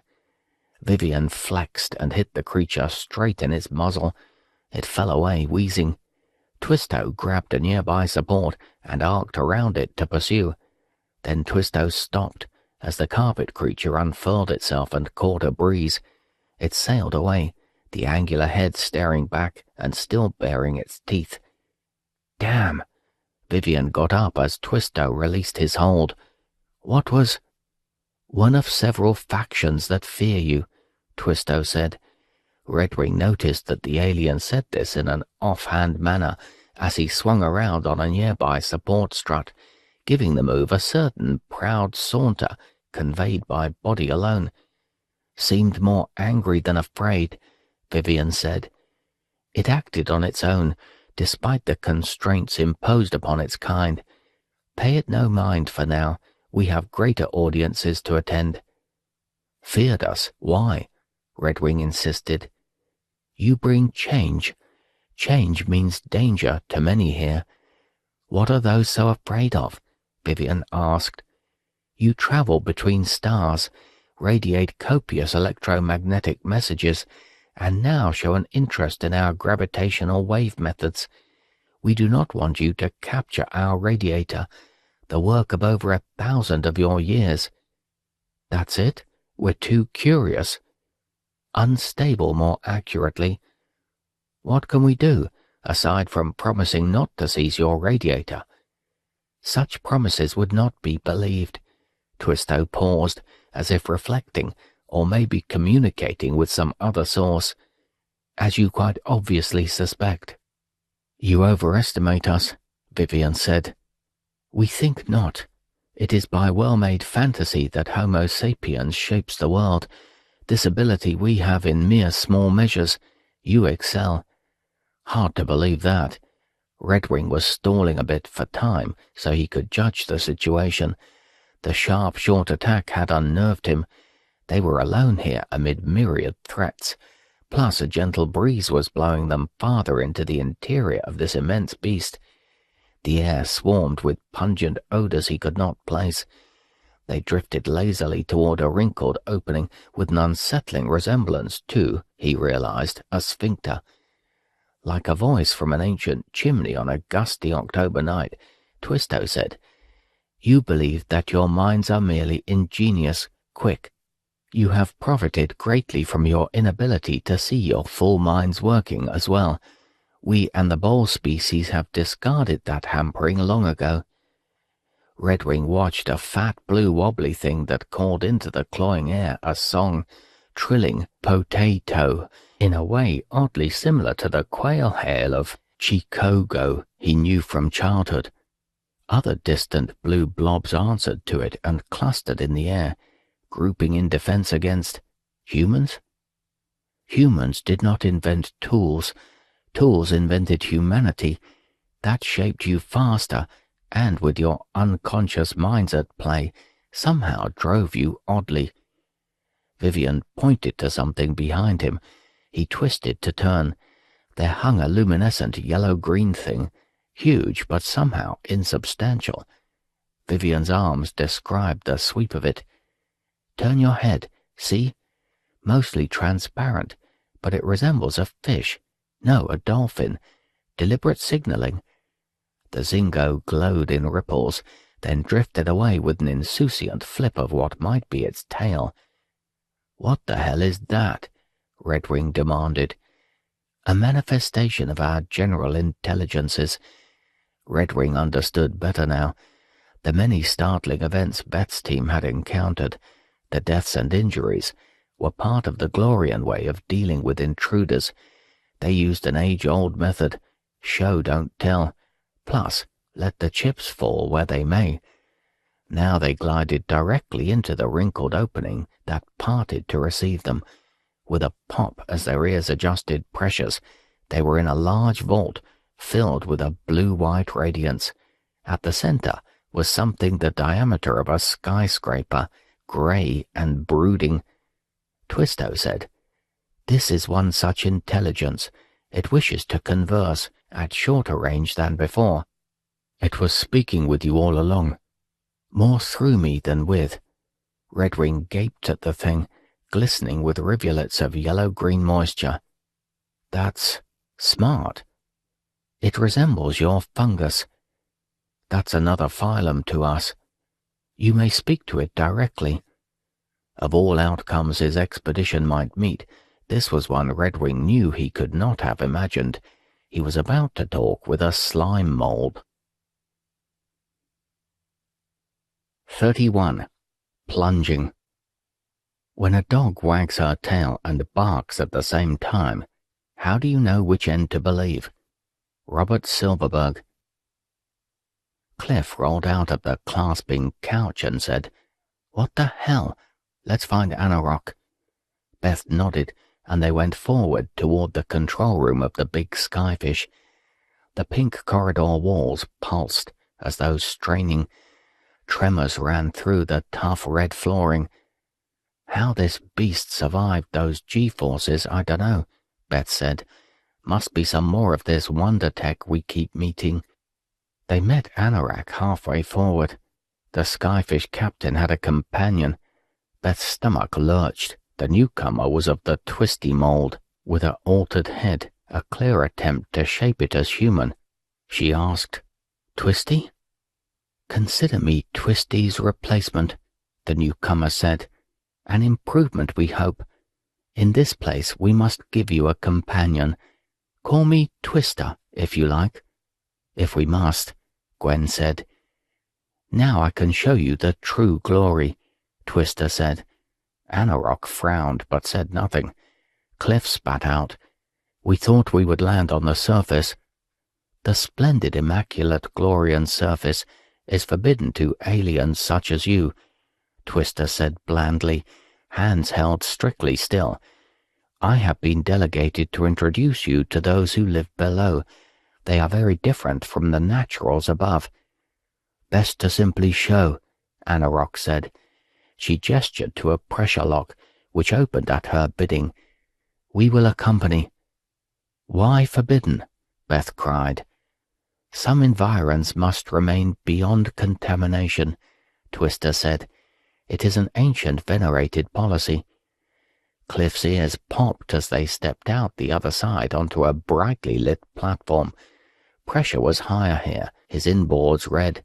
The air close to Earth normal, but with more nitrogen. But it smelled like sweetbriar and volcanic fumes, stinging his nose. He had always felt that he could tell when someone was watching him, and now he did, or something. They got their party out into the open, including Beemore. Cliff thought of a class in biology once, where the instructor said, "A cactus doesn't live in the desert because it likes things there. It's there because the desert hasn't killed it yet." A cautionary note funneled up by his subconscious. Hills like ash piles mirrored in pale water below. Somehow the straight streets below it, though vacant, no buildings, reminded him of those he saw long ago in Mexico, including a street named Avenida Sal Si Puedes, the avenue of Leave If You Can. He had thought it a joke until he came to know the place. "Something here feels wrong," he whispered to Beth. She was getting her team in order, and he felt rumbles through his boots. The high vault above flickered. Beth had rounded up the team literally. They formed a defensive circular perimeter, with Twister at the center. Behind them, the airlock closed. Through a transparent bubble, Cliff saw the vast shape of the skyfish embraced by a web of clasping black threads. These slowly lifted the living craft into what looked like a slingshot array. "They must be getting it ready to insert into that big tube again," he murmured, lost in the slithering talk on the general comm. But Anarok was with the team on the ground, he saw. The captain was staying away from her ship. Odd, looking nervous too. More shakes and murmurs through his boots. He stood very still, getting the feel of this place. "We're finally down to, okay, inside, the planet Earthside astronomers thought was our sole target, because they couldn't resolve the two-world system, even using the best, biggest space-based telescopes. The Glory cobweb confused them even more, giving off odd biosignatures in a whirligig rhythm they took to be just weather. Good guesses then, but only guesses on best available data. Later they picked up Earthside the gravwave rumblings after we'd left. So now we're under the surface of the planet we figured to settle. After all, no signs of electromagnetic signals or other tech signatures in the air. Looked promising. Earthside was just plain new to the game, and so were we, so long ago now, thanks to cold sleep. And nothing here makes sense. Why this underlayer? The rock nearby popped and surged. It was rising, and everyone turned to watch. He had seen this back on that stony landscape of the other world, and now something similar rose, as a greeting. Through the stone came haunting low notes, like great booming waves crashing with aching slowness upon a crystal beach. It was playing the ceramic sand like a resonating instrument. He felt the notes with his whole body, recalling a time when he had stood in a French cathedral and heard Bach played on the massive pipe organ. The organ sent resounding through the body holy stone box wavelengths, longer than the human body, so the ear could not pick them up at all, but his entire body vibrated in sympathy. It was a feeling like being shaken by something invisible. Maybe that inspired the medieval mind with spiritual longing. It conveyed grandeur in a way beyond words. The structure rose, tolling like an immense bell that used mere humans for the slow swinging clapper, and indeed it was a cathedral, grey and majestic. It invoked mystic chords of memory, of Gothic splendour with pointed arches, ribbed vaulting, and flying buttresses. Human memory. Their team had automatically backed away. "This is supposed to reassure us?" Cliff called to Beth. She waved it away with, "A greeting card, that's all." Be More Prime said, "Your kind has a saying applicable here. It is not what you find, it is what you find out." Twister added, "You can't know what to do unless you know what story you are a part of. Story is more important than policies. Those who built and inhabit this realm have hard differences with we of the, as you term it, cobweb. They display these now." Cliff watched the looming replica of an ancient earthside structure as it groaned and settled. Nobody approached it, and indeed the doorways were seemingly solid stone too, so no entrance. He reflected on a lesson hard learned on the ball. First contacts were like particle physics. The act of observing changed the thing observed. The explorer's first step, revealing themselves, forever altered those they had come to study. And here came clouds of odd-shaped birds, coying like writhing mists. Their profiles against the streaming yellow shafts of sunlight were oblong, angular, sharp, and curving all at once. The nearer shifting shapes had the cutting eyes of hunting birds, glinting in their eager search. Be More Prime said, "This shell would be in total darkness without artificial lighting. Penetrations must be minimized, as they are the likeliest points to fail over the long run. Large windows are likewise out of the question, but artificial lighting, color, intensity, and patterns in time and space provide an infinite palette of choice." "Why hide underground?" Cliff demanded. Be More Prime ignored him and shuffled out before the rest of the team. He boomed, "Such as we creatures need light to see. Plants need light to live. We who adapted to oxygen worlds only use about a sixth of the in-streaming, mainly in the blue-violet and orange-red ends of the spectrum. This much is the bare necessity. Infrared can control sensible temperature. The lights could always stay on in some places, with eternal night in others, or cycle sequentially for simulating night, or turn on and off worldwide all at once, if such as we like." Cliff looked up at oblong wedges clinging to the ceiling beside glowing light panels. There were inverted buildings, too, and wavy hanging gardens, so the entire ceiling was living space, too, doubling the useful land area of this shell world. The biggest possible room, he thought, not counting the cobweb itself. "Why bring us here first?" he asked Twister, but the others were looking past him at a strange, red-skinned, asymmetric being, walking toward them. It had what looked like 3 arms, oblong head. 2 of the swollen arms began a rhythmic move, big beefy arms rotating in their sockets, making big broad sweeps, except the 3rd arm. It lashed up and down. Then that arm made a wide circular arc with a sharp snap at the end. Athletics?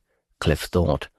Or some diplomatic pose, ritual, kabuki theater among the stars. The thing wore tight blue-green sheath clothes that showed muscles everywhere. As it walked, everything was bulging and pulsing. The covering seemed sprayed on, showing at the top of the legs a big cluster of tubular genitalia? If so, male. But no, not between the legs exactly. Above them where a human's belly button would be. They too bulged as he watched. Genitals like muscles. The skin-tight covering ran all over the body, including the enormous gripping feet. But the arms and its head were exposed. Its head was triangular. 2 large black eyes, no discernible nose, but 3 big holes in the middle of the face. They echoed the face's triangle.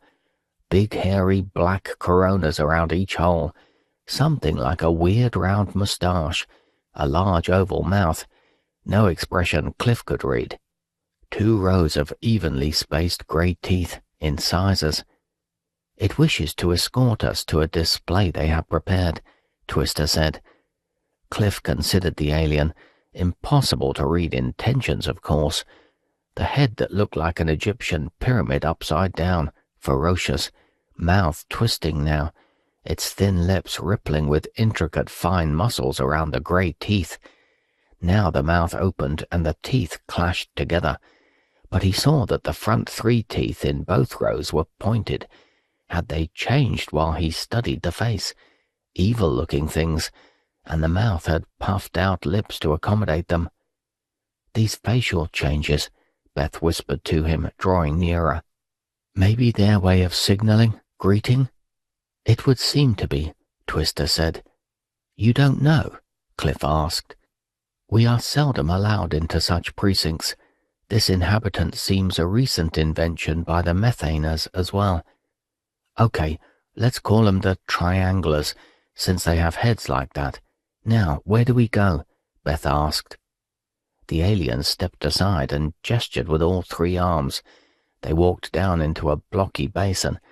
As they walked away from the cathedral construction, it altered again.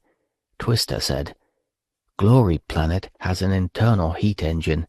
It's like a warm-blooded animal, compared to the smaller regions you have visited. The ruddy rock stretched and groaned. Within moments, as the team moved warily, a high wedge loomed.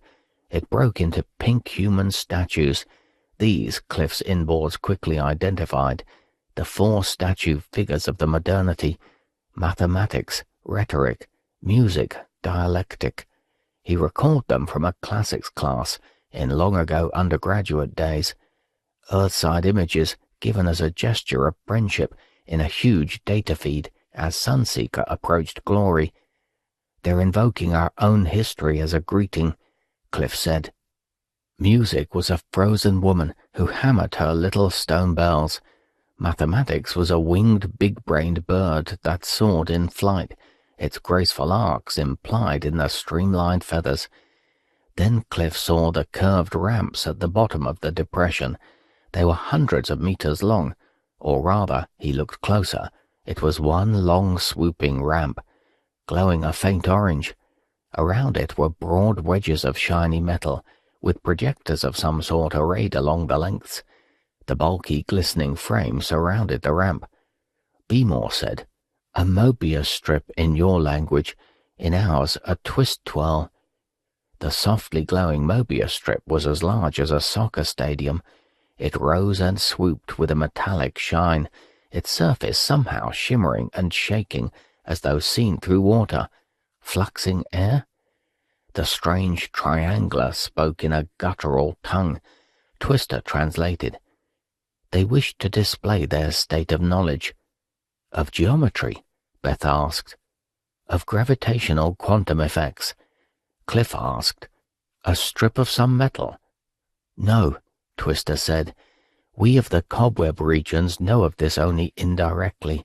We are seeing not a metallic thing at all, not even solid in its way. It is a space-time foam. Oh, what's the purpose? Finding ways to flex space-time on a small scale without huge masses. Beth asked, so, to make a better grav-wave radiator then? If possible. There is quantum mechanics involved at a fundamental level. Twister bowed as if in apology. I scarcely understand it. For those who built it, a gesture at the bulky triangular, communicate little. Cliff said, but they're showing it to us. Yes, I have never seen even an image of such as this. Beemore Prime said loudly, the wavelengths of the twist slide dynamics are the right size. I have been informed of such ideas from the scientists of my bowl of heaven. The whole team kept together and approached the big strip. It gleamed and fizzed with an inner glow. Cliff smelled the prick of ozone. A thin humming came from the thing. Cliff recalled being injured out at the gravwave emitter. The whole array was small, but its effects were huge, and had damn near killed him. To bend space-time takes big masses, yes? Not so, it would seem, Twister said. They have in this model shown that quantum mechanical entanglement, properly used, can have short-range gravity-like effects. Beth sighed. Skip the physics, shall we? Cliff read her expression and knew that Beth had decided to mess with Twister and the alien. She sprang up and curled in air, landing on the Mobius strip. Her settling down was soft, dreamlike, as if in slow motion. He did the same. A jump, curl, soft landing. He felt a dizzying lightness. Gravity perpendicular to the strip was about half an Earth G, but the strip wasn't level with the floor here. Beth walked forward gingerly. He followed, springy, with an odd buzzing sound from their boots. Twister and the alien triangler froze. They plainly had not expected this. Cliff and Beth walked farther, so strolling ahead took them sideways. Dizzying, seeing the floor as tilted, not them. Local grav on the strip was always down toward their feet. Somehow the strip compensated, nullifying gravity locally to be always straight down to the strip surface. He and she negotiated the twist carefully, small steps. Cliff's alarm bells sounded, because he was now at a steep angle with respect to the floor alongside the strip. His balance senses and his eyes contradicted each other. He closed his eyes. Step, step, and all seemed well. Only then did he notice Twister speaking to them, calmly, patiently, as if talking a jumper off a ledge. Cliff ignored the words. He felt giddy. "Be right there," Beth said. She ventured a short, choppy trot. He followed. Somehow moving made his senses calm. The whole strip was a few hundred meters in length, and he jogged and watched the big room tilt as he moved, still feeling perfectly all right. Around they went, a trot of a few hundred meters. The world outside the strip turned. Beth laughed, and so did he. A thrill. Here came Twister and the rest, watching them with worried frowns. The triangler was stoic but interested, its big head turning with their every move. She and he jumped off, landed. Presto! The humans applauded. B-More Prime tried to clap, but mostly hooted. "You were not frightened?" Twister asked, arms folded as if anxious. "I would be." "Why?" Cliff asked. "You were perhaps not aware that the strip is an entirely entangled quantum state. It uses a mixture of such interlacings, like microscopic rubber bands. Nuclear levels become intermixed with gravitational levels, since both are quantized. They enable an association with gravitational effects." Cliff frowned. He never liked all this abstruse stuff. It made Sunseeker's engines run in some way, but he never followed the details, the theory, or wanted to. "So?" Twister spread his arms as if all were obvious. "The entanglement can rupture. Maintaining a thoroughly entangled quantum gravity state is delicate." Beth frowned too. "So?" It felt just like a running track. The hulking triangler apparently had translation capability. It stepped forward, its muscles rippling all around the massive body. All three arms swung in complex arcs. It rattled out a rasping long series of notes. "So they designed it," Twister said. "They studied our athletic methods to make you comfortable." Cliff persisted. "So?" "They wished you to remain untroubled." "So?" "If the state ruptures, it releases all the gravitational locked energy." B-More Prime rumbled at the triangler. "You truly have such technology." "Never mind that," Cliff said.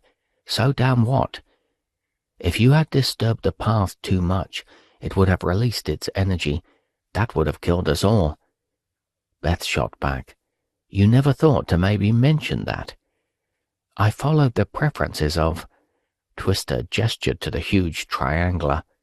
In the astonished silence, B-More leaned forward and said, "How was it otherwise, my dear human?"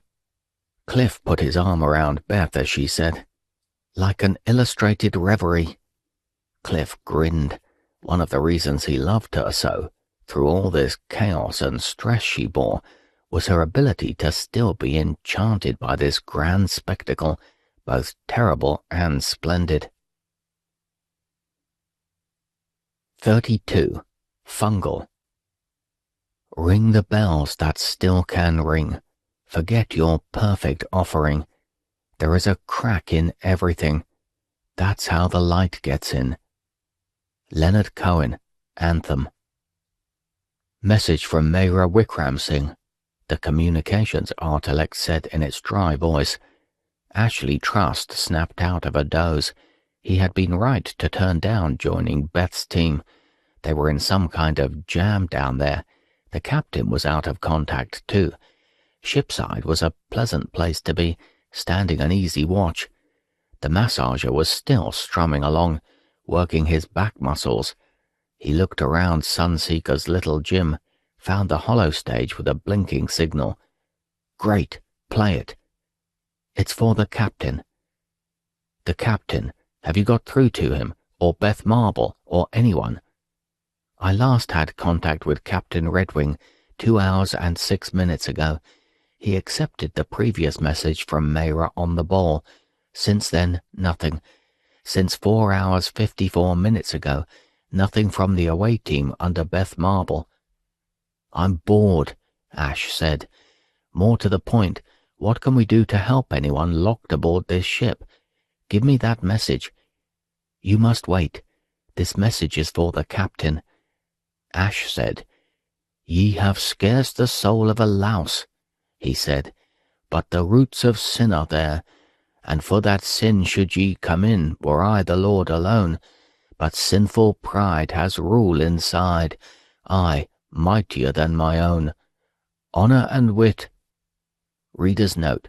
An illustration shows the same satellite ball through which a laser-like light passes, as was shown at the beginning. Next to the ball, there is a light effect, which slightly distorts one side of the structure. End of reader's note. The Artilect asked, How long have you known that override code? I learned it after I boarded. I must obey, but the captain will learn of this. Of course. Meira sounded haggard, raspy. She looked it too when the display shifted from the view. He had never met her, but her face had deep worry lines, mouth twisted into a sour angle. The photo looked as if it had been taken from behind a black hole. The bowl looked warped, seen through that. Ash squinted. Yes, the hole's gravitational effect was distorting the bowl. A filmy blue-white glow surrounded the black hole, shaped like a fat donut. Ash realized that must be the volume of strong magnetic fields anchored in the hole itself. The strong fields gave it a realm where plasma got trapped. He was seeing the plasma emissions in visible light. Hot stuff, then. A blue-white jet shot out of one pole of the donut configuration. That must be how the hole navigated, whipping that jet around. Weird physics indeed. Captain, the big birds used a probe to get this picture.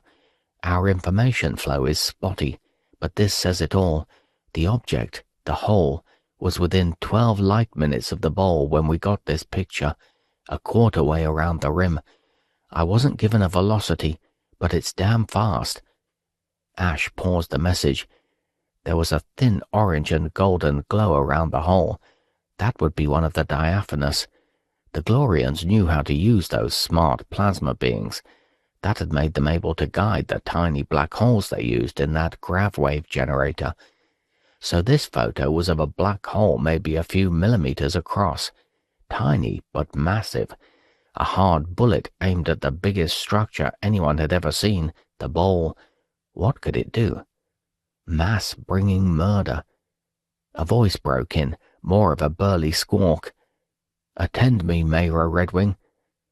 This haughty voice was the alien Big Bird Beemore. Ash recognized it from reading the long history of their bowl expedition, some of it written by the ship's own historical Artilect. The history had not exaggerated the arrogance of those folk. It was all in the voice. Even speaking English, this big birdie thing with its flourishing feather displays had an air of authority. Ash caught a gleam in its eyes, too, like looking at a dinosaur as it eyed its prey. Beemore said, "This is breaking news." The view pulled back to show a rainbow of feathers, then a huge bird-like face with a blunted beak. "We have engaged our magnetic fields near our knot-hole, as you term it. There, our fields are strongest. The incoming missile, while small and massive, has strong self-fields. We can engage them. We have as assistants the diaphanous of our own driving jet, as well those you, Captain Redwing, sent to us after your deep studies of the gravitational wave generator, for which we are grateful. That emitting site was our goal, to fathom what it is and what messages it sends. Your diaphanous have quite well aided us. We now use these recently acquired skills to engage the enemy black hole." The great smart bird-like thing paused, as if reflecting.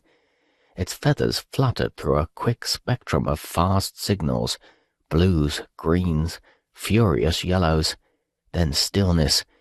The narrow beak twisted into elastic expressions, a long sound like a sigh. "For 3 millions of your years, we of the folk have labored in the shaping and testing of such strong magnetics. We are by nature, in our solemn, graceful society, engaged in many millions of years in the waiting for these magnetic uses, in anticipation. Mastery of black holes demands such fields. We shall now study what this emergency can teach us, and whether we of the bowl of heaven can survive such evil energies." Ashley said to himself, "Kind of full of himself, isn't he?" He laughed. "Big bad bird. Nothing left to do but wait." Twisto gestured with all hands in a grand sweeping way and said in a wintry tone, "Welcome to our elfin grot, milady." Vivian had noticed that the spindly alien could delve into the English language and fetch forth archaic expressions with startling ease. This latest copy of the Twist variety had done its homework. Twisto was smart, but not that smart. No doubt the ever-attentive, self-learning electromagnetic web throbbed everywhere in these living spaceships. It had processed the vast library of earthly culture, learned languages, history, and much else, and now had it at its alien fingertips. But the huge, moist, and mossy ball he introduced was another sort of smart. A dispersed intelligence, Twisto had said. It had evolved from a slime mold that captured forests and swamps. Stresses in environment and competition with animal species had forced evolution to make it smarter. It now commanded enormous volumes of living spaceships and thought about long, slow problems, issues of physics and philosophy, of biospheres and weathers and worlds. How do we talk to it? Redwing hung in the zero-grav air and studied the giant ball that oozed a sort of amber sap. "It will speak through me." Twisto shook himself, spine straightening. He shifted to a more brassy, sharp tone as he said, "Welcome. I have studied your species from my mesh throughout what you term the cobweb.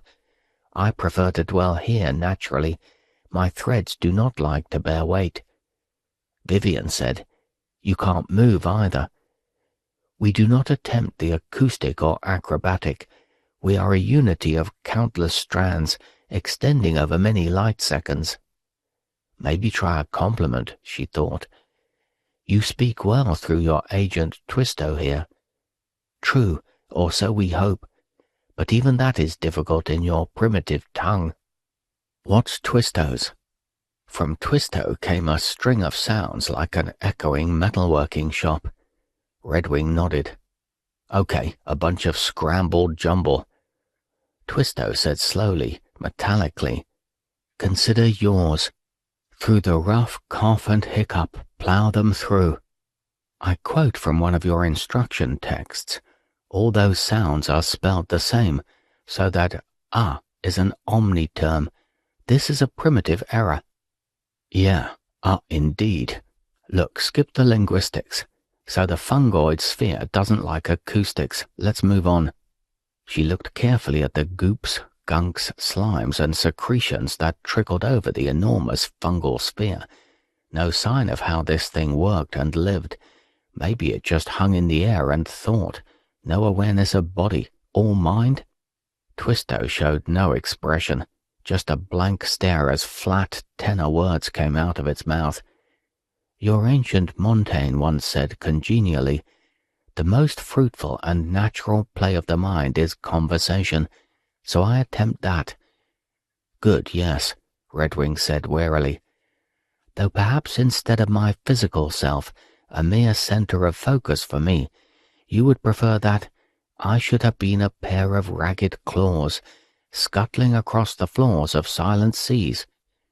She knew this was some reference, and the fungoid sphere, as she thought to name it, was playing language games to show off, to distract them. Yes, the fine translucent tendrils drifting through the spongy wet air had a coherent destination. Them.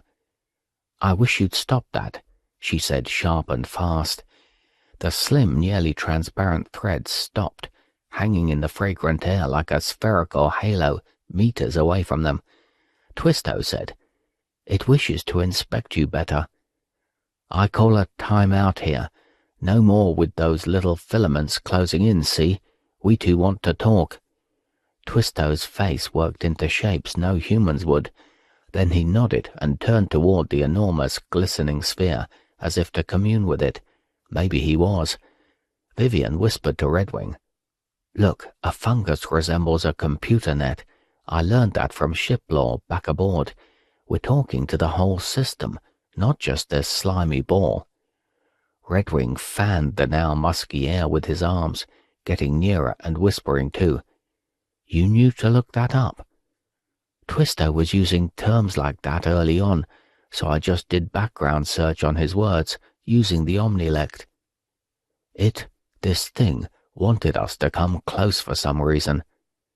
Sure, works better at short range maybe. A fungal system, it's organic. Comes through enzymes, nutrients, chem-neuro. Different method, so different mind, I guess.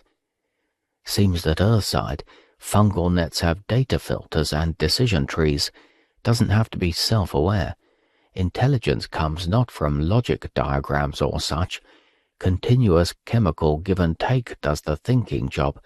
So in a smart forest, every element adds in something like thinking. Redwing grimaced. Hard to believe even this cobweb could cook up an organic, computer. More like a spread-out mind, Vivian said. I learned way back in college that the largest living thing on Earth isn't the California redwood or blue whales. It's the fungus that underlies millions of acres of the Amazon rainforest, a big plant you never see. It's a network of mycelia wedding tendrils and mold, expressed in fruiting bodies humans like, mushrooms. So they're food, so what? Lots more than that. I had the Omnilect dig into the biology. Earthside, gigantic networks of nodes and shoots covering many acres formed the info stream that infiltrated trees and shrubs. The network manages whole ecosystems, all the better for the livelihood of the fungal habitat. Redwing eyed the enormous ball, now turning a bit greenish, like a tumor growing from the living wall. So they could control animals too, sure. Vivian smiled, knowing the next bit would gross him out. There was a fungus that took control of the brains of ants. It forced them up onto leaves, where they bit in and couldn't let go. The fungus then used their bodies as fuel, so it burst spores out of the ant heads into the air, but it kept the ants alive during it all while the spores grew. Redwing grimaced. Twisto came forward, his voice now more rasping, a sign of trying to control tone. Worry not. We will not invade you now. We will throughout this negotiation respect your autonomy. For species such as you, We acknowledge that this is of primary importance." "Good," Vivian said. Despite the radiance drenching this huge volume and the many beasts coasting blithely through, she felt something brooding, surreal, and creepy about all this.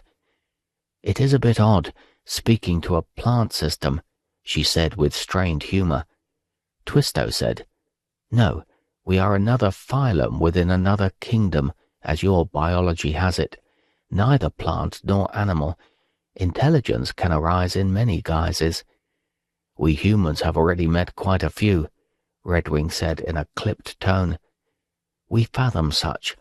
Like many here, you are animals, designed by natural selection for reproducing, not for understanding black holes or protein folding." "Implying what?" Vivian shot back. "That other forms of intelligence have different styles."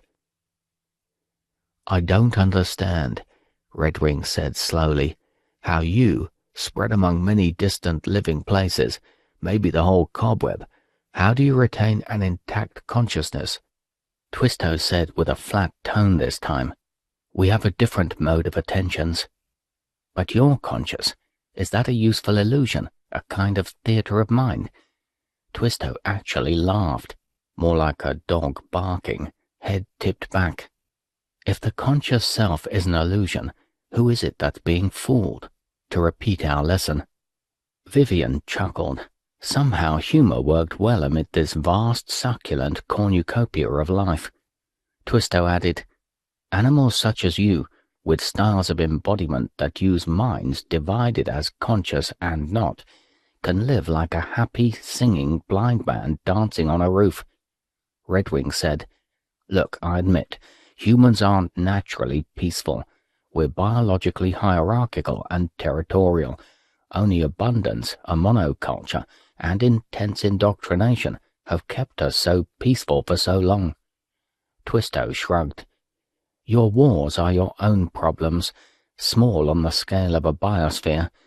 The mass extinctions you carried out over the last few of your centuries, driven by what you term your age of appetite, that is the sin we least forgive your species for. Such erasure is forever." Vivian said in as soft a tone as she could manage, "We're doing better. We're curious. The chimp that got out of Africa." Twisto raised his eyebrows, making something like arches, managing to look skeptical. Plainly he was awkwardly trying out facial expressions. "Humanity learned to cooperate, and came to overpower your luscious globe through the invention of three great fictions: religion, nations, and money. Religion is a fiction. We do what your gods would do if such gods had a backbone." Redwing laughed at this. "Touché. I see, that is from another of your confusing tongues." Vivian was distracted. Nearby, leathery wings unfurled in whirring sheets. A flock hummed with tenor intensity as sleek bodies like dolphins sped by, barking out conversations. Yet these fishy shapes had arms too, ending in wide-spreading fingers. Some ended in sharp claws. This is quite a show, she thought, while Twisto bats around philosophy and jibes. She saw an approaching transparent ellipsoidal vault. It coasted lazily on the persistent moist breeze, angling along the axis of the great volume. Inside it, an army of clacking spiders were working on oval objects with mechanical fervor, all motion and method intent. The air inside the large ellipsoid streamed with vapor-rich fog and rippling small clouds. She saw coasting over the workers some gorgeous winged spiders, colored like parrots with feathers, flexing a leg span of meters. Supervisors? They looked deadly. Some laborers turned to stare at the humans, evidently interested, then went back to work. The big blue and gold spiders watched her carefully as the vault drifted by. She felt a chill of fear, but kept it out of her face.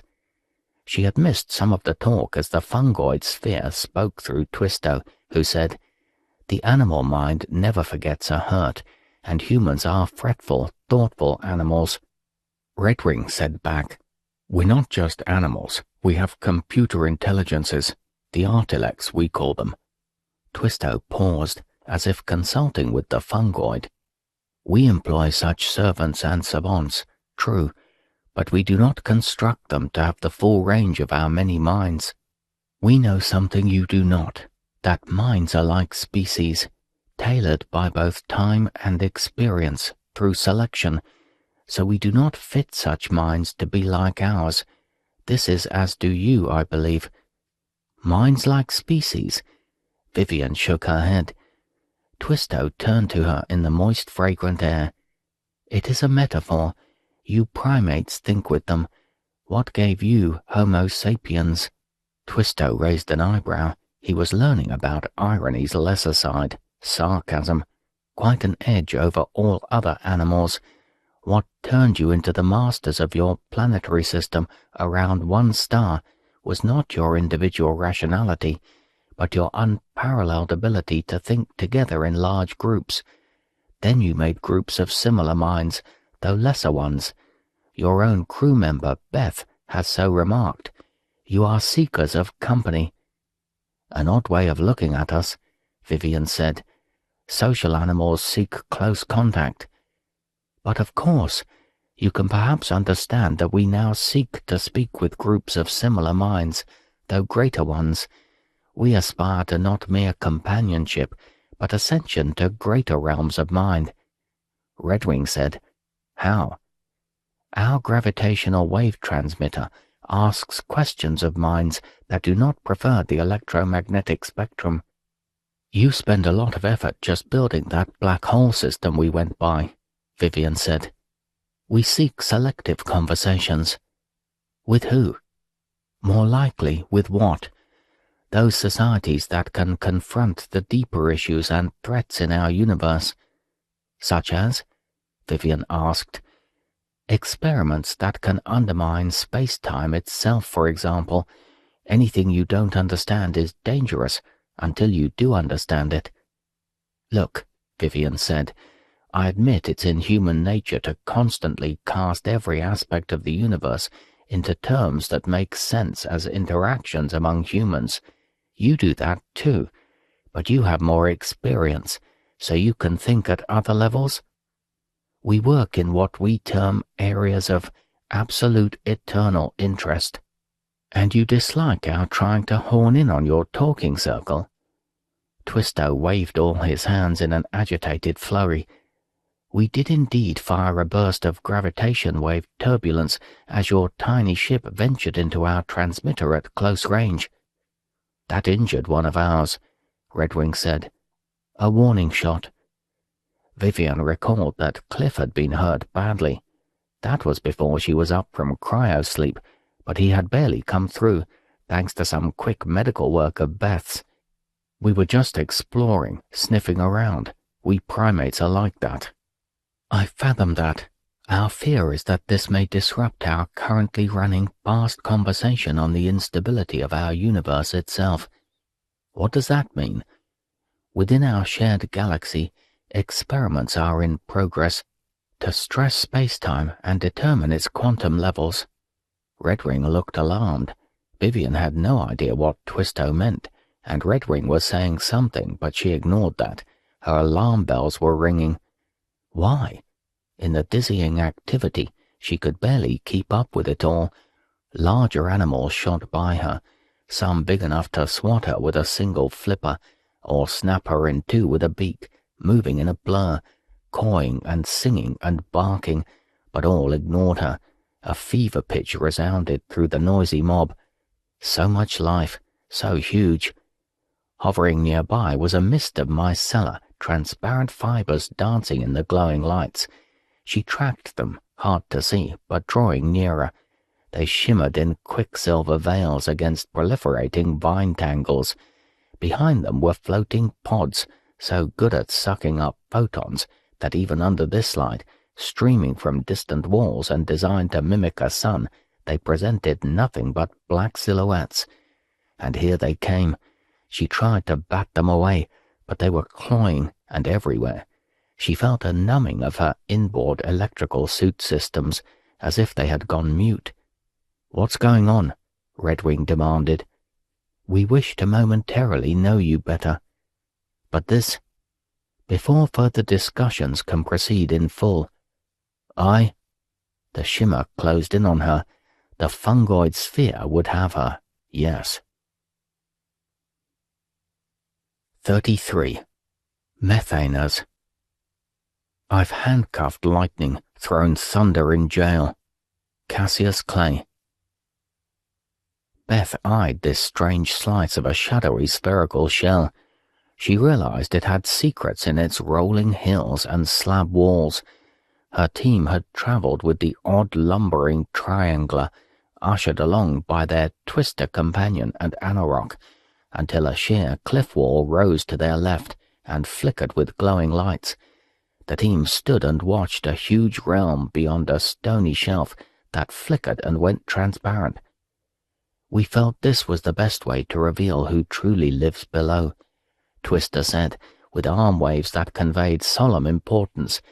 They approached a huge wall that suddenly went opaque, then clear again. Beyond was a cloudy place. Twister said, "This is the realm of the methane breathers. They are our ancient allies."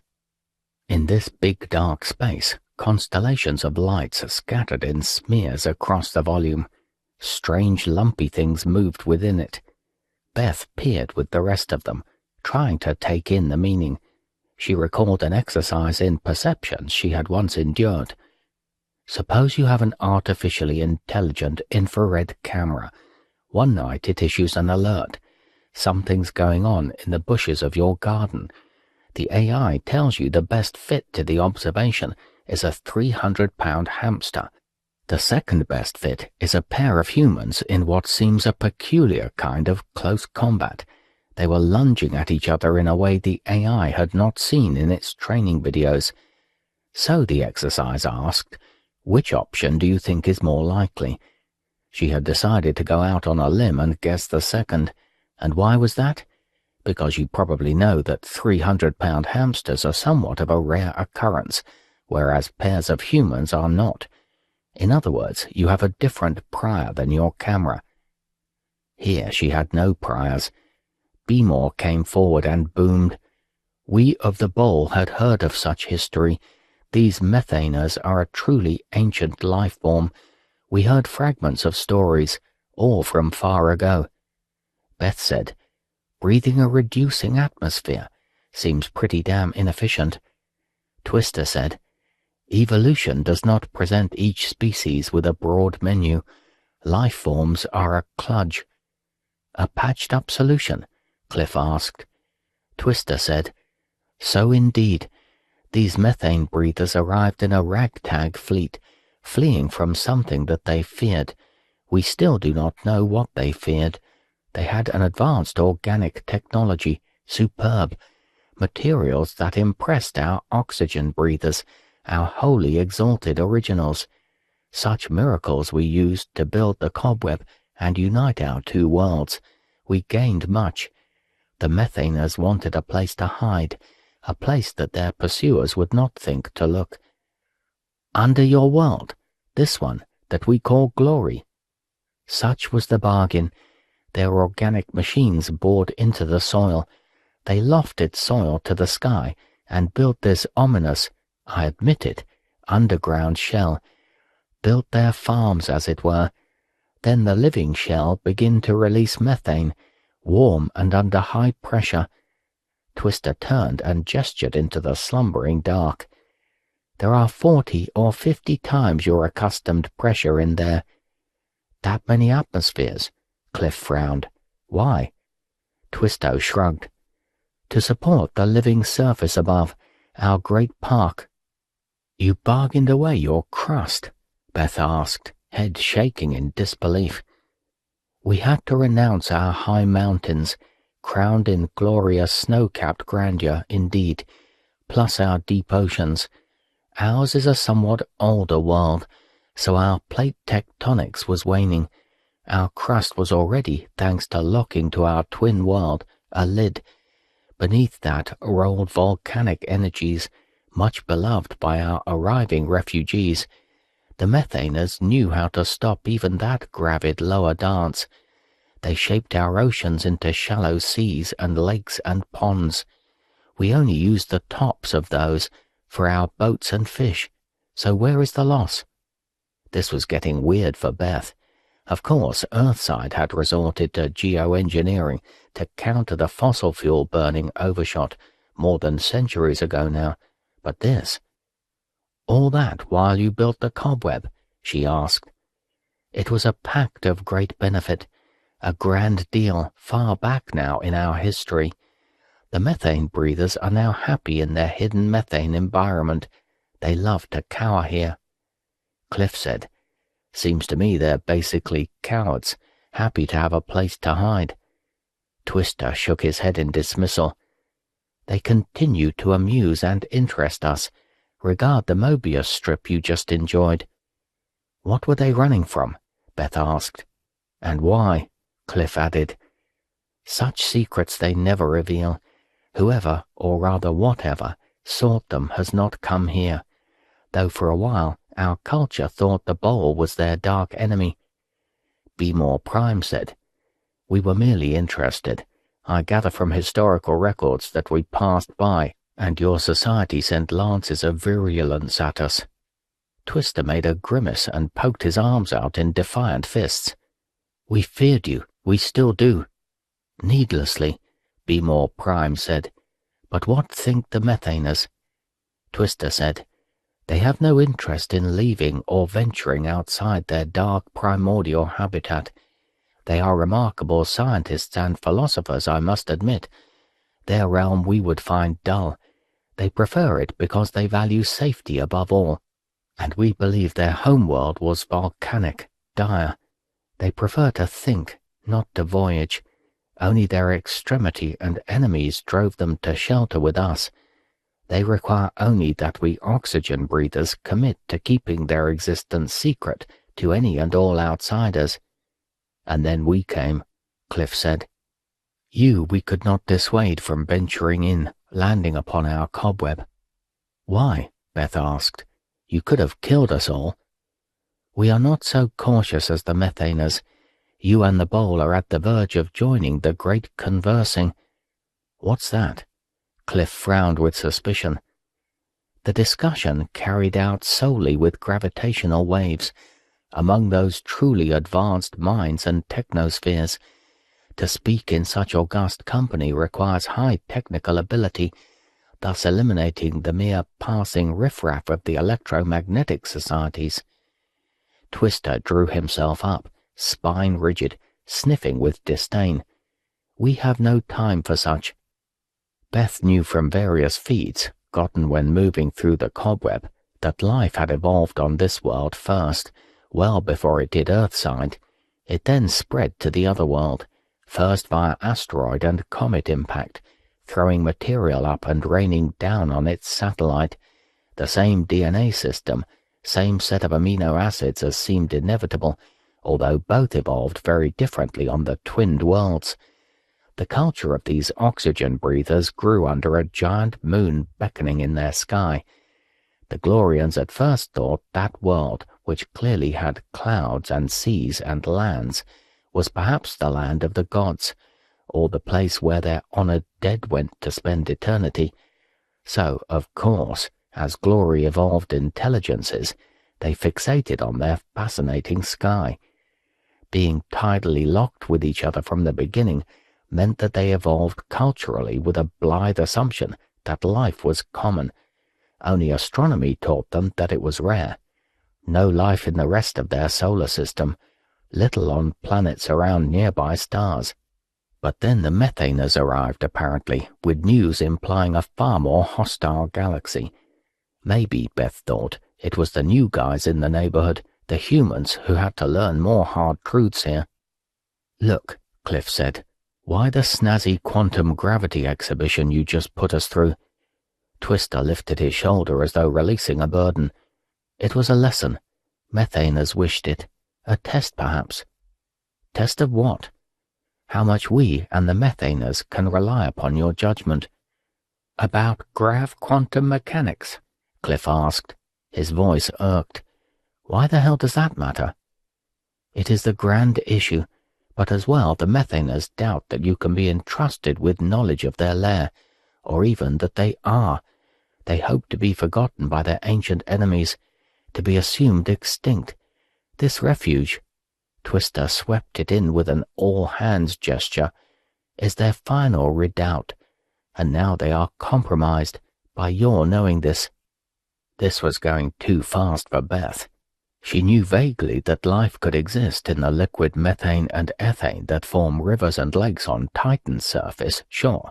Slow, dumb forms lurked there, rovers had found, just as organisms on Earth lived in water.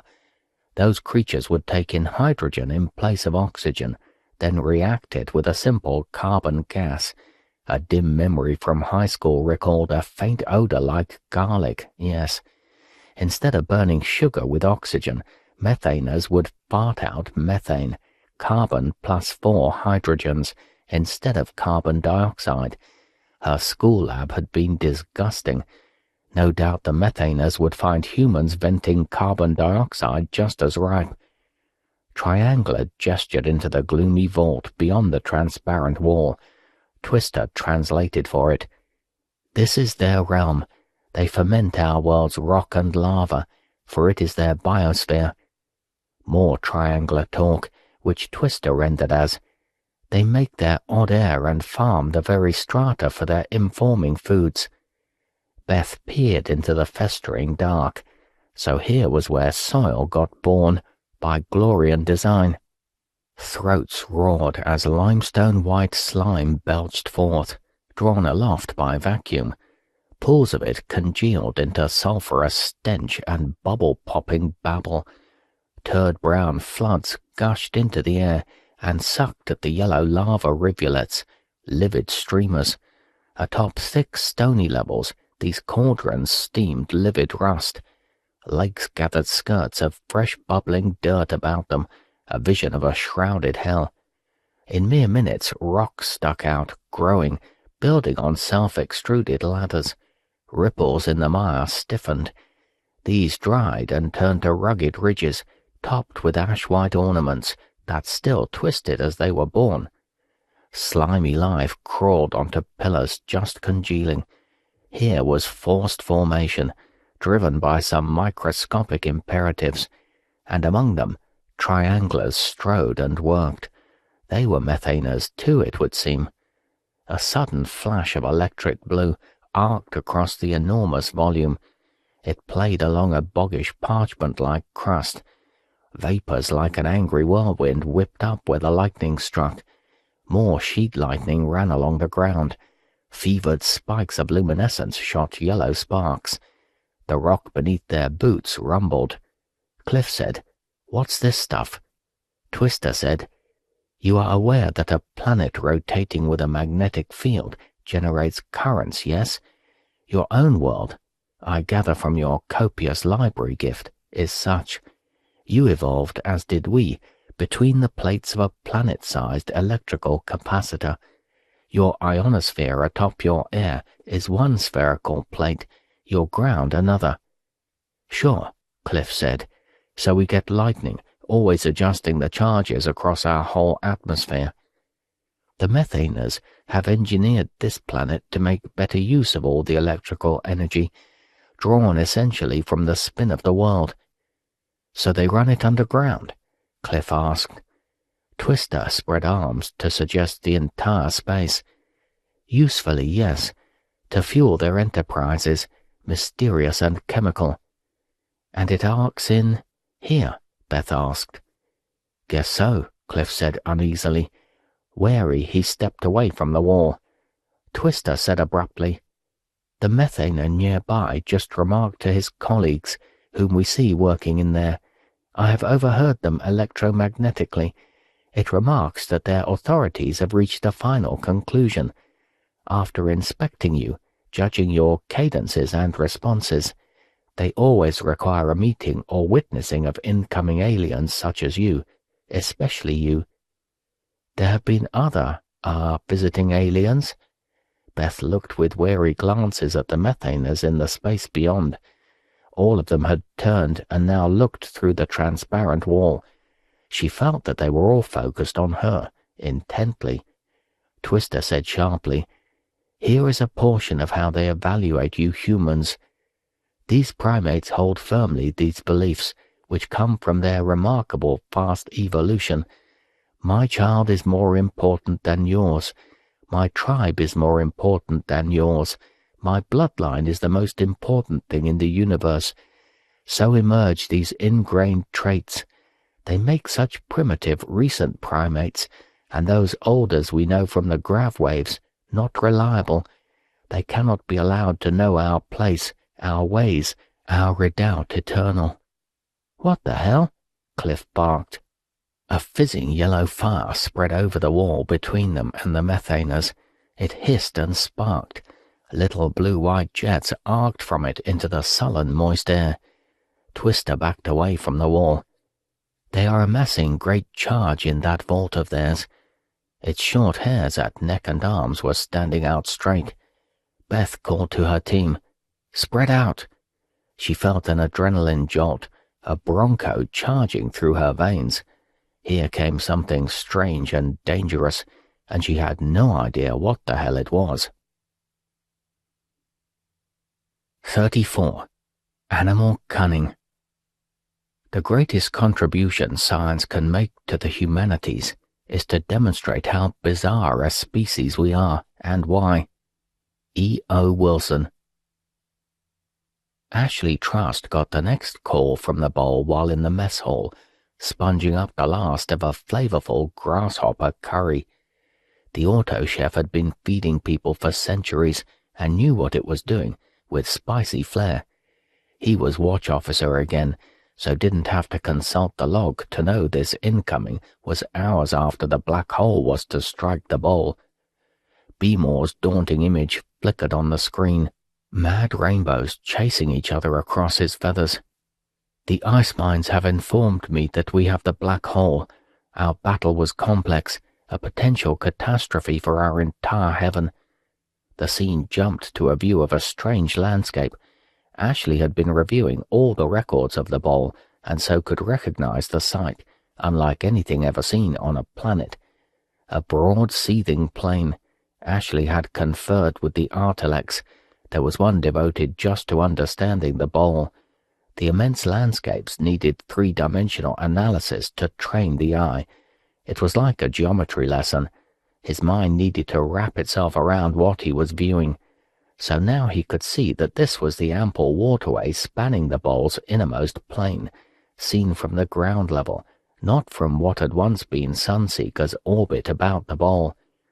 This was the last platform before the atmospheric seal descended, isolating the living zones from the knothole. The jet that drove the entire system forward was hanging in the sky like a blowtorch. It swirled in a slow helix, virulent orange-yellow strands, hemmed in by the diaphanous magnetic fields. The water helped stabilize the bowl's spin, but this was no mild Mediterranean-style sea. It was a frothing swirl of whitecaps. The enormous plane ringing the magnetic knothole had only a few % of an Earth grav, directed nearly parallel to the slope of the outer bowl precincts, which here would mean nearly parallel to the ground, not perpendicular to it. Living there would be nearly impossible, except that it was built on ledges. The builders had countered this odd sloping force by shaping platforms that jutted north and south, very nearly along the axis of spin. That formed planes perpendicular to the centrifugal force. Fair enough, but there was so little grav that seawater leaped into towering hills. Powerful winds forced huge waves that sprayed vapors and splashes high into the air.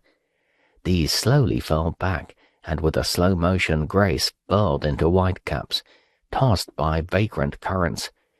The mist hovering near the surface was thick enough to choke a human, like harrying clouds of thick raindrops. Rainbows shimmered in all this watery chaos, making big multicolored eyes around every hummock of seethe. Low-grav weather was a fury. Yet it was here the black hole attacked. Why? Huge magnetic anchor fields sat near the pole of the knothole. They worked like a buffer of invisible rubber bands. Ashley could see quick flashes zapping in the sky above. Orange sprites fought across the broad blue above dancing, frothing waves. Above it all streamed the fiery jet. Oranges and reds and sparks of yellow filled a thick band scratched across the sky. Ashley realized suddenly what the Glorians were doing. Using the fast-moving black hole, they were trying to disrupt the jet at its crucial point. If they could make the enormous energies of the jet lash to the side, it could split open the living zone. Scores of species would die. Maybe the whole big rotating thing would buckle and fragment.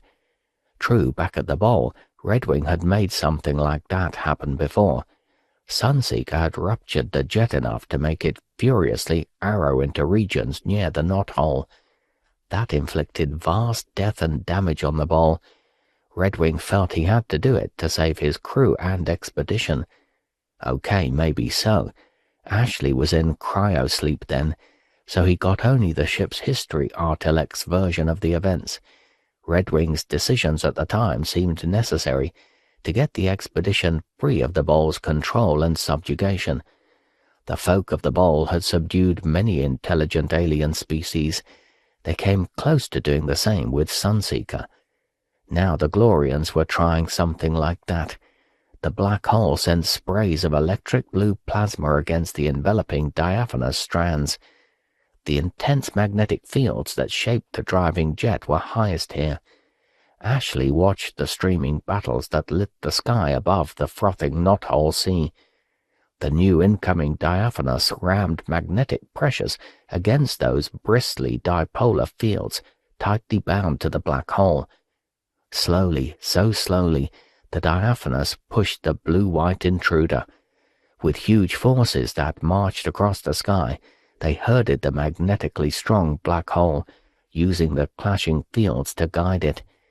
Furious flashes told the silent story across the blue-black expanse.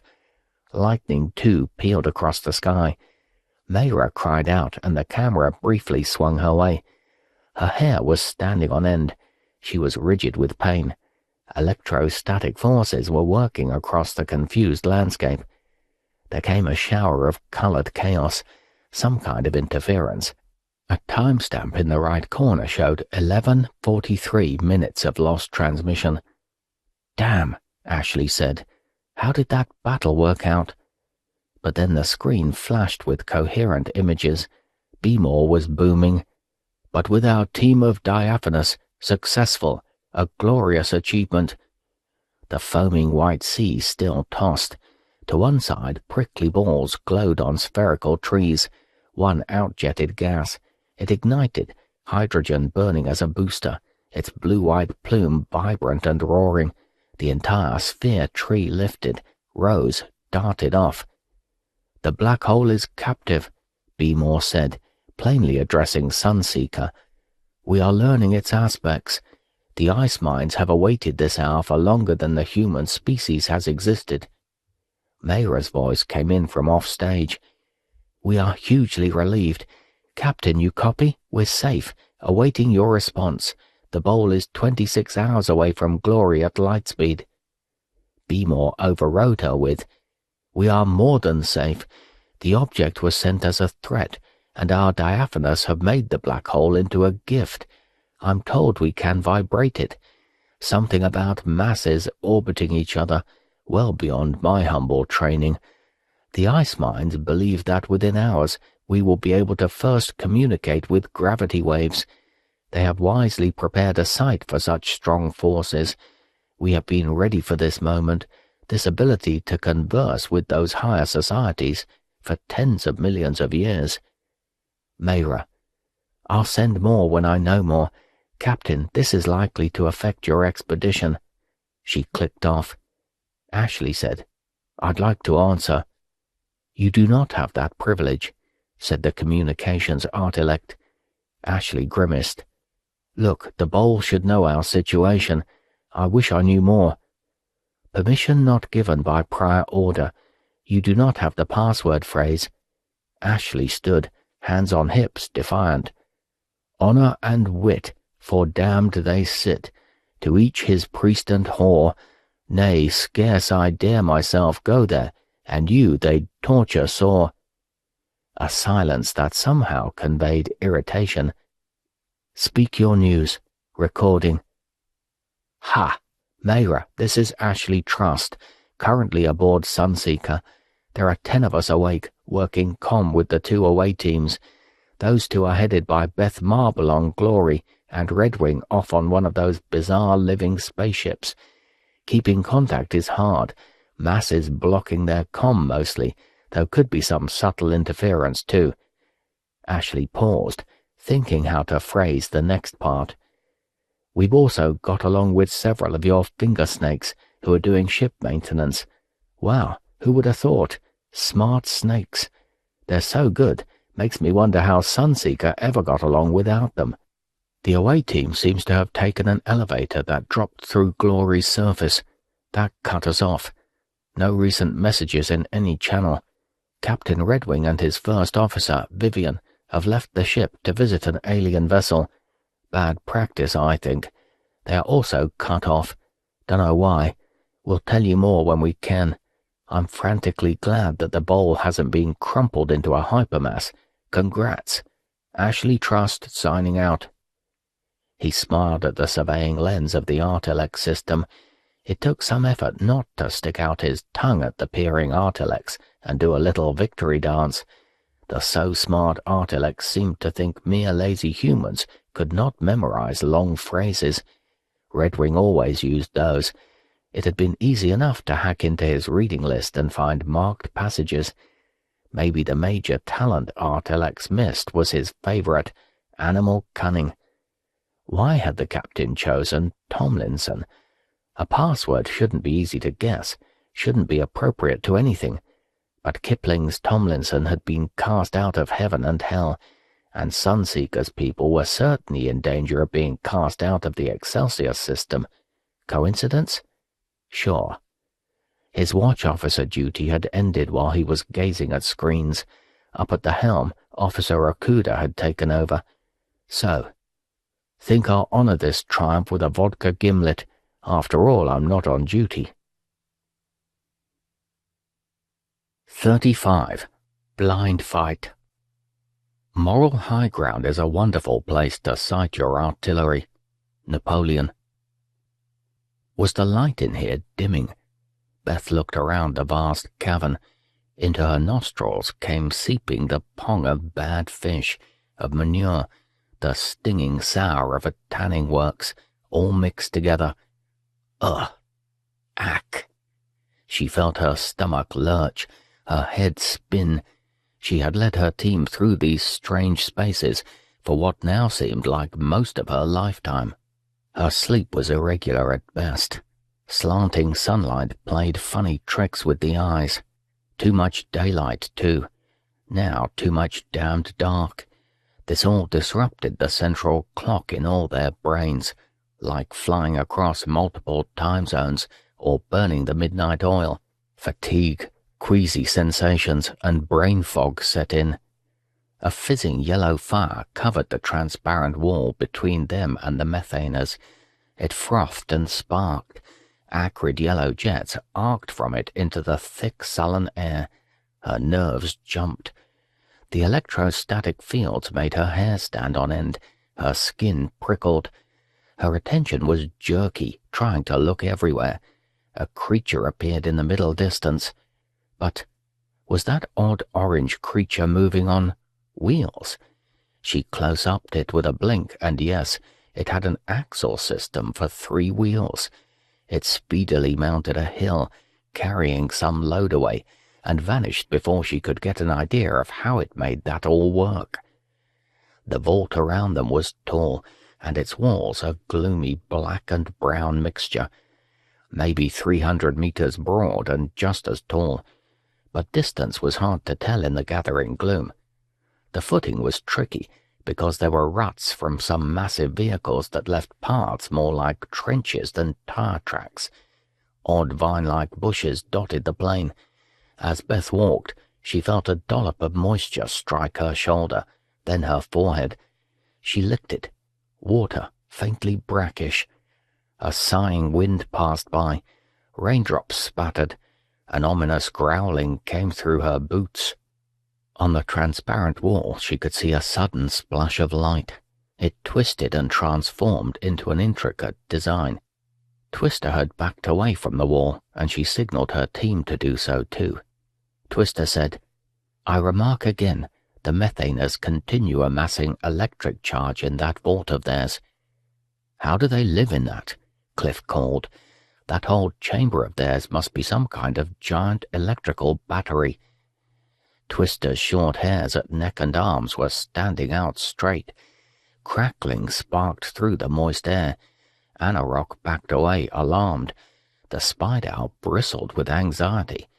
Twister said, "Their technologies are ancient secrets, even to us of the cobweb. The Methaners are a mysterious and crafty kind, also cowards from their distant evolution. That is what drew them to us. Our collaboration was useful for a while, but I am wondering if they are still of good mind. Now," Twister paused, receiving some signal. "Ah, they have studied your ancient greetings, and so now show this." "Really?" None of this was making sense. She stood and watched the sputtering colors on the clear wall swirl like a flexing vortex. What the hell? Her inboards drew from her links back to Sunseeker and told her that this was an ancient Chinese tricolored glaze termed Xianghai, a dragon in yellow, green, and white. "From the Tang dynasty," it added, "so its use here may be both greeting and warning, as a dragon is a dangerous beast." Cliff said, "Uh-oh." "Open the focals on your lasers," she called to her team. "Why?" somebody called. Always the questions, not like they were trained infantry. "I want to be able to see you if you use them. Keep track of positions."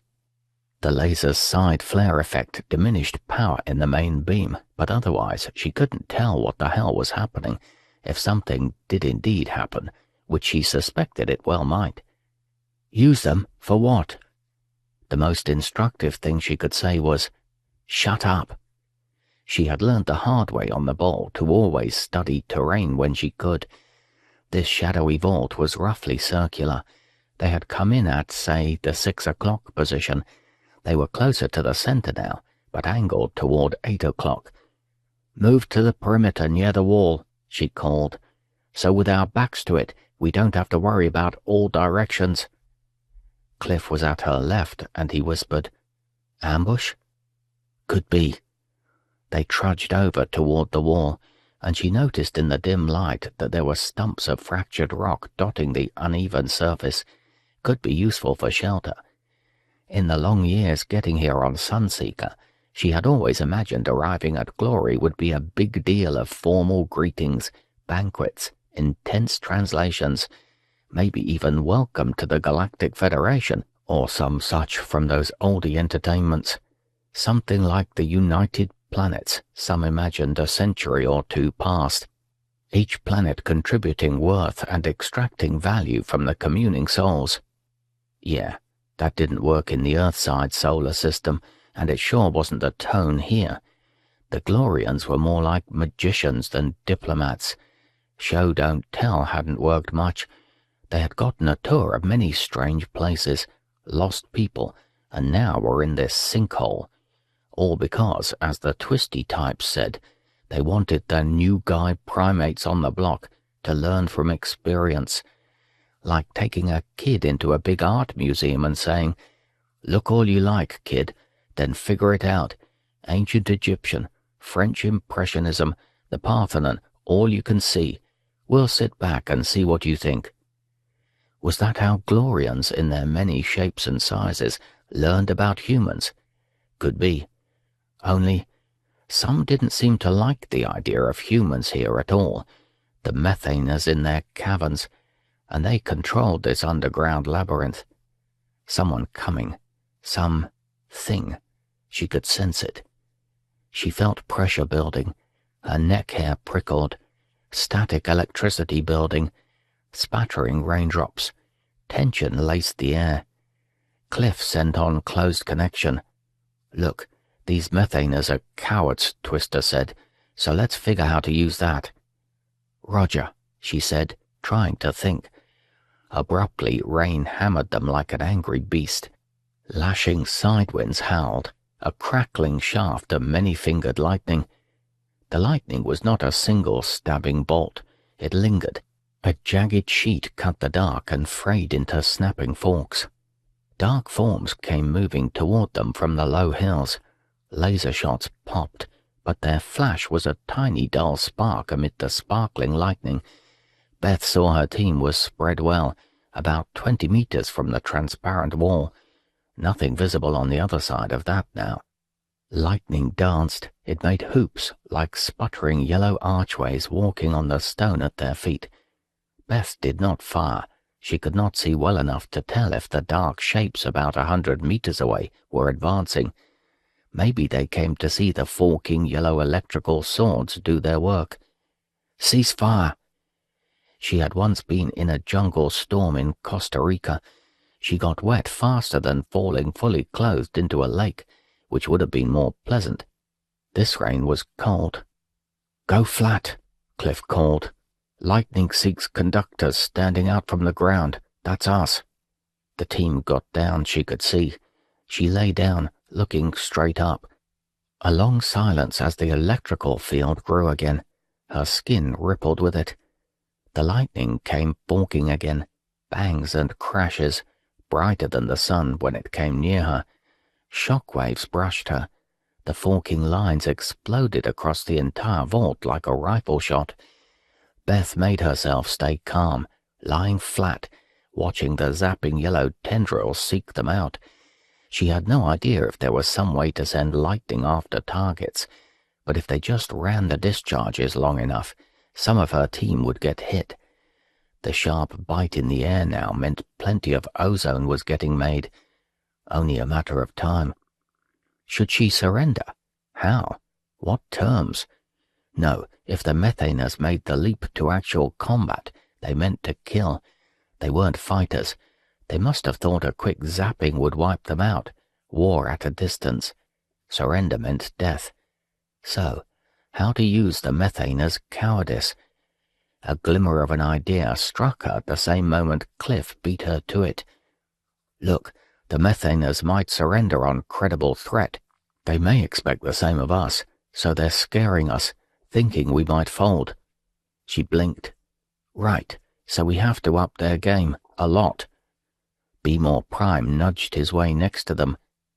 If I know your sort, you have explosives, he said. Beth nodded. We do. Excavation tech. It's part of the combo chem set, right? Cliff said. I've got that in my sub-pack. What do you have in mind? Be More Prime asked. I recommend we bring explosives, but deplore haste. We may demonstrate. No time. Let's blow their transparent wall. Silence, then. That will release their atmosphere into ours. Be More Prime held its voice down, but it stayed tight with alarm. Calm down, Beth said, edging back. I'm guessing the Methaners don't have helmets. Ours are riding on our backs. Hard to know that for sure. Can't even see them well. Cliff sounded worried. That three-armed thing, whatever it was, didn't have gear at all that I can see, Beth said. Ah, so, a gamble, Be More Prime said. Right. Beth paused. She could make it an order, but she wanted more than that. She counted heartbeats to 10. She took a breath to bark out the order when Be More Prime broke in with, Cliff, I will come help. With those claws? I have learned some dexterity. The air boomed and flashed while the two of them worked.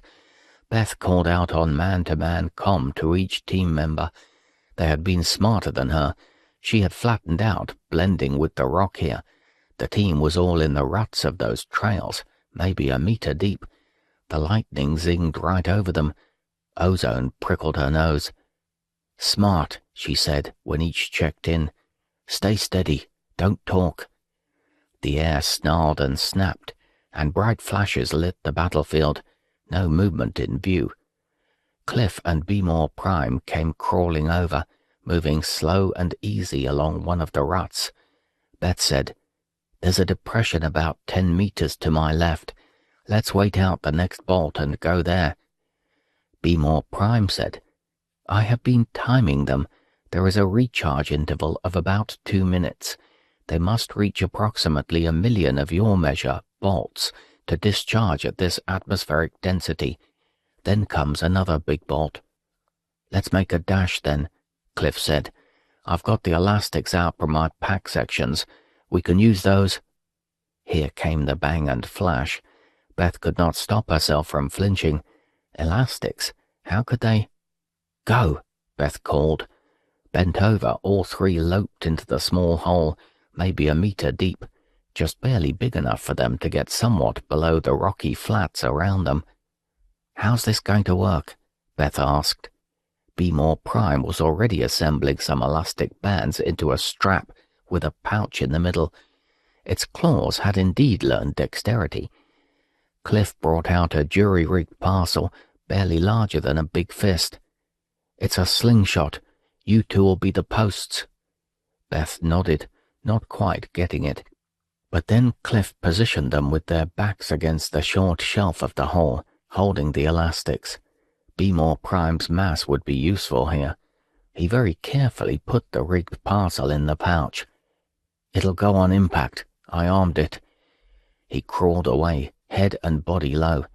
He stretched the elastics as far as he could. Woman and alien held the other ends. Cliff said, "Lift your arms high. Gotta get the right angle." They did. Beth found it hard to hold steady against the pull, coming at an angle. "Hurry," she said. She was not feeling strong. "Heads down," Cliff called. A flash and bang of lightning. The yellow was so intense it came through her eyelids as she squeezed them shut. Percussion slapped her face hard. "Okay, back up," Cliff called. He stretched the elastics out, grunted, adjusted it some, grunted harder. Beth braced herself. How could he estimate the right angle in this chaos? Twister's voice came over comm.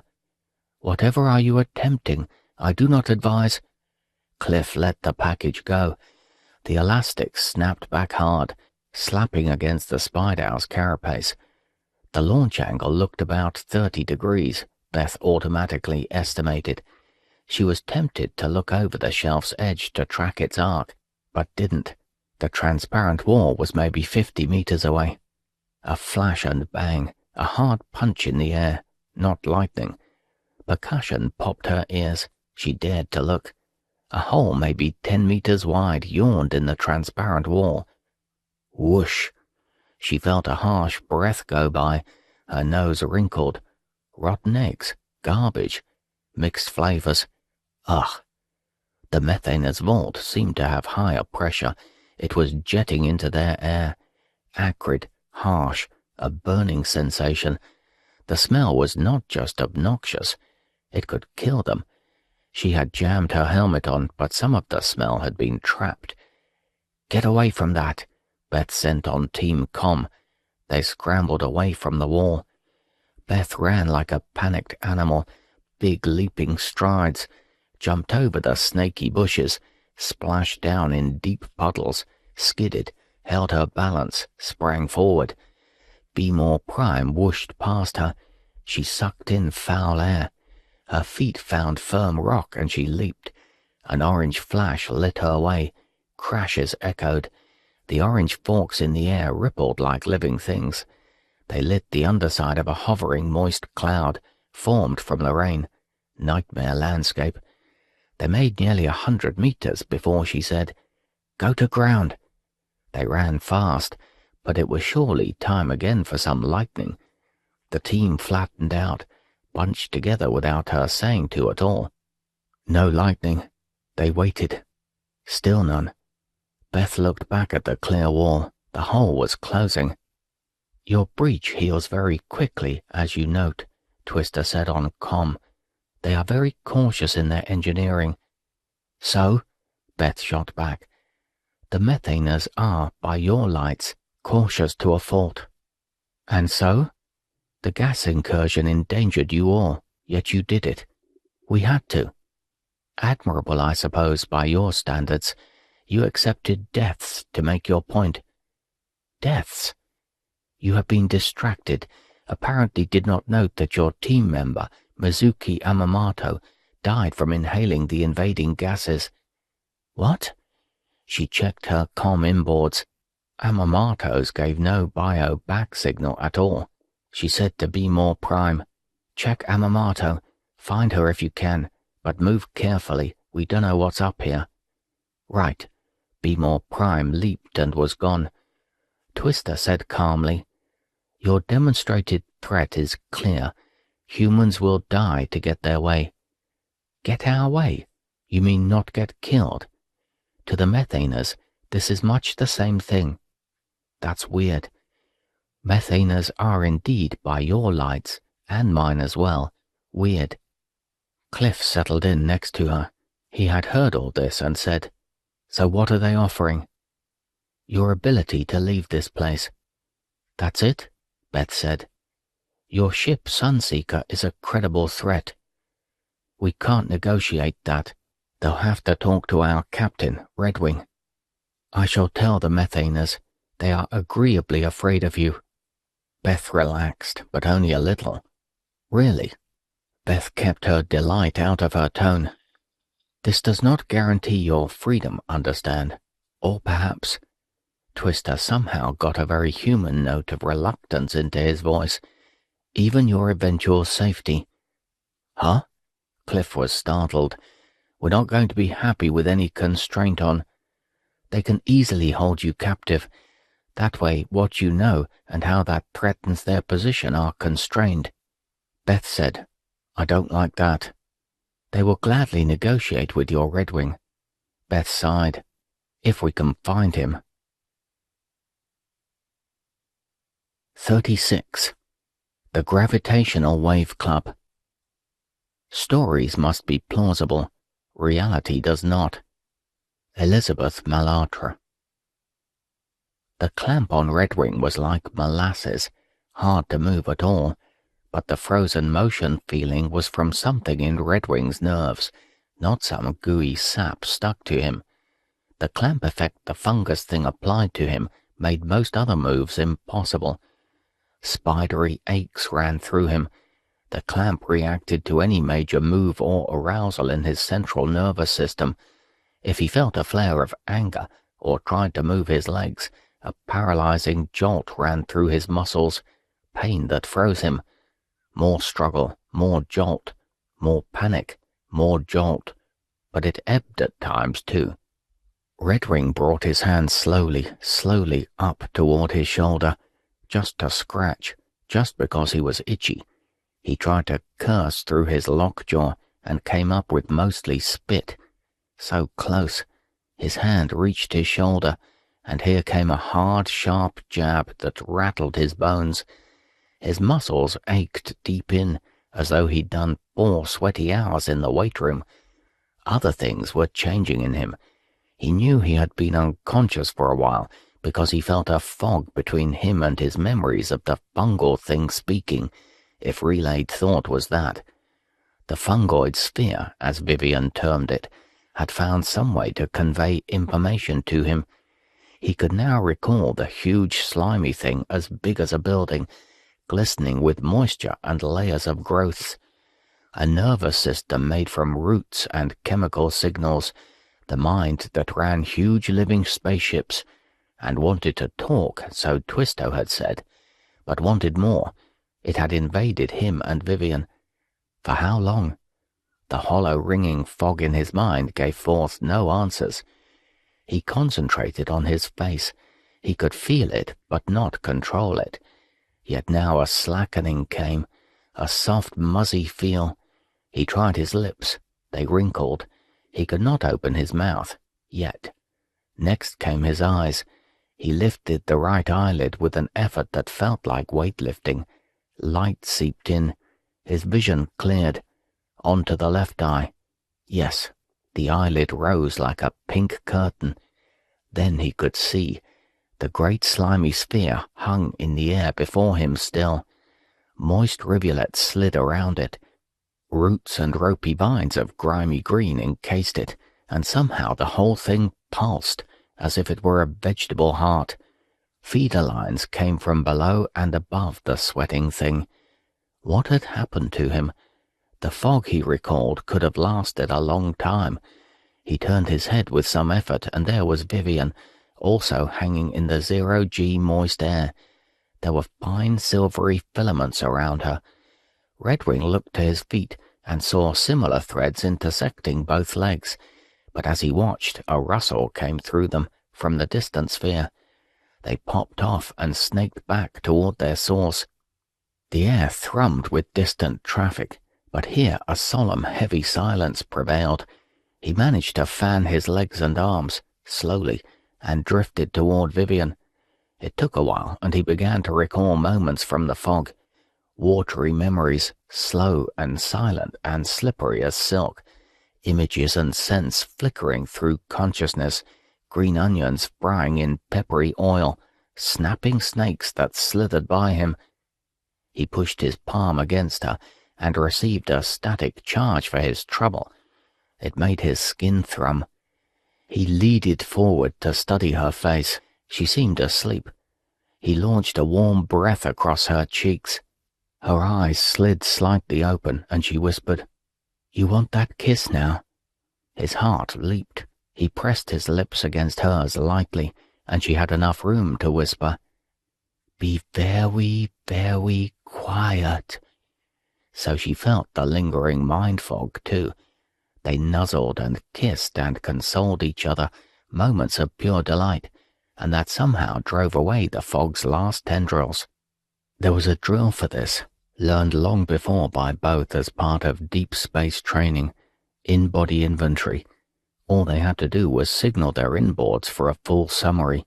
In minutes it came. He didn't believe it, neither did she. So run them again. Same result. Bodies moderately, carefully improved. Just a few organs, but including the skin. Liver spots gone. Carotid and femoral arteries reamed out with microtech. Membranes straightened. Limbs looser. Tendons tightened and shored up. Vision sharper. Pulse and vascular both better. Amazingly, new body proportions. They were each taller. How? Twisto swam into view. Redwing had forgotten him. Damn, how long was he out of it? Twisto said, "I am happy to see you emerge from your rest." "Rest?" Vivian shot back. "You knocked us out and—" "I speak for the intelligence here." An arm gestured at the fungoid sphere, which used its talons to subsume your minds and bodies for an inspection. "It did plenty more than look," Vivian said. "Damn it, I feel different. I had bad dreams. I hated it." "Your species use profanity to diffuse stress. We well fathom that. But now, after understanding you better, the agency I interpret for you wishes to move on to larger matters." "See if you can describe them," Redwing said slowly, trying to read Twisto's expression. Impossible. The alien face was, after all, a construct made to deal with humans, but without the nuances that permitted any easy analysis. The eyes and mouth worked with no more than the ability to convey simple meaning. "It wishes to illuminate areas of absolute eternal interest." Redwing could hear the ponderous capital letters. "Why?" "You can be of help to us." "How?" "That comes later. You must first know of the issues we confront." Vivian said, "Look, we came here to understand you, your worlds. Absolute eternal interests are above our pay grade." Twisto blinked, but that could mean anything. The wily aliens might be just taking in signals from the fungoid sphere and figuring out how to pass them into English. They might be startled by the idea of a pay grade. Then Twisto said, "You will, of course, have talents you do not know. We shall proceed." Into his perception swam a vision of galaxies amid a cloak of dark cloud. He shook his head. "How does the fungoid do this?" Twisto said, I will reprise some facts you know to orient. You have encountered our transmitter, which distorts space-time. You correctly deduced that we use this channel to speak with distant minds that carry out large, powerful experiments in the fundamentals of our space-time. Look, Vivian said, we came here to communicate and colonize, if you will be so kind, not about physics and such, at least not right away. Redwing whispered to her, still in his embrace, Let Twisto go on. It wants something from us. Twisto seemed to have ignored her, saying, You have an incorrect view of such matters, though you do know we use the tiny yet vast masses you call black holes. You should know that your views of reality are mere passing notions. Redwing scowled skeptically. We now know that the gravitational field is a statistical concept, like entropy or temperature, only defined for gravitational effects of matter in bulk, and not for effects of individual elementary particles. So gravity is not a true fundamental force of nature, but instead is a consequence of the universe striving to maximize entropy. Redwing let Vivian go. His mind was clearing. His breath sang in his nostrils. Twisto held steady, drifting by nearby, framed by the huge glistening sphere of the fungoid. Strands of thin fiber hung in the air. Maybe that was how the fungoid conveyed the images he saw superimposed on his view. Redwing said slowly, We come to seek common ground, to learn. Your many species clearly do the same. As always, we should interrogate the world. But Twisto deftly spun head over heels and came up with his signature Richter smile. Let me illuminate, please. One broad main topic we discuss, using such waves, is technological crimes. Thus, if faster-than-light travel and communication are possibilities, they may need to be dealt with. Some worlds don't take this seriously and carry forward experiments that may threaten a breakout. This could overwhelm worlds which have no such abilities. Vivian said, Isn't that a chance any society faces, getting overtaken? True enough, though it does mean a few may harvest the kilonova's dense metal blow-offs. Those are epochal collisions of neutron stars, making a wealth of heavy elements. Ships casting great magnetic nets, moving at 0.2 of light speed, can rob whole regions of such riches, sending weaker and later societies into perpetual poverty. Twisto said this with a matter-of-fact shrug, as if it were a routine maintenance problem. Maybe for the Gravwave Club it was. We also learn of curious phenomena beyond even our ken. The gravitational wave community cannot explain these. At times, planets display colorful auroras, attempting to attract a mate. These lure passing comets and asteroids. This implies some planetary-wide intelligence that can hail other such embedded minds, hearts calling out. Redwing doubted this like all hell. Maybe Twisto was sounding out their credulity? The ability to meddle with star output is common. Club members are continually on watch for abuse of such power, induced supernovas and the like. Twisto held up a warning hand. Mind you, though, the bowl we judge to be too fragile to indulge in such star management. Though they are clearly doing that to their own star, they cannot venture near another. Vivian said sharply, Why your animosity, then? We were far smaller then, not a grand species, yet. The bowl approached for the first time, a huge thing brushing by us. We cowered, of course. They came, we fought. We resisted their extraction of our species into their zoo. Redwing had read the many ancient records, admittedly written by bowl historians, that told of the clashes here. They had not mentioned the cobweb, nor was there really much about the Glorians, but the bowl wanted species from such a similar world to enrich its vast lands. Their biochemistry matched well, DNA and all. It seemed this sector of the galaxy, at least, had been brought to fruition by the same basic design of RNA and DNA, some ancient panspermia maybe, smatterings of life making their way from star to star on rocks. Even the myriad microbes matched at the basic level. Maybe it was from some far distant life site. No matter. The Bowl wanted all the variant forms it could muster from such similar planets. Intelligence was rare, but all the more valuable for it. A sudden thought. "Is that why you built the cobweb?" Redwing asked. It came as part of our dawning realization. We needed to be far stronger, smarter, and to have allies of great knowledge. With this, Twisto lowered the thick, nictitating membranes of his large eyes, as if to hide his feelings. "Did that first Bowl visit prompt the Methaners to come here, fleeing the Bowl?"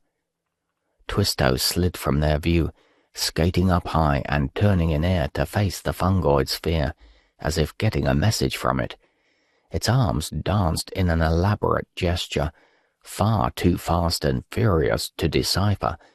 Then Twisto turned and said, "You have delved deeper than you should. You are a swift species, true, but the Methaners do not wish you to know their history."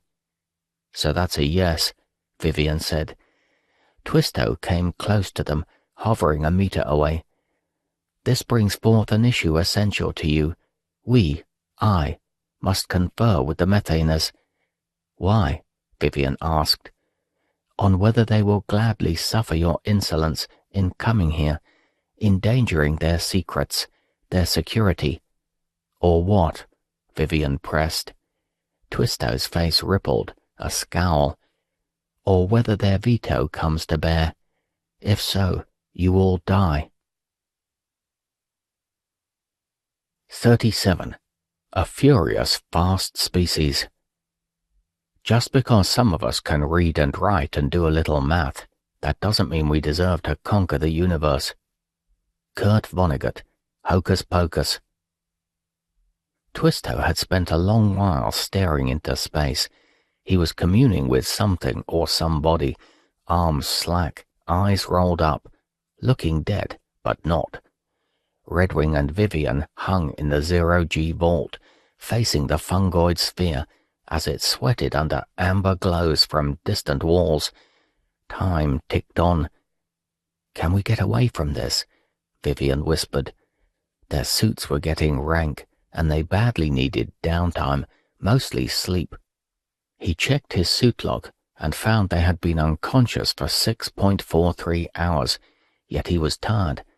But Redwing said, "This is crucial. With Beth's team out of touch, I need to get this settled, or at least put on the back burner and get back to Sunseeker." He realized he had been avoiding rethinking this little expedition. Sunseeker, yes, and Beth's team. He had to get back and be the captain, not the explorer he wanted to be. When the invitation came from whoever or whatever ruled this place, he had jumped at it. His trip down into the cobweb had thrilled him. All these years of being crammed into the rattling metal box of Sunseeker had rankled him. So back aboard, he could not resist the chance to venture out into a wholly new entity, a living spaceship. Never would he have thought he would meet a smart slime mold with pretensions. Twisto snapped back to attention, eyes open wide and arms jerking into a pose of alert poise. "To continue our conversation, yes, I was distracted by a discourse between our host," a nod at the Fungal, "and the Methaners. There is some dispute afoot, but—" He jerked all along his body, as if being smoothed out by an unseen hand. "I was describing the issues contended by the gravitational community strewn throughout this galaxy." "Far beyond our capabilities," Vivian said. "Quite so, but their interests do intersect yours, as shall become clear." Twisto rattled on, clearly channeling the fungoid. "Some entities use teleportation to convey themselves. This remains a contended technology. A passenger disintegrates in a process that records the energy states of every subatomic particle. That information, sent to planets around other stars, then rebuilds the person. But that's... Yes, to us, it is murder with a promise of replacement with someone who thinks it is you. Vivian shot back. But it isn't. Identical twins don't think they're each other. Twisto waved this objection away. Yet some entities consider this not murder but immortality. Hive minds and other collective intelligences feel the opposite. I find that hard to imagine, Redwing managed to say. Twisto fanned four arms in a sort of dance and said, "You are primarily visual species, so perhaps this will show other concerns leading to our issue." Into Redwing's eyes sprang a vision. He watched a burning white dot, a white dwarf star slamming into a yellow Sol-type star. The dwarf carved its way through, and the star flared into a thermonuclear furnace under the fierce compression of the dwarf's added gravitation. The gnawing dwarf ate its way through the fatter star. It exploded into view on the other side, carrying forth like fruit of conquest a white-hot disk of incandescence, stolen from the Sol star's matter. An inhabited planet. How do I know this? Survived. But its atmosphere and then oceans boiled away within hours as the dwarf sped on, carrying its new disk like a brilliant skirt.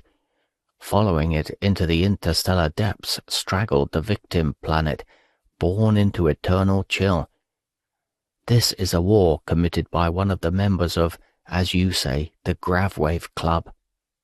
Good God, Vivian said. How can they? They are more grand than we, and certainly than you, yet you have a commonality with them. Redwing had 1,000 questions, but stuck with, how old is this vision we're getting? Perspective is essential. The galaxy has rotated 25 times since your Earth was born, and 19 since life appeared there, yielding you. A studied shrug, as if this were a mere historical detail. This species slaughter we received news of a day ago. Redwing recalled a striking image he got from undergraduate biology. Consider the Earth's history as the old measure of the English yard, the distance from the king's nose to the tip of his outstretched hand. One stroke of a nail file on his middle finger erases human history. Where was that? Vivian asked. Where the oldest civilizations lie, in the great spherical star swarm, the great bulge that none of us in this outer stellar arm can even see through the intervening lanes of dust. They are closer to the galactic core. Stars formed in a wave out from that core, so the old civilizations are the inner ones. You and we are newer. Did the new ones travel much? Redwing asked. No. Most evolved intelligent societies soon see the huge cost of interstellar travel. They prefer to go inward. They explore the intricate ecologies of their own minds. Whole worlds give themselves over to life as computation. Thus they exit from the common discourse we enjoy through the Gravwave Club. How about really big ways to travel? Redwing asked. He had wanted to answer these questions ever since sighting the Bowl of Heaven. Here was something that could answer. It was marvelous that the twist creatures, obviously bio-constructed, were willing to talk now, not earlier when Beth asked them, which meant that now was a more important time, a crucial one. It was an unsettling thought. Twisto spun about his axis like a top, arms shooting out. Few master whole stars, as you saw in the tragic war I showed you. Others, such as your distant evolved dinosaurs, invented the bowl to move among stars. Is that common? Vivian asked. There are a few others, but mostly on the other side of the galaxy. They are vastly ancient. The bowl is, of course, important to us, for we see it as an immediate threat. Our ancient term for it is the malign. Vivian sniffed impatiently. So not many people, species, like us go star voyaging, in little ships, I mean. Twisto shook his head, vexed. Just so, many species believe in natural theologies. They spend their energies to study the apparent fossil messages from the universal origin. These are embedded in the polarization of the microwave background radiation stretched across the sky. They know the messages are incomplete because no one can see the entire sky beyond what you humans call a Hubble time, the limit of where we can capture starlight. It is unseeable. Is it from a prior universe, or from a maker who wanted to say something to whatever intelligences arose in an experiment it was running? That answer they seek. They send endless expensive gravitational wave screeds upon this. Redwing wondered where the hell all this was going. It was like eavesdropping on Olympian gods gossiping. You developed your current anatomy scarcely a few 100,000 of your years ago. The oldest figurine of a human is 40,000 years old.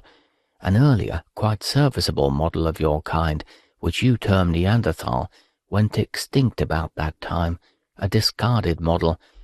Your modern behavior started then, burst forth, and now has engulfed your system solar within a few human lifetimes. It spreads to nearby stars such as ours in astonishing times.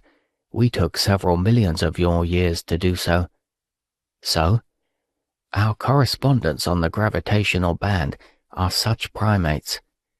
You're corresponding with humans? No, though aliens like you, sapiens, fast developers, hence unstable.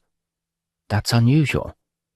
Your shape, style, method, coming down from trees and into grasslands seems crucial here. The aliens we term rapids did such too, and look much like you. This cannot be coincidence. The galaxy has many intelligences, but not like you. So? It seemed the best way to egg them on. Vivian whispered to him, You carry on this conversation. I'm watching for anything approaching us. Don't trust this setup at all. Twisto said, There is a species in the Gravwave Club that now endangers the entire universe. We need your help to stop them. How? By telling us what they will do next and how to stop it. Because they're ambitious. Because, like you, they are a fast, furious species. What can we do? We're just a small party of explorers.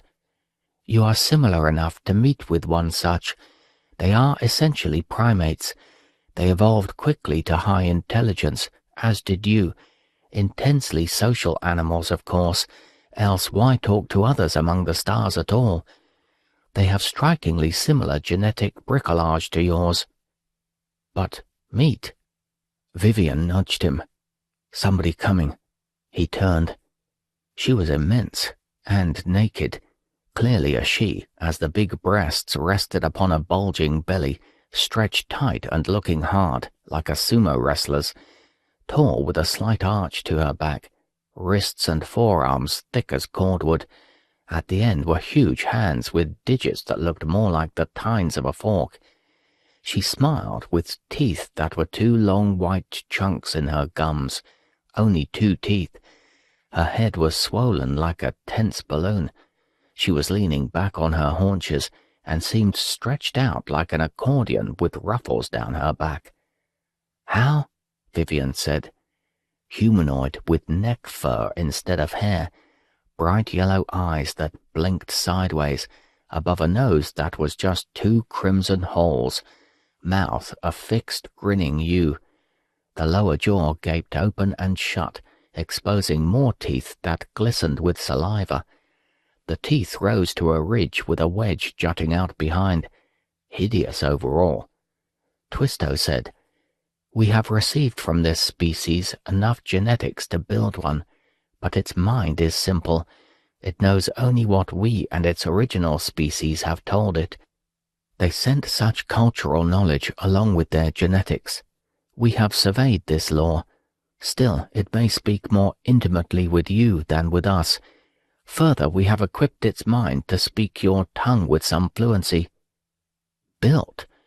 Vivian gaped at the huge thing, which nodded in reply. "We have capabilities you do not know," Twisto said blithely. Redwing fought down a rising tide of disgust at this hideous woman. He found her dreadful in ways beyond his understanding. Ugly did not begin to describe the acid nausea that rushed into his throat as he looked at her. This was a brand of alien that summoned up in him an automatic revulsion. Trembling, he said, "Why us? What issue?" To his shock, the immense woman said in a flat voice free of tone, "My forebears pursue a final theory of the universe. This demands certain experiments." Redwing was too stunned to reply. The woman said, "In your species' theory, the Higgs field is actually metastable, not actually stable, just pretending to be." Ah. Redwing summoned up a distant memory. His inboards provided a 2-sentence squirt on it to help. "Quantum stuff, right? Higgs gives particles their mass." The woman hung in the enameled light and nodded, giving them the horrible U-smile. "That is known to you as a false vacuum. The Higgs field is perhaps not stable, we believe." Vivian asked, "So?" The woman said in her toneless voice, which Redwing noted had a whispery lisp, "Plumbing the universal origin depends upon knowing more about this state. My species is probing this issue with some advanced experiments, accelerating particles to stunningly high energies at high densities, with quantum tickling and entangling methods, intricate, very carefully," Twisto said, apparently still speaking for the fungoid. "In such experiments, if the Higgs field moved into the lower energy state, it would release so much potential energy that it would actually push open the quantum space around it. That would cross all barriers. In turn, as it radiated at the speed of light, releasing even more potential energy, it would move in all directions, like an expanding shell of death for the universe." The woman said, "My species is certain that it can avoid that. We wish to know the origins of our universe thoroughly. These experiments are now several thousand years," and nod at the humans, "in duration. They go forward steadily." Twisto's arms flailed in the air. "We have no idea what would be left behind. Some new reshuffling of everything. Life, stars would not exist." The woman said with a visible show of patience on her swollen face, "We believe it is possible that might be true. It may have already happened elsewhere, far away, in which case we still do not have to worry. The universe is expanding faster as we view it, the farther away.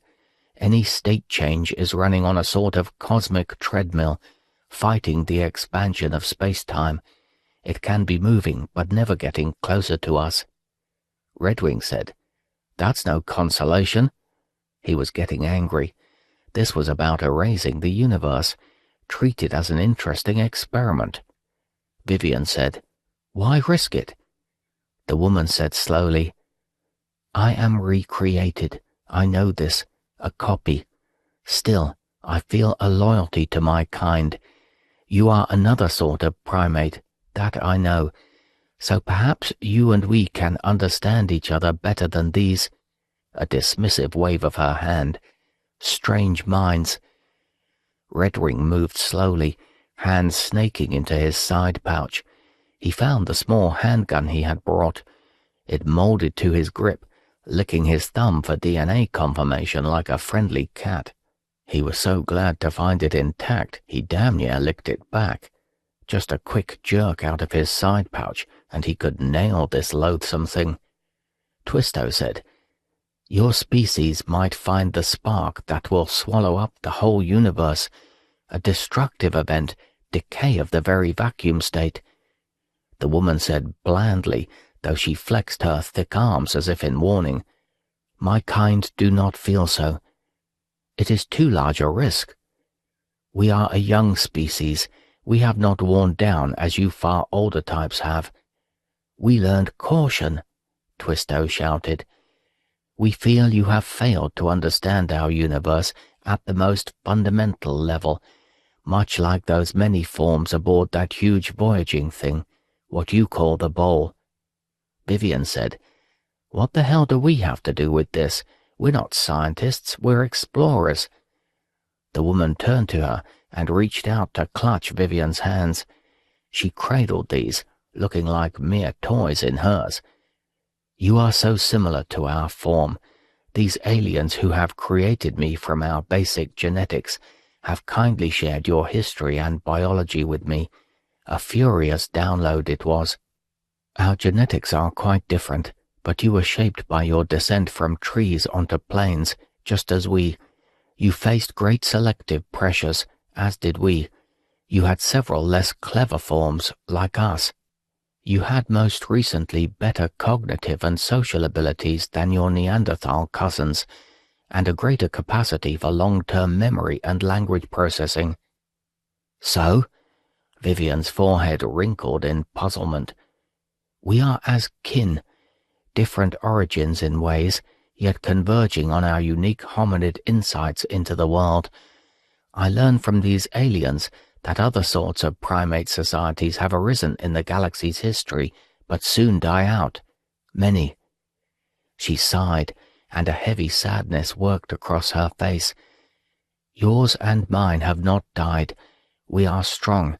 We have a different slant on the universe, yet a primate slant, not like these of many arms and tentacles and four-legged and other even stranger forms.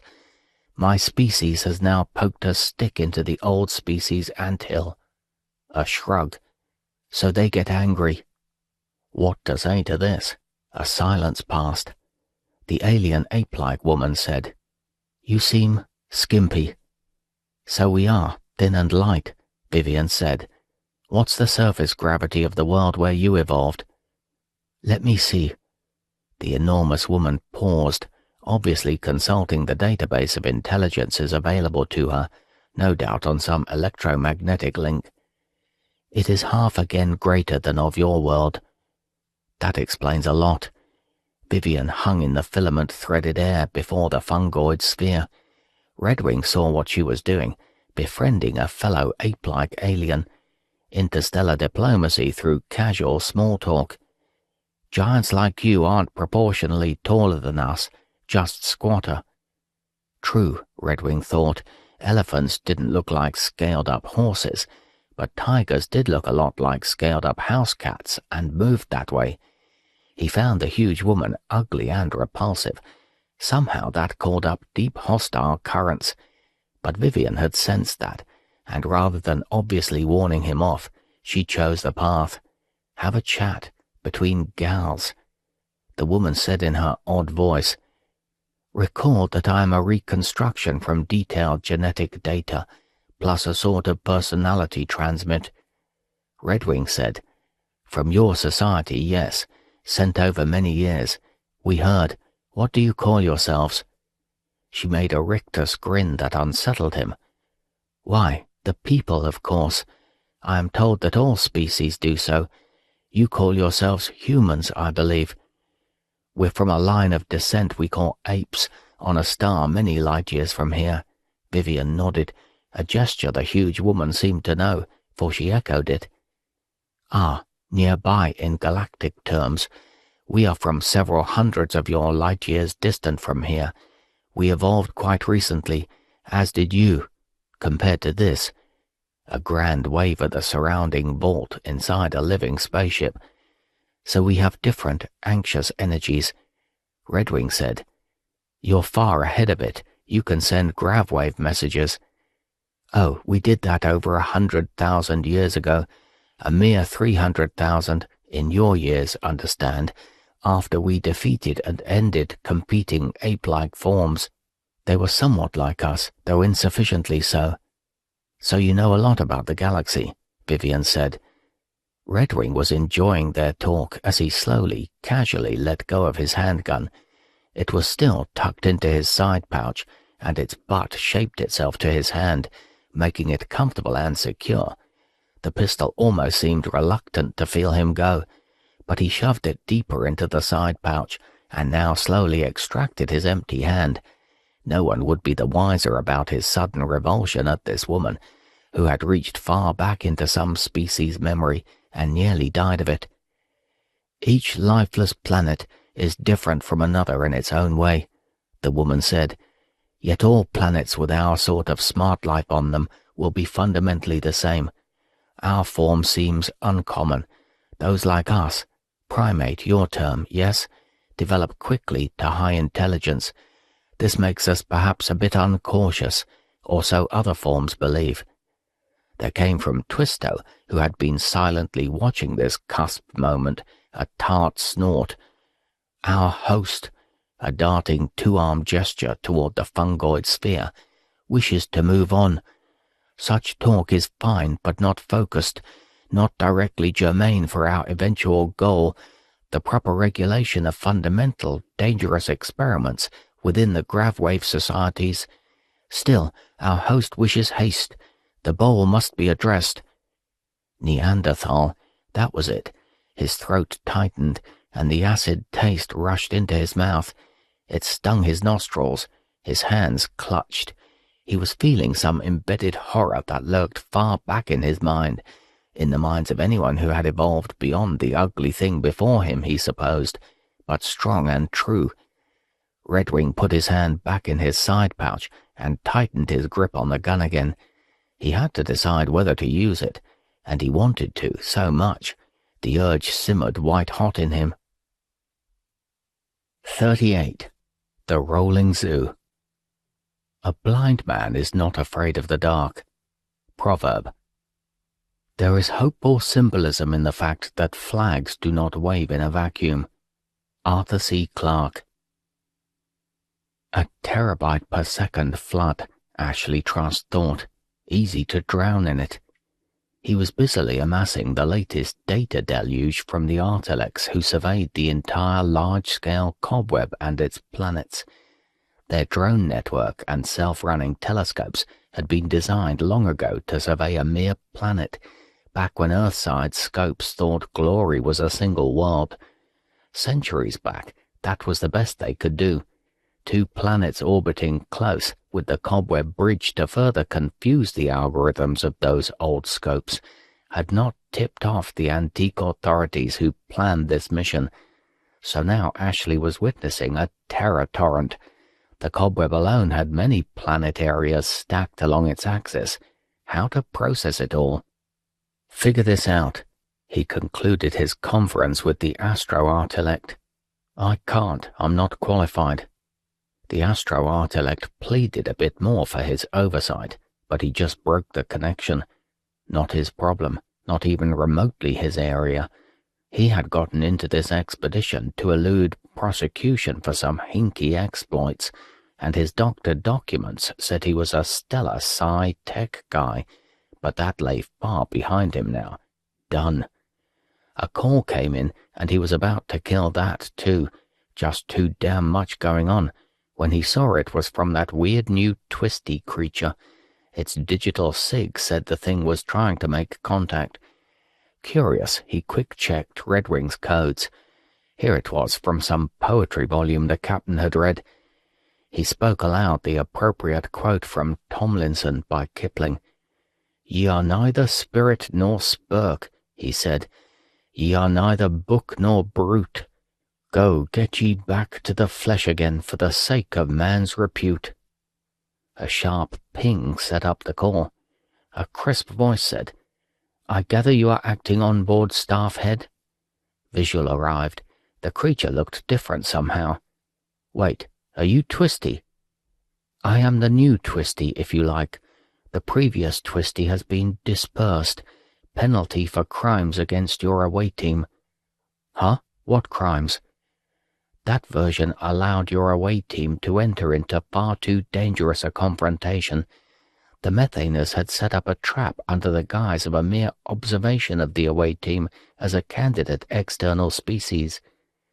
Ashley thumbed in his incoming, swamped with Artilect alerts as usual, and saw a call from Cliff. "I'm getting the away team messages now. They're clear.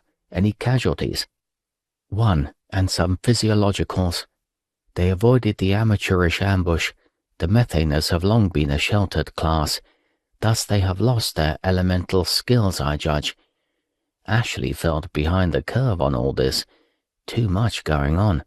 But he kept his voice flat when he said, "I don't know what you imply." "You are classed as intensively social mammals, the most likely to seek interstellar communication or even travel. Worse, you are a particularly fast-developing form, primates. You enter the world with unfinished nervous systems, and those require play, lots of it, to finish the job of your upbringing.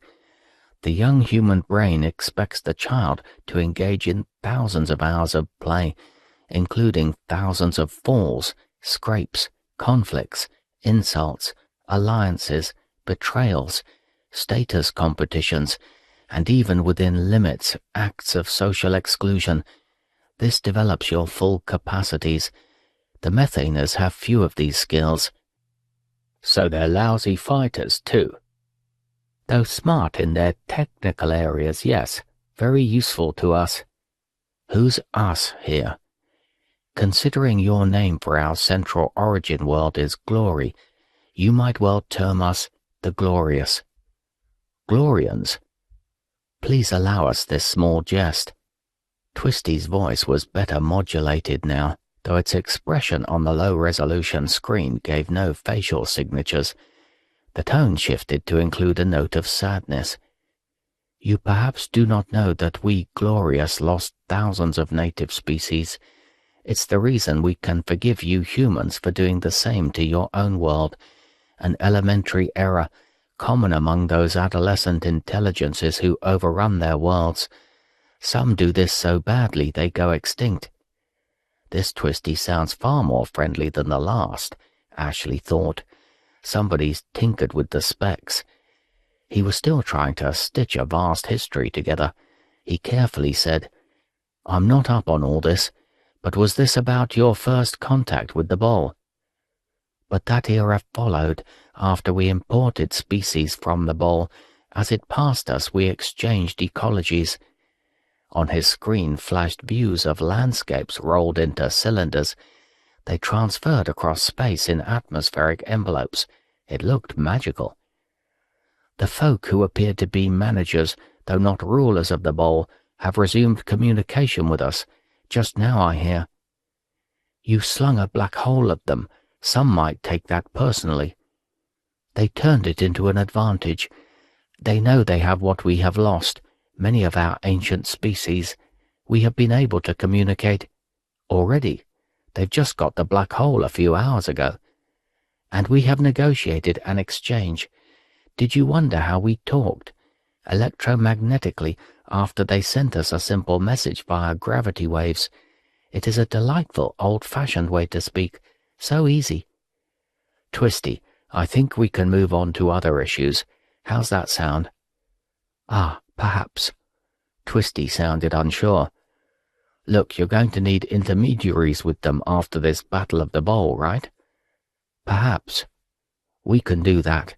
For example, you want some of your ancient species back, maybe some new ones too. We would have to study. We've got plenty data from the bowl. We spent years there, stopped by on the way getting here. I do not quite understand what you mean. We've done your reconnaissance for you already. We have data galore from teams on the ground there, inventories of animals, plants, plenty of videos and all. You can pick and choose what you want. I suppose so. And when you bring them back, you'll need zookeepers, right? We humans already have experience with these bowl creatures. We know them firsthand.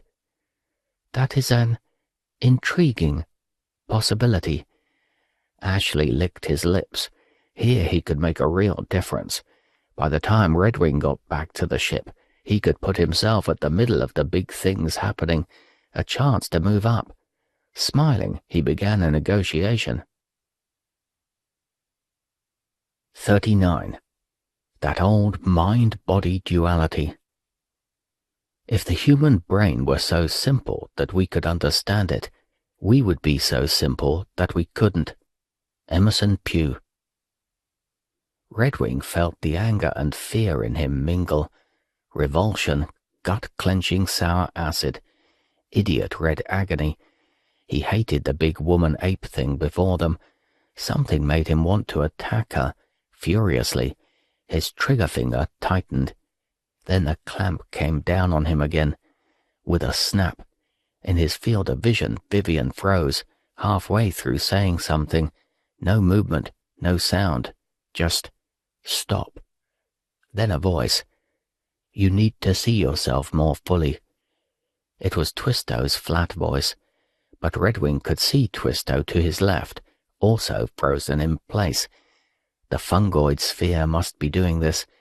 That enormous thing hung in the distance, as big as a building and glistening with moisture. It had somehow installed some doorway into his mind. Something to do with the filaments that slowly circled him, glowing in soft amber. You need to see all your mind. Redwing could not move his mouth, but he thought, and heard himself say in a small echoing voice, My mind hears you. Only your conscious mind, what the folk of the bowl term your overmind. I can expose to you how the folk see their entire minds. Your undermind will then tell you why you feel as you do. My conscious mind is all I've got. True, in a way, but your undermind controls your overmind at times such as this. You should know that now, when you most need to. My conscious mind is what? A construct. A partial view. The operating theatre that proudly thinks it is all there is on the stage of self. Okay. Redwing simmered in anger now. He shot back a retort he had only recently heard. If the conscious self is an illusion, who is it that's being fooled? The you who talks now. Then it came. From the flood sprung from nothingness came desires, urges, thoughts, forking like summer lightning across the sombre vault of himself, so he had no choice but to merge with them. Fast and furious came it all. Merging so became a drowsy blur. Ideas, thoughts, memories like arrows, colliding in air, snap and bristle as ricochets struck and struck. Who talks now, as Vivian sparks to life and launches across the coiling vapor trails toward him, colliding as he thinks, once the memories had lost the power to hurt, the death under his command, then gone as desire for her aches yet again. Memories, always memories now, most with mingled pain or joy. They fall into place and give back the past. Vivian grabbed Redwing and shook him, but his head lolled and he would not come around. What have you done? She shouted at Twisto. He needs to see his deepest. Why's he drooling then? You may hold him, but try not to speak. She wrapped him in her arms and legs, a cocoon against the sobs that racked him now. They came at him, on-rushing train-wreck images, monstrous abortive shapes, sweaty and grunting, emerging from the abysmal murk of millennia, things slouching, runt hominids, even pre-mammalian, forms never quite resolving into discrete organisms, spilling over and into one another. He is uncertain where one ends and another begins.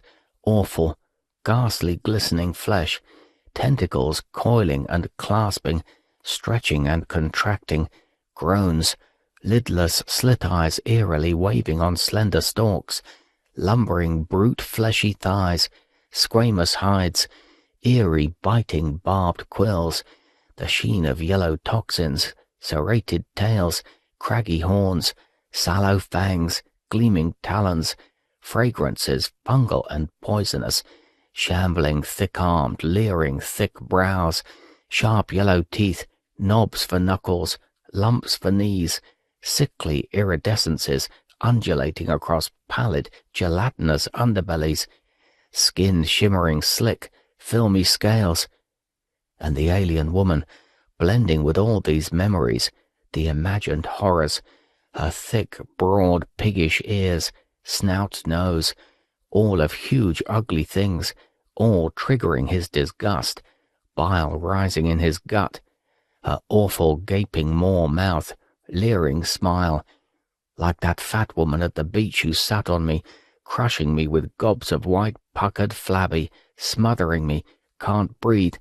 She rolls over surprised she's on me, but just cackles and rubs herself all over my body, her secretions sour, choking me.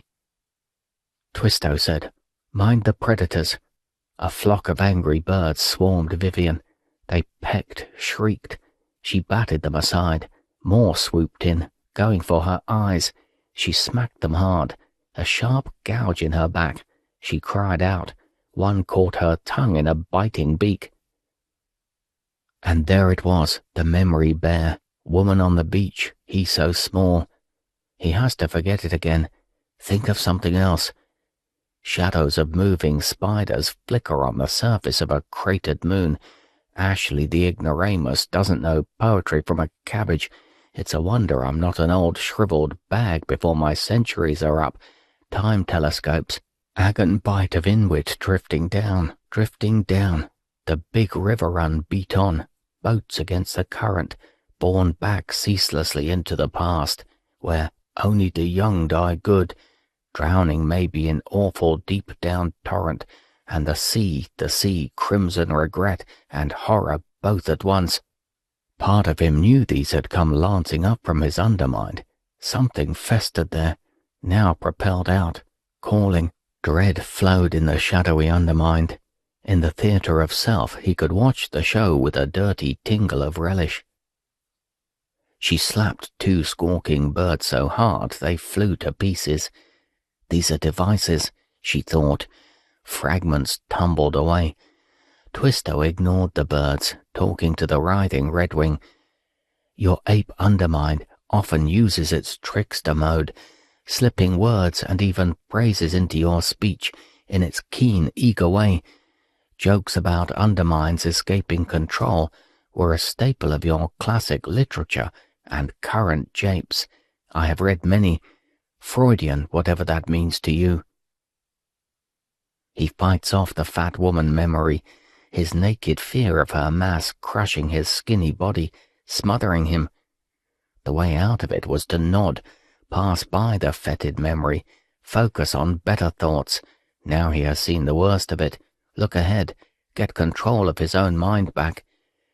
Redwing flies through gobsmacking sensations, but keeps enough of himself to feel hopeful spikes of muted joyful zeal. Eukaryotic multicellular bilaterians, words flying by beside awful visions. God is what mind becomes when it has passed beyond the scale of our comprehension, something shouts, but as he turns to see where he is, the suffocating air narrowing, it congeals. He finds no pivot to spin around, but has the nagging sense of a felt quality to it all. Memories surge through him, the rich hues of Tuscany at sunset, the spark of insight, the pangs of grey grief, all scattershot, coming at him so hard and fast he can feel each word of a slow voice that must be the overmind, somehow the words booming with a solemn weight, saying, "Silicon may not be the proper medium for consciousness.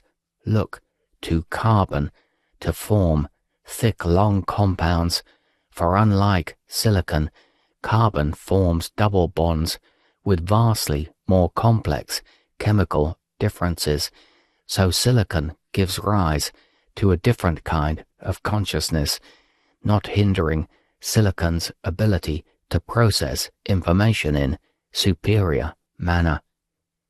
And Redwing sees clearly he is just a note in a symphony, has always been, a wheel in hard-working machinery, a node in a giant information processing network. Some of his heart valves don't properly close, right chambers are enlarged, so a heart arrhythmia and a fickle vagus nerve that pulls the plug every once in a while, so he falls into darkness where only the undermind thrives. Vivian watched, smarting from the bird attack. "You did that just to stop me from waking up Captain Redwing, didn't you?" Twisto ignored this with a grand forehand wave and said, Underminds use that curious primate gait, a continual, controlled toppling upon those hind feet, moved by always catching their fall. Motor memory, you term it, unsteady, so a key clue to your ability to improvise. We've evolved that, right? Vivian waved at the big woman with a grandiosity that satirized Twistos, who watched this all patiently, eyes deeply intent. These big apes like us, they have it too, right? So primates can hop to new ideas far more readily, be more inventive, than you who have no unconscious at all. Twisto nodded, gave a ghastly smile. So yes, with us and the folk of the bowl, to know the undermined, when we like, is essential to forming a stable, long-lived society. We can mute our underlying stresses. All the ancient intelligent species do so. They and we developed such long ago, before we could even fly to planets. So we're too damned primitive for the likes of you. Twisto took this with a frown, also distressing and ugly. An instructive example. You social apes showed on the bowl your ability to form a quick bond alliance with the ones you termed a sill. An example. Another two-footed species, young and immature and dangerous. So the sill are proto-apes. Vivian had no idea of or experience with the sill, but what the hell, wing it. They were happy until your sort came. Happiness isn't everything, you know. The damn birds are coming at her, he can see that, diving, hawking, cawing nasty beaks, while he is frozen solid, cannot move more than his eyes. And then the birds scream and plunge away, because not every experiment works, does it? And on he goes, the river-run stream that presents you as the subject, viewing the show a sort of stage where your mind's eye fiction walls off the muggy cellar mysteries work their furious industry. I think this is the wrong fairy tale, Redwing somehow says, and he registers the gentle press of his trigger finger, clasping the gun he had put away, yet some part of him, he is not just in the screen of consciousness anymore, had grasped it forth anew, and now the pistol butt kisses his hand like an old-time succulent lover. The twisted thing said, nattering on, "You will in time realize that principle of maximum diversity says that the laws of nature and the initial conditions at the beginning of time are such as to make the universe as interesting as possible. As a result, life of all vagrant kinds is possible, but not too easy. Maximum diversity often leads to maximum stress. In the end we survive, but only by the skin of our teeth. That is the drama we inhabit." The twisted one looked back lovingly at the fungoid sphere. Infinitesimal frozen moments stack up, as if waiting to be witnessed before their death, much like people, cloaked in layers of filled silence, his bones a lattice of calcium rods, strung by stringy muscles, striving, breath whistling from him through his dry pipes. He brings the pistol up. The greased pig of the world itself slipped away always, and Redwing paused. This was beyond mere grasp, elusive, seductive, enchanting, sucking them all forward, endlessly forward into moments yet again unsuspected, spiced like a throat irked by raw whiskey, so Redwing says, "I don't like this strange woman, but I like you less." The sentence dispatches itself from that always attentive undermined, all laid out sure as each word fetches forth from his library, anguish as anguish, instants made eternal by being past. In this sliced moment all can go to smash and scatteration. He can forget the fat woman at the beach centuries ago, her repulsive smothering slabs of flesh, her yellow teeth, snout nose, cackling laugh. Put it away, yes. He can inspect his instant intuitions now, know where they come from, take a long wheezing breath and focus, let his reasoning mind consider, judge, instruct. Wisdom congeals in him like a damp fog. This is an ability he now grasped fully. To know your full mind is to command it. But this fungoid sphere brought that out too, and this fake alien of the Twisters, they brought it forth. They caused all this pain and hurt to surface in him, to come bursting out as disgust. The damned Twisto that led Beth's team into danger, let people get killed. That will pay for that. He pulls the trigger. Out spits a hard clap, a bright noise into crystalline space. Twisto accepts the slam momentum by spinning backwards. Its face crumples, yet reveals no true pain, for indeed the thing is finally an it, a copy at best, of something that was once a creature intact. Redwing snaps back into real time. He is released, can move, brings the pistol back to aim, expecting some reply. Vivian is there, frightened now, and the big ape woman like a Neanderthal, but equal to them all, he saw now. The anger and fear and hate were gone. Now mere memory. The short, sharp shot had redeemed his fear and rage, somehow, just from acting. His mind, yes, his conscious mind, felt crowded, seething with ideas. He'd have to do something about the diaphanous. The plasma beings must all be related, he realized. They'd ride solar flares to cross between stars. Daphne and Apollo must have found communication easy. The methane folk, they must have done something beyond terrible, hiding like this, hunted by what?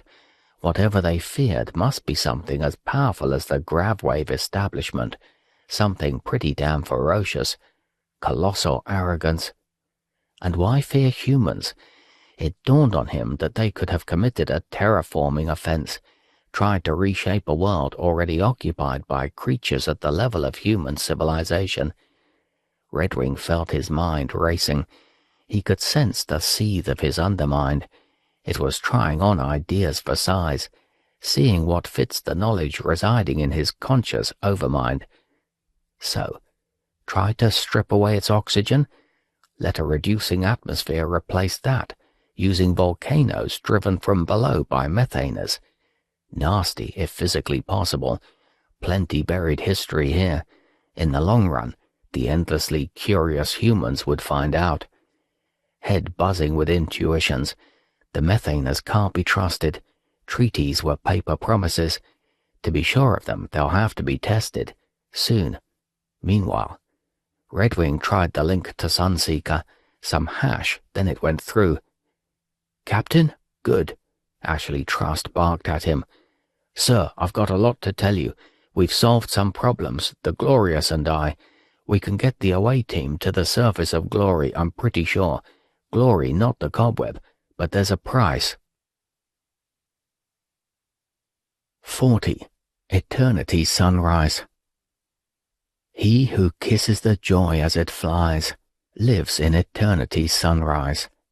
William Blake. There was a Zingo on watch in the cloudy sky. It kept changing shape. That was a new feature. Cliff frowned and speculated. It's a altering audience that's studying us. The Plasma Glorious are shifting watch. Beth squeezed his shoulder but didn't answer. The land to either side was an alien forest, plants weird and lovely, but the land before her was a barren strip, hundreds of kilometers across. The year-old colony's 50-odd citizens were nearly all gathered here to watch. Shadow fell across the sky. Then the clouds roiled and parted. The cylindrical zoo came streaming down through the air. It was luminous from the heat roiling into yellow flares at its edges. It filled the sky with an ominous black, darker than night. Beth could see a cylinder bigger than a rolled-up Hawaii, seas included, breaking into Glory's air. A dark mass. Bright orange plasma made halos all around it. The enormous dark tube came coasting down from the stratosphere like an angelic metaphor ringed in fire. "Beautiful," Cliff said beside her. "They've got tech we can't even imagine," she said. "How in hell do they decelerate a whole damn continent-wide roll? No rockets visible. The braking energy, it's gotta be huge. Maybe that plasma around it is a lot of diaphanous. Smart piloting, sure. Cliff put his arm around Beth and hugged her. Staying warm? Beth snuggled up to him, and the little girl in her arms wriggled around to join the warmth. The sky lit with flaring energies. As Beth watched from the valley rim, she recalled how she had noticed Cliff first in a crowd of students watching the World Chess Championship on 3D. This was a humans-only game, still a draw for the sort of guy she liked. She noticed that the start player, an Israeli kid of 14, a favorite of her gang, took his full time before making his board move, while guys and gals around her called out moves to the screen. Knight to king, and bishop to rook, the usual stuff. Cliff was over to her left, and usually took the full interval to think, softly calling out his suggested move just before the upstart player made his. And the Israeli kid made the move Cliff had murmured. Maybe she'd meet that one, she had thought. Now, centuries later, she stood on a ridge watching the impossible, a continent descending. He was her knight, and she his queen, surveying their arriving kingdom on columns of fire. Slick-tongued Ashley Trust had used his negotiating craft to offer their away team as zookeepers. The bowl agreed, so the Methaners got from the bowl an ultimatum. Let my people go. Now here came the countless species that would enrich the planet Glory with life forms it had lost millennia ago. Plus, the human keepers of this zoo would get some medical law and technologies for the new human colony. For Beth, this was a fruition. The humans left behind on the bowl, while Sunseeker streaked ahead to the Glory system, had interlaced with the bowl's own sophisticated biotech minds. They had invented methods that could extend human lifetimes beyond all reckoning. I can't hear it, she said. Cliff nodded. Sound hasn't reached us yet. Whatever magnetics or supertech the bowl knows how to use, it's got to make noise, Beth said. It will. I wonder how the Glorians cleared so much space for this bowl gift. They have tech we haven't seen yet, methods older than humanity, it seems. We're just the latest addition to a biosphere that's seen plenty harder problems than this. Beth took some comfort in that blunt fact. I did a rough calculation about the cobweb, Cliff said. Added up the plates they've got stacked along it, between Glory and Honor. It's huge, the living areas. Can you compare with the bowl? Their child nuzzled against her, and she gave it a squeeze and a warm kiss. The scent of your very own is heavenly. Cliff gazed into the distance for a moment. Ha! They're comparable areas, and both very, very old. I guess that's the point. Long-lived civilizations need lots of room. For different societies, spaced far apart. So you get new social experiments, plus new languages, no doubt. Cliff nodded to himself. Religions, philosophies, genes. Haven't we done something like that? Beth mused. Spread out through the solar system, making Mars a place to walk around and play soccer in the open air in a few more centuries, or so Earthside says. All the hollowed-out asteroids and domes on moons can't compare with the bowl or cobweb, though. Cliff pointed to the descending zoo. Hey, look, it's throwing up big clouds. It'll take a while to smooth stuff out. Beth paused. You know, I was wondering, we called this system Glory, a destination worth coming all this way for, all without knowing it was two worlds, much less about the cobweb. Yeah, Cliff hugged her. Got lucky we did. So what shall we call it all now? Or better, call us? I dunno. How about we're the Glorious? Cliff chuckled. The huge dark thing was coming down toward a hit point 1,000 kilometers away. They could see one side of it now, as the cylinder touched down and began to unwrap. More orange glows, and, yes, here came the booms. The hollow rumble grew to a rolling roar. A sharp crash slapped them hard. They cheered. Ashley Trust arose gingerly. In his mind ran a thought. His mouth had been used as a latrine by some small creature of the night, and then as its mausoleum. Oh yes, a classical line from ancient fiction he had been forced to read, centuries ago of course. The writer no doubt forgotten, except maybe for that line. Still, that did describe his lonely hangover. So, back to work. He realized then that the role of boredom in human history worked in him too. He sat up and his view of the cobweb overwhelmed him. One whole wall had a steep perspective, so he could see all of it. He had come out of cold sleep the same crafty sort who had gone in, but now he was changed. He saw what majesty the expedition had delivered him into.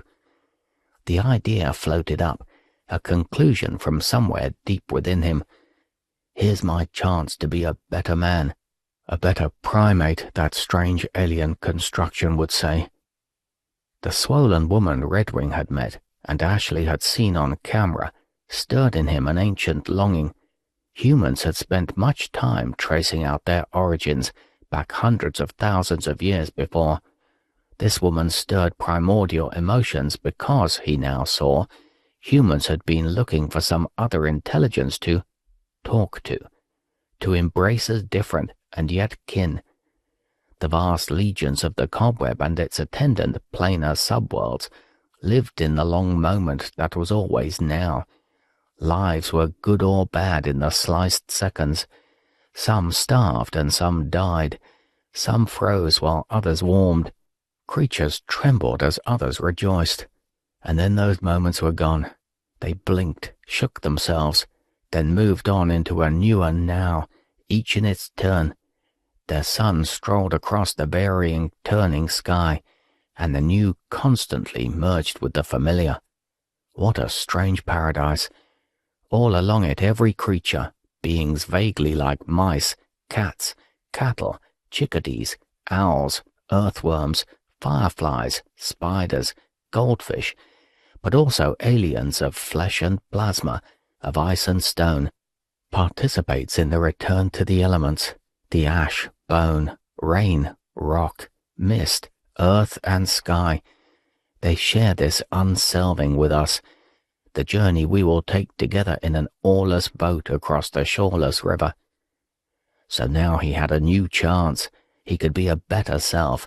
No more playing the sharp angles, the stealthy grab, the small cheats. He had done that, and plenty more, to get onto Sunseeker. Now he could stop, make himself anew. He got out of bed, a bit creaky, sure. He would stop such indulgences, make a better Ashley, someone that they could, yes, trust. It came on and on, an earthquake that never stopped. The land beneath Mayra's feet surged and popped and rattled. That was the sound of the undergirding that held the bowl together. It was wrenching around under-talks that rumbled the entire whirligig contraption. Mayra had gone to survey the valley below. She stood on murmuring rock. Animals grunted, shrieked, called, chittered. Overhead, the unending spike of the jet twisted. It was somehow conveying angular momentum between the bowl and the parent star that drove all this forward. Mayra said into her dictation software, "I found an old term that captures this, Captain Redwing. From some land war. Shell shock. Means going into a dazed state from having munitions dropped on you. Here, this is like that, but the ground does the job. Shakes, rattles, and rolls. Sometimes seems like you should dance." Indeed it did. She had just gotten out of her building as the bowl floor flexed. When she felt it, she got up and took several steps toward the entrance. She nearly got out before her leg gave way and she collapsed onto some rubble. She landed next to Marie Diego, her assistant in negotiating with the bird folk, especially Beemore. Marie's head was buried in debris, and her feet were twisted into unnatural angles. She put a hand on Marie's chest, but there was no movement, no pulse in the neck. Damn. She peered into the distance for a long time, watched this world work on, walked, felt, lingered, sighed, let the impact of the death work through her. She had done this before, lost people under her command, learned to grasp it full, feel it heavily, then relax, let the emotion lodge and wait. It would come again. Now she had to return to duty. Best not to report the death, not yet. There might be more. Captain Redwing, got to say, this job is like walking over splinters all the time. She paused, studying the sky. She flicked on her optical filters so the blare of raw sunlight ebbed. The jet twirled, helical coils in their slow surge, neon majesties. The entire system was grinding around. Angular momentum twirled among the vibrant star and bowl, geared together along the axle of the neon-bright jet. Curving to circle the Glorian system will take a year or two, I'd say. The folk are intrigued, want to stick around, get some galactic gossip, I guess. It's good we'll be nearby, if you want to come back, Captain. Can't say there's much motive. That cobweb looks fabulous. So let me do the diplomacy dance here, and we'll keep popping out babies. I've got a new mate, as I posted before. He wants a dozen kids. I'll restrain him somehow. It had been a combo of amused cynicism and bittersweet romance to get back into the mating game with a recently defrosted guy, but promising. A gal's got to keep herself amused. She watched dust plumes rise out of the valley. This old bowl is taking a beating, seems like, but they piloted through worse than this, the folk say. Mere classical mechanics, they call it. Mere. Ha! Not much I can do about it, is there? So, signing off for now. She felt and watched the commotion. The only constant was change here, now. And indeed, she enjoyed it enormously. The scent of the strange, flavoring the alien wind. Vivian stood watching the roaring fireworks beside Redwing, thinking, this solemn man was like a sharp stick, hardened in the fires of his own life. Here came the bass notes of a thundering symphony he had, in a tiny way, helped write over centuries. The bold glory masterpiece. Redwing had speculated that the methane breathers backed off from Beth's attack because they also saw a need coming. The bowl had to be neutralized as a threat, and to keep their location secret. So they had agreed, after tedious talks with Ashley Trust using better common translation gear, they would let Beth's team stay on Glory. The humans running the incoming zoo could also manage the Methaners' affairs. That would come after the zoo created a terraformed forbidden turf for them, maybe a methane paradise with a view of the stars. That tech could be fashioned soon. It could fit in with the cylinder zoo now booming down from above. All politics is local, she had learned somewhere a century or two ago. Vivian said, "You're not bothered by one of your sayings, more cooks, thinner broth." "Not really. Even the Methaners have slowly gotten over their deep fears.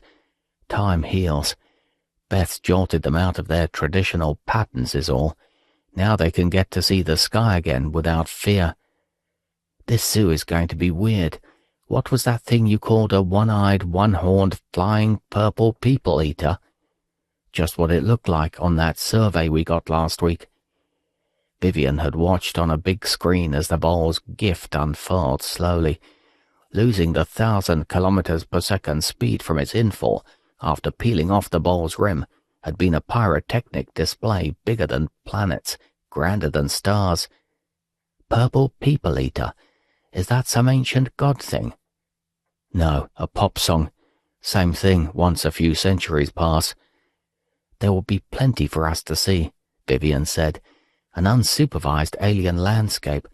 Planting it down on that desert beyond the ridges over there, she pointed, has got to be a huge managing problem. Right, but not ours. Redwing pointed to the Zingo hovering nearby. We can complain to management. That huge thing we had learned about, will it be in the zoo? Plenty of space beasts can be adapted. The Zingos seem to know how. This culture has been managing their whole biosphere for longer than primates have been around on Earth. So how big? Huge. The data feed says some of those things breathe through pipes that a human could fly through. Redwing chuckled. Another sport in the making, then. The true gift that fungoid sphere had given him was this ability to dip into his own unconscious, when needed, of course. Redwing let himself have a quick sliver of it. Fiery skies and rumbling storms, and all the power of it coming in good solvent time, dissolving the rude edges of events, tied to them as once he was, with ropes of care. Sudden solemn picture of his father, died centuries back, and the longer Dad is dead, the smarter he gets, while now I too am older than whole nations. A merry oil spreading to lube time itself. Slick sliding he feels the sentence leaving him, and in the saying knows it full. Wonder what wonderful civilizations might lurk up there amid the stars, hunkered down for fear of being plundered for scrap iron or worse. Their grandeur past pilfered from them, while Grav's grave grip here now liberates them into the cobweb if they want it. Variable Grav on demand. Just take the elevator, while all this spectacle is a mere mote itself in the bee-swarm of hot stars in the Discus galaxy. Redwing unable to see who threw the discus in some cosmological Olympic game, nobody keeping score. Karma has no shelf life at all around here. And so it went when he wanted it. His undermined mulls matters over, builds a story to ship upstairs, delivers. An incoming signal had jerked him out of his inner stream. He licked away his drool and listened. You asked who's in those incoming rogue ships, just behind the cylindrical zoo. Several species, but also some of the ice mines. They want to talk to the glorious historians. There are even some of those stone mines Beth ran across. Same interests, long-term thinking. From Ashley. Irritating, yes. Useful, too, as Ashley was. Redwing sighed, sucked in bright air. Back he came from the river run of life. Gotta be captain again. He made himself relax and enjoy the confections of radiant light streaming through the sky. Flickering halos hovered around the steadily growing zoo rectangle as it fell. A brassy glow pulsed with shimmery waves, somehow breaking it. He could see a purple rain falling like strips of rectangular confetti, and could not imagine what it was. Here's tech beyond description. He recalled glancing through the latest laser signals from Earthside.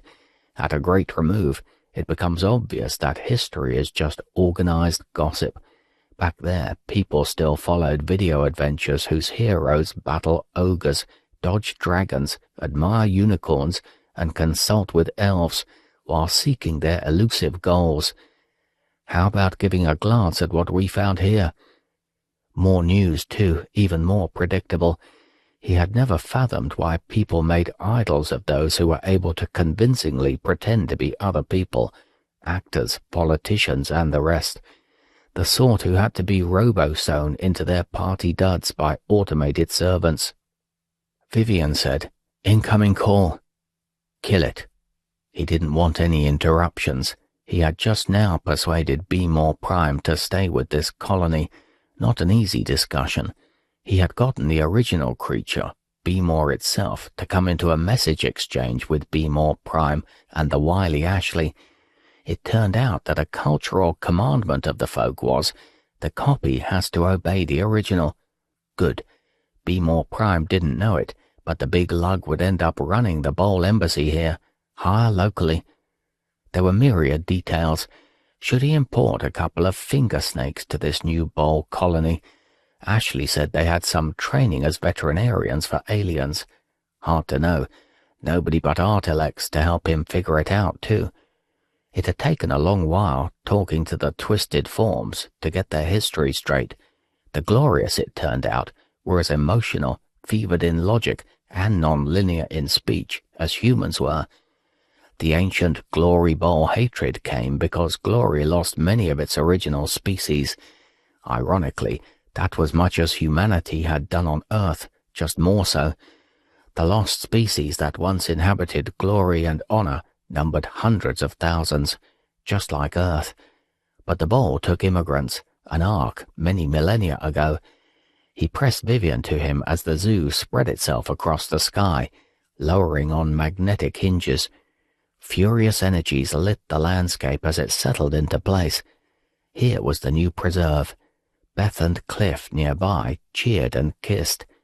Vivian kissed him too, her patented combination of cheek and chic, pose and poise on view. Lover, how did you get so old? 2 ways, gradually and then suddenly. Sounds gloomy. Redwing shrugged. I suppose it is. Age brings wisdom, maybe just caution. The folk and the Glorians alike have gotten far beyond our Paleolithic hunter-gatherer genes. They have engineered away our short-sighted habits of mind, assuming they had such. That's why they've survived to get old, big, and stable. So how do we copy that? Slow work. Run the glory zoo. Learn, earn, evolve. A human colony in the middle of such strangeness. Right, we're useful, we primitives. The Increate sent along that big colourful Zingo over there to nudge us. See? They want us, vital primates, to use our inscrutable ways in talking with that big primate woman. She seems friendly enough, came like us from a partly tree-dwelling life that had free use of its forelimbs, could walk upright. Sounds simple. Redwing looked skeptical. But the Glorians came from something different. They're not saying what, not yet. Vivian asked, how did they install the basic mindset of a species hundreds of light years away? They can transmit such stuff, make bodies, make minds. Don't ask, they won't tell. So the Zingo, speaking for its Increate selves, gives weight to words they rang into my head just now. To learn which questions are unanswerable, and not to answer them.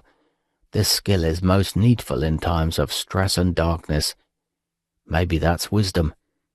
She kissed him, and that seemed wise too. Afterword. The mind, that ocean where each kind does straight its own resemblance find, yet it creates, transcending these, for other worlds and other seas. Andrew Marvell, The Garden. A dialogue has been going on for centuries now. It may have started with Dante's Divine Comedy and continued with Star Maker by Olaf Stapledon. Freeman Dyson, inspired by Stapledon, calculated limits on a structure's size in outer space, set by the strength of materials. Niven's Ringworld was part of these explorations, and Bob Shaw's Orbitsville. It's a conversation about advanced societies building outrageously big habitats using plausible science. Such were called Big Dumb Objects by Peter Nichols as a joke in 1993. He quoted British writer Ros Kavanagh in the Encyclopedia of Science Fiction. There is now a Wikipedia entry on the many such fictions. The Bowl of Heaven trilogy is a part of that, though we prefer to call the Bowl and the Glorian Double Planet big smart objects, since they must be continuously managed to be stable. Our trilogy is undoubtedly not the last word. As a reader said, we aimed for amazing vistas, shocks, senza wonder. Just so. A great problem with world creation is when it becomes an end in itself. When this happens, it can become a rather neurotic attempt to contain a world and to nail down a world totally, which is, of course, impossible. You end up with clunky fiction, walking your characters through all the places you've created, simply because you have created them. This is akin to the age-old heritage of the info dump. By God, I suffered through all this research, and now it's your turn. It's best not to fill in everything on a map. It's meaningless. Leave things unknown, because there's so damn much of it. The best reason to do such work is simple. It's fun. We take each other's notions and send them zipping off on different vectors.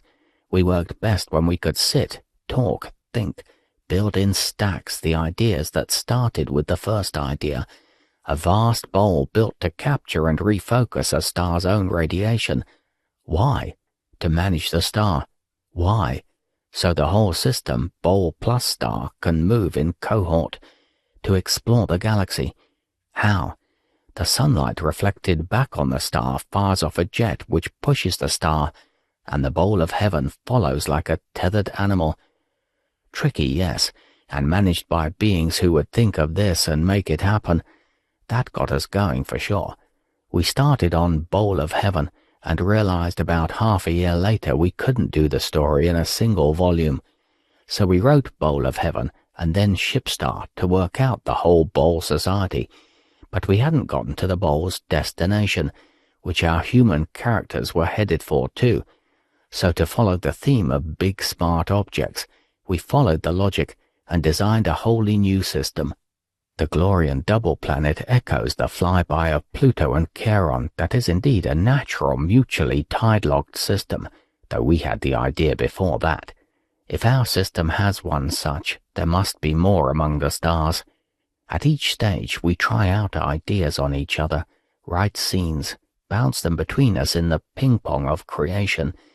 Writing is a solitary craft, but, uniquely, science fiction encourages collaboration, echoing its core culture, science itself, in which single-author papers are a decided minority. So our novels come from this ping-pong, making writing fun for and of itself. Larry likes doing aliens and their odd thoughts, as in his known space stories. Gregory likes the designer aspects. How does the bowl work? And this new place, Glory. We had only vaguely imagined it when we started on the first novel. More mega-engineering, plus room for ingenious physics. We don't think any other kind of writing can do this, which means SF is more fun than, say, mysteries for the writers. And that plural is key. In the end, we realized that these novels are a way to think about what truly long-lived societies may be like. We humans have a built-in inclination to go over the horizon, expand, occupy. No other species has occupied every continent and co-opted so much of its energy and land. So might alien societies. To get more living room, they might build big smart objects, and then move on to other interesting pursuits. The bowl goes touring the galaxy. The Glorian system ponders deep issues like the stability of the universe itself, and how to avoid disasters that come from mega-engineering hubris. Could this be how the long-lived civilizations think, that the search for extraterrestrial intelligence might find? If so, it's worth thinking now about how to talk to them. You might want to pursue some of our ideas further. Double planets. These have a Wikipedia entry too. https://en.wikipedia.org/wiki/double_planet. How common might they be? Well, we have Pluto and Charon, so maybe such worlds in a star's habitable zone are common. Imagine evolving intelligence with such a tempting bauble in your sky. Such a notion occurred in the early 1960s in the novel by Brian W. Aldiss, Hothouse, London, Faber and Faber, 1962. A line from it: the multitudinous strands of cable floated across the gap between them, uniting the worlds. Back and forth the traversers could shuttle at will, vegetable astronauts huge and insensible, with Earth and Luna both enmeshed in their indifferent net. Smart dinosaurs. The emerging new family tree of dinosaurs makes an interesting case about dino intelligence. A new hypothesis of dinosaur relationships and early dinosaur evolution by Matthew G. Barron, David B. Norman, and Paul M. Barrett, published in Nature 543, March 23, 2017. It says in part, the results of this study challenge more than a century of dogma and recover an unexpected tree topology that necessitates fundamental reassessment of early dinosaur evolution. More than 1,000 species have already been identified, most of them dating from between 200 million and 66 million years ago. Dinosaurs became the dominant terrestrial species after the first date and perished, all save the lineage leading to birds, at the second. The authors comment, "In the very harsh climates of the late Triassic, being a generalist is probably a clever strategy. The ability to run fast and eat anything and grasp with the hands is what gave dinosaurs their advantage. These advantages also aided humans and the folk of the bowl. A critical stage in human evolution was walking upright, which freed the hands for grasping tools and weapons. The parallels with human evolution are very noticeable and make you wonder what they could have achieved," the scientists said. Toward the end, certain groups like the velociraptors were starting to get intelligent. The new tree implies that dinosaurs emerged some 247 million years ago, a little earlier than previous estimates, and that their origin may not have been in South America, where several very early dinosaurs have been found. This fits with the background we used in Bowl of Heaven. It's worth noting that all traces of a dinosaur civilization would have been ground up by tectonic plate movement.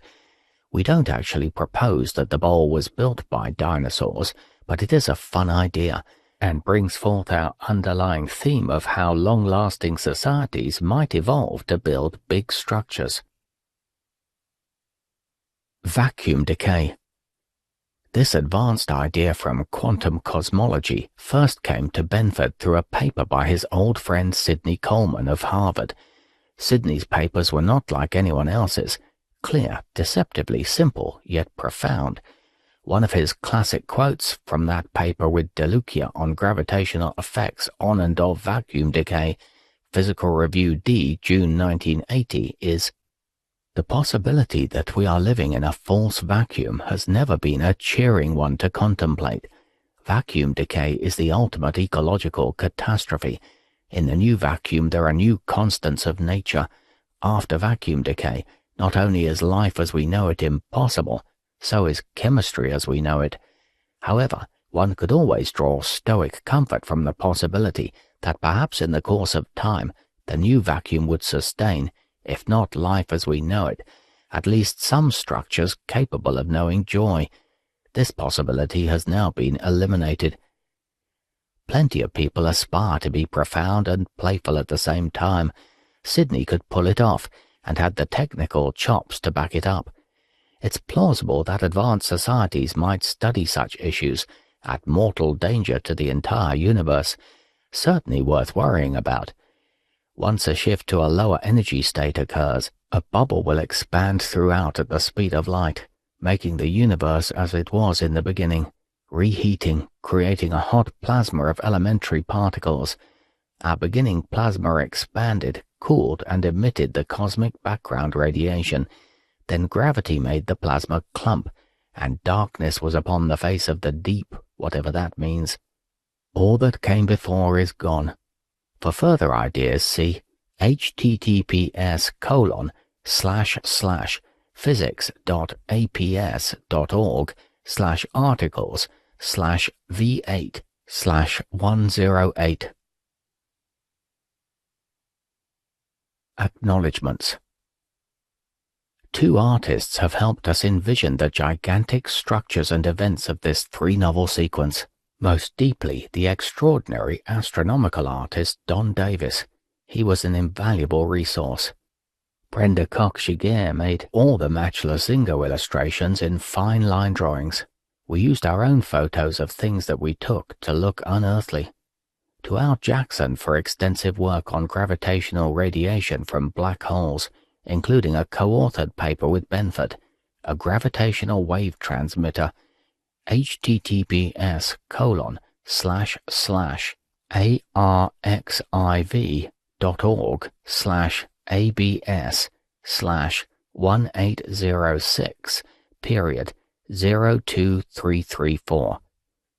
We consulted earlier parallel ideas to the cobweb, Stephen Baxter's story, Goose Summer, and The Trellis by Larry Niven and Brenda Cooper, plus Robert L. Forward's novel, Roche World. The Cobweb is a built life zone, though, not just a connector. Shell World advice we got from Ken Roy and Robert Kennedy, who with David E. Fields published the original paper, Shell Worlds, in Acta Astronautica 82. Others who advised them on this are David Bowman, B. Dirk Bruins, Dwayne A. Day, H. Keith Henson, Eric Hughes, Les Johnson, Michael R. Johnson, Greg Matloff, Amarak Panya, John Wharton, Martha Knowles, and David Woolsey. Our shell worlds differ somewhat in physics, of course, for Glory is a more besieged world, as one of a pair of exotic planets. Our wise agent Eleanor Wood deserves special thanks, as does Bob Gleason, who stepped in to edit the book after its contracting editor, David Hartwell, tragically died. Thanks also to those who made comments on the manuscript, Dave Truesdale, Rob Jackson, Brenda Cox-Shigear, James Benford, and our concluding editor, Robert Davis. We are grateful for all their help. This has been a decade-long project and much fun. We hope our readers enjoy it too. On an autobiographical note, GB's early choice of smart birds as aliens, the folk, may well stem from his experience while growing up in southern Alabama, south of Fairhope, on his grandparents' farm beside Fish River. The picture below shows him with twin brother Jim, about age 5, confronting the chickens they started feeding with ground dry corn kernels. Chickens thronged the corn throwers as soon as the boys began grinding the corn through the kernel stripper. Force was essential to avoid getting hit by birds flying to get to the grub first. Early experience can shape fiction. Of course, we didn't know then that birds came from the dinosaurs. Books by Gregory Benford and Larry Niven. Bowl of Heaven, Shipstar. Reader's note: both book titles are hyperlinks that connect to their associated page on the publisher website, https://us.macmillan.com/books/ End of reader's note. Tor Books by Gregory Benford. Jupiter Project, The Stars Enshroud, Shiva Descending, Artifact, In Alien Flesh, Far Futures, Beyond Human. Reader's note: Beyond Human is a hyperlink that connects to https://us.macmillan.com/books/978-142-9930/Beyond Human. End of reader's note. Tor Books by Larry Niven. N-Space, Destiny's Road, Rainbow Mars, Scatterbrain, Ringworld's Children, The Draco Tavern, Stars and Gods, Playgrounds of the Mind. Reader's note: all the titles except Playground of the Mind are hyperlinks to their associated page on the publisher website, https://us.macmillan.com/books/ End of reader's note. About the author. Gregory Benford teaches at the University of California and lives in Irvine, California. Reader's note: a hyperlink connects to https://us.macmillan.com/author/Gregory Benford UTM_source =ebook UTM_medium =ad card UTM_term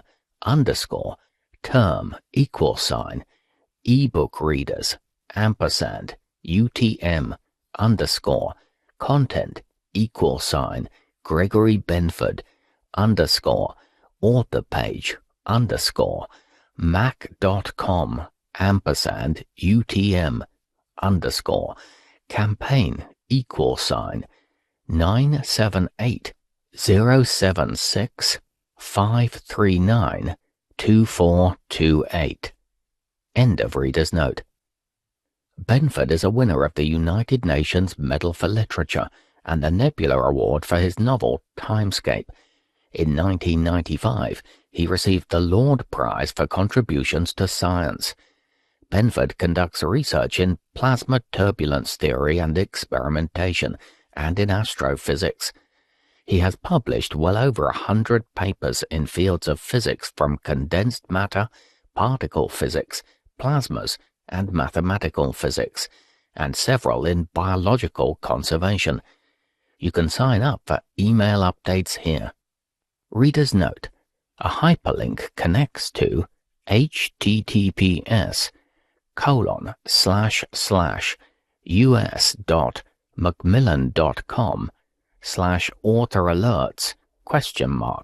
Author name Gregory Benford &author REFLD =279183 UTM source ebook UTM medium add card UTM term ebook readers UTM content Gregory Benford author alert sign up mac.com UTM campaign 9780765392428.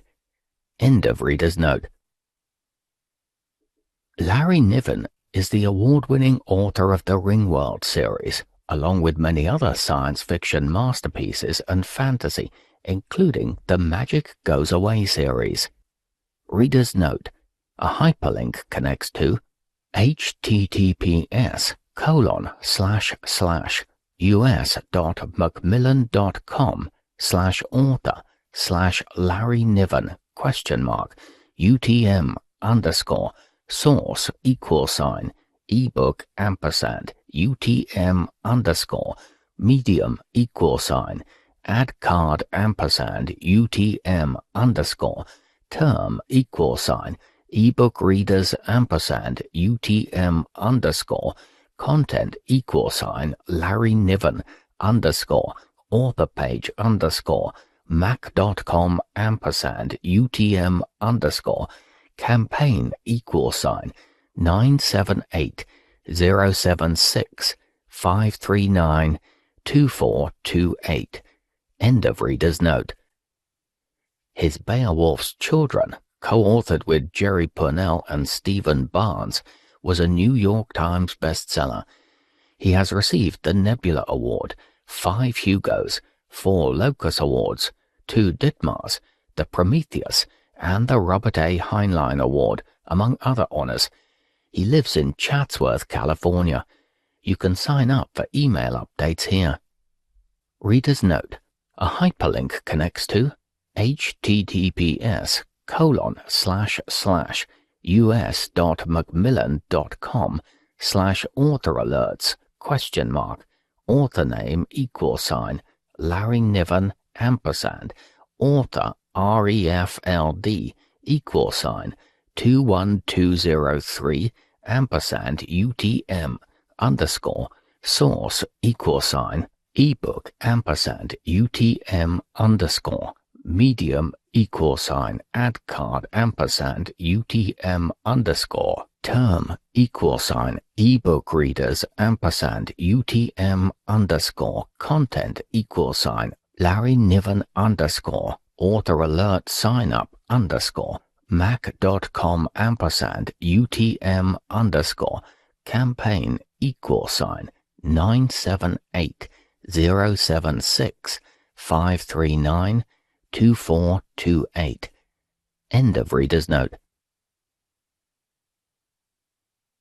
End of Glorious by Gregory Benford and Larry Niven. GRNT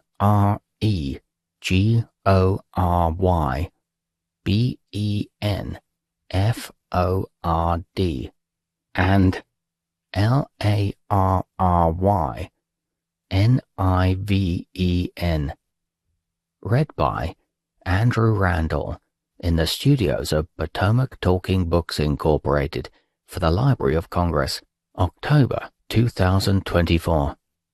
Published by Tor, a registered trademark of Macmillan Publishing Group LLC, 120 Broadway, New York, New York, 10271.